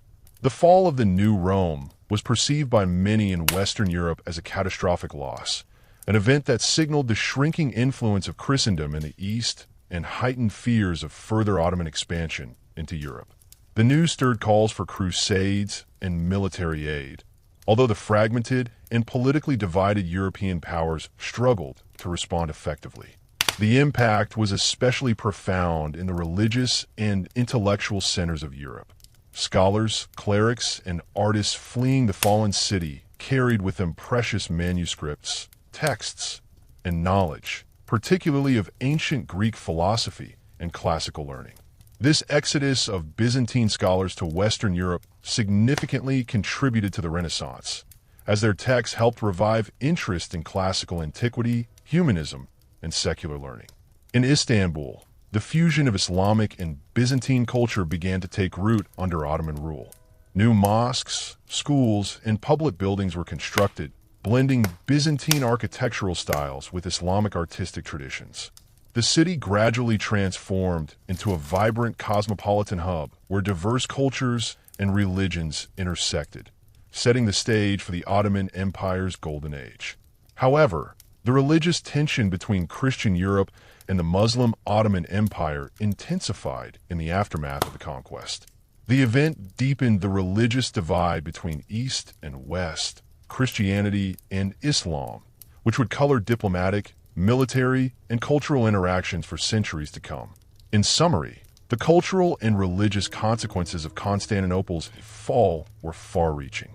While the city's capture marked the end of Byzantine Christian rule, it also ushered in a new era of Islamic dominance and cultural synthesis. The movement of scholars and ideas from east to west helped fuel the European Renaissance, while the Ottoman Empire became a dominant religious and political force, shaping the cultural landscape of southeastern Europe and the Middle East for generations. The successful conquest of Constantinople in 1453 was not merely a stroke of luck or brute force, but the result of significant military innovations and carefully planned tactics by the Ottoman forces under Sultan Mehmed II. The siege showcased new technologies and strategic approaches that would influence warfare in the centuries that followed, signaling a major shift from medieval to early modern military practices. One of the most critical factors in the Ottoman victory was their use of large cannons and artillery, an innovation that fundamentally changed siege warfare. The Ottomans had invested heavily in developing powerful bombards, including the famous massive cannon known as Basilica or the Great Turkish Bombard, built by the Hungarian engineer Urban. These enormous weapons were capable of firing massive stone balls weighing hundreds of kilograms over long distances, battering the ancient, thick walls of Constantinople that had resisted countless previous sieges. While the walls of Constantinople were some of the most formidable defensive structures in medieval Europe, their design was not optimized for defense against gunpowder artillery. The massive bombardment caused severe structural damage, creating breaches that Ottoman infantry could exploit. The psychological effect of these thunderous cannonades also wore down the defenders' morale, as the seemingly unstoppable destruction symbolized the new age of warfare. Beyond artillery, the Ottomans demonstrated advanced siege tactics and logistics. Mehmed II personally supervised the placement of artillery and coordinated attacks on multiple fronts, ensuring continuous pressure on the defenders. The Ottomans used tunnels and sappers to undermine sections of the walls, attempting to weaken defenses from beneath. They also built extensive fortifications around the city to prevent any external relief forces from breaking the siege. A crucial tactical innovation was the use of the Ottoman navy to blockade the Golden Horn, cutting off Byzantine supply and reinforcement routes from the sea. By constructing a formidable fleet and employing clever naval maneuvers, the Ottomans effectively isolated Constantinople, making it impossible for aid to reach the besieged city. Mehmed II's army was highly disciplined and well-organized, with specialized units such as the Janissaries, elite infantry corps known for their training and battlefield effectiveness. The Janissaries played a vital role in assaulting the breaches once artillery had weakened the walls. Their discipline and use of coordinated infantry tactics marked a departure from the more feudal and less organized armies of medieval Europe. The Ottomans also incorporated psychological warfare, including intimidating displays of power and offering clemency to those who surrendered, aiming to weaken the defenders' will to resist. However, when faced with stiff resistance, Mehmed did not hesitate to launch full-scale assaults, demonstrating a ruthless pragmatism characteristic of his rule. In response, the Byzantine defenders, though vastly outnumbered and outgunned, made ingenious use of their remaining resources. The famed Theodosian walls, which had protected the city for centuries, were manned by a mix of Byzantine soldiers, foreign mercenaries, and local militia. They employed countermining techniques to combat Ottoman sappers and launch sorties to disrupt siege works, demonstrating the enduring value of courage and determination even in the face of overwhelming odds. In essence, the siege of Constantinople was a watershed moment in military history. It marked the ascendancy of gunpowder weapons and disciplined standing armies over traditional medieval fortifications and feudal levies. The tactics and technologies demonstrated by Mehmed II's forces would become standard in warfare across Europe and the Near East, shaping the conduct of sieges and battles well into the modern era. The final moments of the siege of Constantinople marked the end of an era and the beginning of a new geopolitical reality in the region. After nearly 2 months of relentless assault, the Ottoman forces launched a massive and coordinated attack on the early morning of May 29, 1453. Exhausted and outnumbered, the Byzantine defenders made a desperate stand but were ultimately overwhelmed. As dawn broke, Mehmed II ordered his troops to advance on multiple fronts, targeting the breaches in the Theodosian walls created by sustained artillery bombardment. The Janissaries spearheaded the assault, pushing through the shattered defenses with fierce determination. Despite heroic resistance from the defenders, including Emperor Constantine XI himself, who fought bravely on the walls, the city's fate was sealed. The Ottomans quickly flooded into the city, engaging in brutal street-to-street fighting. Constantinople's residents faced chaos and devastation as the conquerors claimed the once mighty capital of the Byzantine Empire. The fall of the city was both a military and psychological blow to Christendom, reverberating across Europe and signaling the definitive end of the medieval period. Mehmed II's entry into Constantinople was marked by both triumph and pragmatism. The Sultan ordered the preservation of key religious and cultural sites, including the Hagia Sophia, which he converted into a mosque. He invited scholars, artisans, and merchants from various backgrounds to repopulate and rebuild the city, laying the foundation for Constantinople's transformation into Istanbul, the thriving capital of the Ottoman Empire. The conquest also had profound strategic consequences. Control of Constantinople gave the Ottomans dominance over the vital trade routes between Europe and Asia, allowing them to control commerce through the Bosporus Strait. This shift redirected European trade efforts, eventually spurring maritime explorations and the Age of Discovery as European powers sought new routes to the east. For the Byzantine survivors and the broader Christian world, the fall of Constantinople was a devastating blow. The Byzantine Empire, which had endured for over 1,000 years since the fall of Rome, ceased to exist. The loss also forced Western Europe to reconsider its military and political strategies, eventually contributing to the Renaissance and the modernization of European states. In the aftermath, Mehmed II consolidated his power, expanding Ottoman territories into the Balkans and Anatolia. The empire's resources and influence grew steadily, heralding centuries of Ottoman dominance in the region. Yet, the fall of Constantinople remained a symbol of both the decline of medieval Christendom and the rise of a new imperial power rooted in Islamic and Turkic traditions. The echoes of this historic conquest continued to shape international relations, culture, and religion for centuries. The transformation of Constantinople into Istanbul reflected the city's resilience and adaptability, blending Byzantine heritage with Ottoman innovation. The siege and its aftermath stand as a pivotal chapter in world history, illustrating the complex interplay of warfare, faith, culture, and empire. Following the dramatic fall of Constantinople in May 1453, Mehmed II swiftly embarked on an ambitious plan to revitalize the city, which lay devastated after weeks of brutal siege and fighting. The once mighty Byzantine capital had lost much of its population, both from the casualties of war and from people fleeing the chaos. Recognizing Constantinople's strategic and symbolic importance, Mehmed was determined not only to conquer the city, but to transform it into the vibrant heart of his burgeoning Ottoman Empire. The Sultan issued decrees encouraging migration to the city from across his domains and beyond. Artisans, merchants, farmers, and scholars were invited to resettle in Constantinople to revive its economy and culture. This effort made the city a melting pot of cultures, languages, and religions. Greeks, Turks, Armenians, Jews, and other ethnic groups began to rebuild their lives side by side under Ottoman rule, contributing to a new cosmopolitan atmosphere.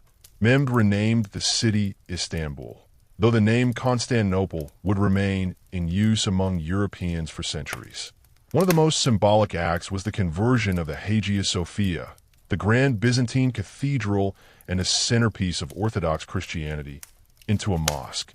This was a powerful gesture signifying the city's new identity as an Islamic imperial capital. Alongside preserving many Byzantine architectural treasures, the Ottomans built new palaces, mosques, baths, and public buildings. Notable examples included the Topkapi Palace, which became the Sultan's residence, and later Suleimani Mosque, which showcased the apex of Ottoman architecture.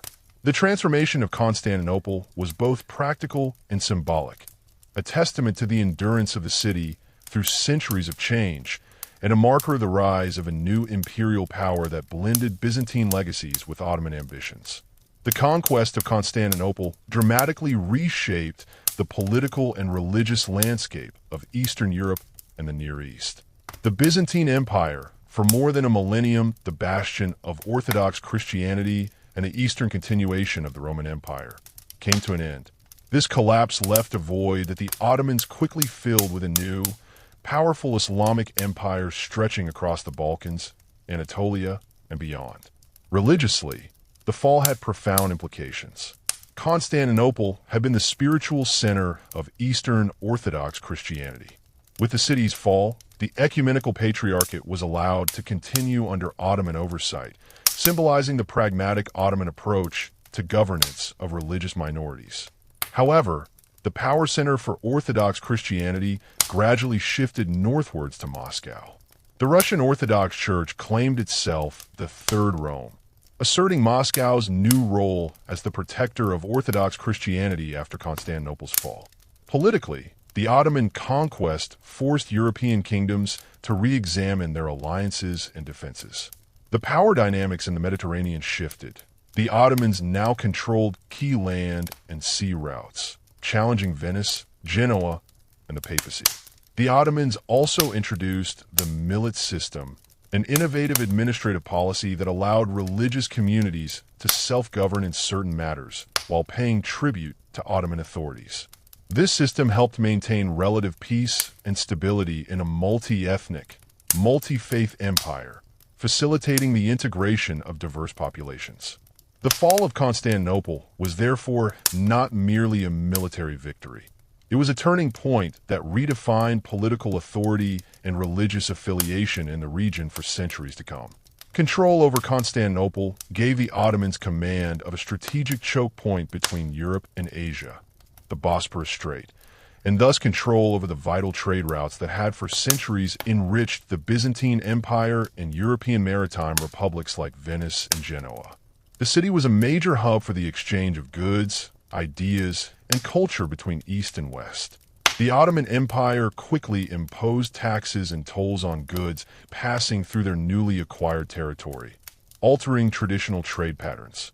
European powers, especially Italy's maritime city-states that had long dominated Mediterranean commerce, found their access restricted and their economic influence waning. This disruption compelled European nations to search for new maritime routes to Asia, spurring an era of exploration. Portuguese navigators, under the patronage of Prince Henry the Navigator, sought a sea route around Africa's Cape of Good Hope, while Spain sponsored Christopher Columbus's westward voyage, which accidentally discovered the Americas.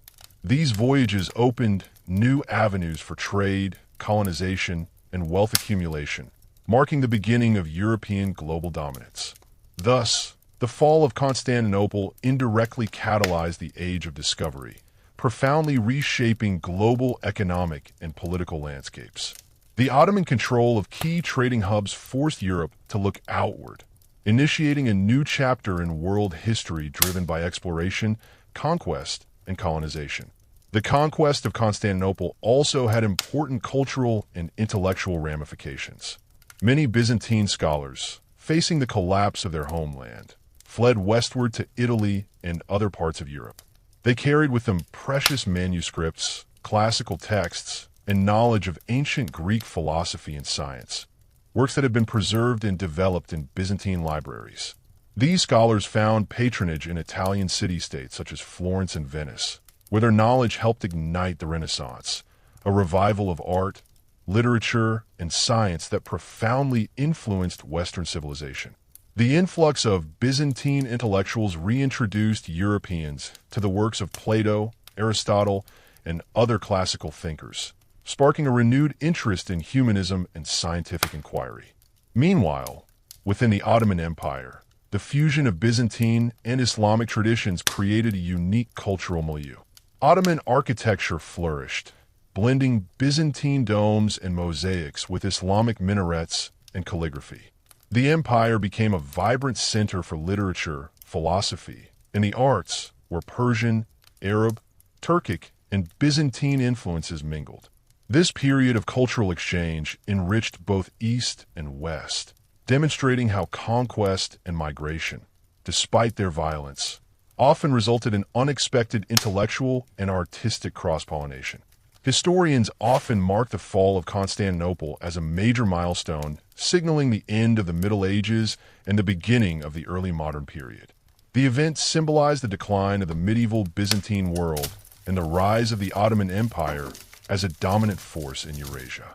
The loss of Constantinople shattered the medieval Christian order in the East and challenged European kingdoms to modernize militarily and politically. It hastened the decline of feudalism and the rise of centralized nation-states, capable of sustained military and economic power.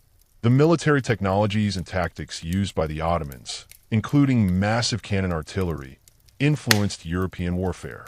Moreover, the geopolitical shifts following 1453 set the stage for centuries of rivalry and conflict between the Ottoman Empire and European powers. This era saw the gradual expansion of European empires overseas, the Protestant Reformation, and the Renaissance, all facets of a changing world that moved away from medieval structures.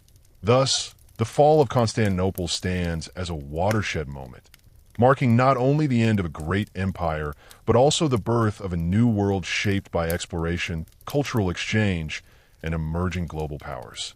After the monumental conquest of Constantinople, Mehmed II focused his efforts on consolidating his power and stabilizing the newly acquired territories. The city, now the capital of the Ottoman Empire, became the symbolic and administrative heart of a realm that stretched from the Balkans through Anatolia to the Middle East. Mehmed understood that military conquest alone would not secure his empire's future. He instituted a series of reforms to integrate diverse populations: Greeks, Armenians, Jews, Slavs, and Turks, under his rule. The millet system was formalized, granting religious communities a degree of autonomy in their internal affairs while remaining loyal to Ottoman authority. This delicate balance helped avoid internal revolts and fostered coexistence in a multi-ethnic society. The Sultan also bolstered the empire's military might by expanding the Janissary Corps, an elite infantry force composed of conscripted youth from Christian families, converted to Islam, and trained as loyal soldiers. This professional army gave the Ottomans an edge over their rivals and helped cement Mehmed's reputation as a formidable ruler. Through wise governance and strategic marriages, alliances, and diplomacy, Mehmed II laid the foundations for what would become one of the longest-lasting empires in history. His vision went beyond conquest. He sought to create a thriving, multicultural empire where art, culture, and commerce flourished alongside military power. The fall of Constantinople did not mark the end of the city's cultural significance. Instead, under Ottoman patronage, Istanbul blossomed into a vibrant center of artistic and intellectual activity. Mehmed II himself was a patron of the arts and sciences, inviting poets, architects, calligraphers, and scholars to his court. Ottoman architecture reached new heights, drawing from Byzantine traditions and Islamic art. The conversion of churches into mosques was complemented by the construction of grand new structures, including mosques with sweeping domes, intricate tile work, and towering minarets. The city skyline was transformed, symbolizing both continuity and change. Libraries were established, preserving not only Islamic texts but also many ancient Greek and Roman manuscripts. The court became a hub for philosophical and scientific discussions, facilitating an intellectual renaissance that blended Eastern and Western traditions. This cultural flowering helped to legitimize Ottoman rule and inspired generations of artists and thinkers. Istanbul became a city where different worlds met and new ideas emerged, a legacy that endures to this day. Despite these successes, the Ottoman Empire faced ongoing challenges. The conquest of Constantinople had unsettled the balance of power in Europe, provoking fears and hostility among Christian kingdoms. The Pope called for crusades to reclaim the city, though these efforts ultimately failed. In the decades following Mehmed II's reign, the Ottomans expanded further into Europe and the Middle East, but also faced internal dissent and succession struggles. Managing a vast, diverse empire required constant vigilance against revolts, administrative corruption, and external threats. The rise of the Safavid Empire in Persia introduced a new rival, sparking religious and territorial conflicts that would shape the region for centuries. Meanwhile, European powers slowly modernized their armies and navies, preparing for future confrontations with the Ottoman state. Nonetheless, The foundation laid by Mehmed II and his successors ensured that the empire remained a dominant force well into the 17th century, navigating a complex world of shifting alliances and emerging global powers. The fall of Constantinople had repercussions far beyond the immediate conquest. It marked the definitive end of the Byzantine Empire and the medieval Christian order in the East, while ushering in the rise of a powerful Islamic empire bridging continents. For Europe, the loss of Constantinople was a catalyst for change. It accelerated the age of discovery, pushing explorers to seek new routes and new worlds.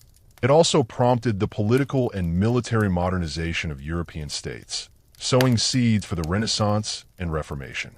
The city itself became a symbol of resilience and transformation, a place where the ancient and modern, East and West, converged in a rich tapestry of history. Istanbul remained a crossroads of culture, commerce, and religion, reflecting the complex legacies of conquest and coexistence. The impact of 1453 continues to be felt in contemporary geopolitics, art, and scholarship, reminding us of a world in transition and the enduring power of human civilization to adapt and evolve. As we close this chapter in history, the story of Constantinople's fall serves as a powerful reminder of the impermanence of empires and the continuous cycle of rise, fall, and renewal.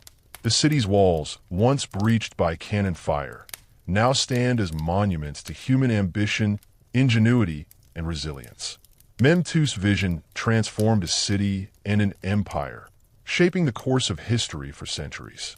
The interplay of war, culture, faith, and politics that followed reveals the complexities of power and identity in a changing world. In reflecting on this pivotal moment, we see how history is not simply about battles won or lost, but about the people, ideas, and legacies that endure beyond the fall of walls. Constantinople's story invites us to consider how societies rebuild, adapt, and ultimately thrive amidst upheaval, a lesson as relevant today as it was over 5 centuries ago.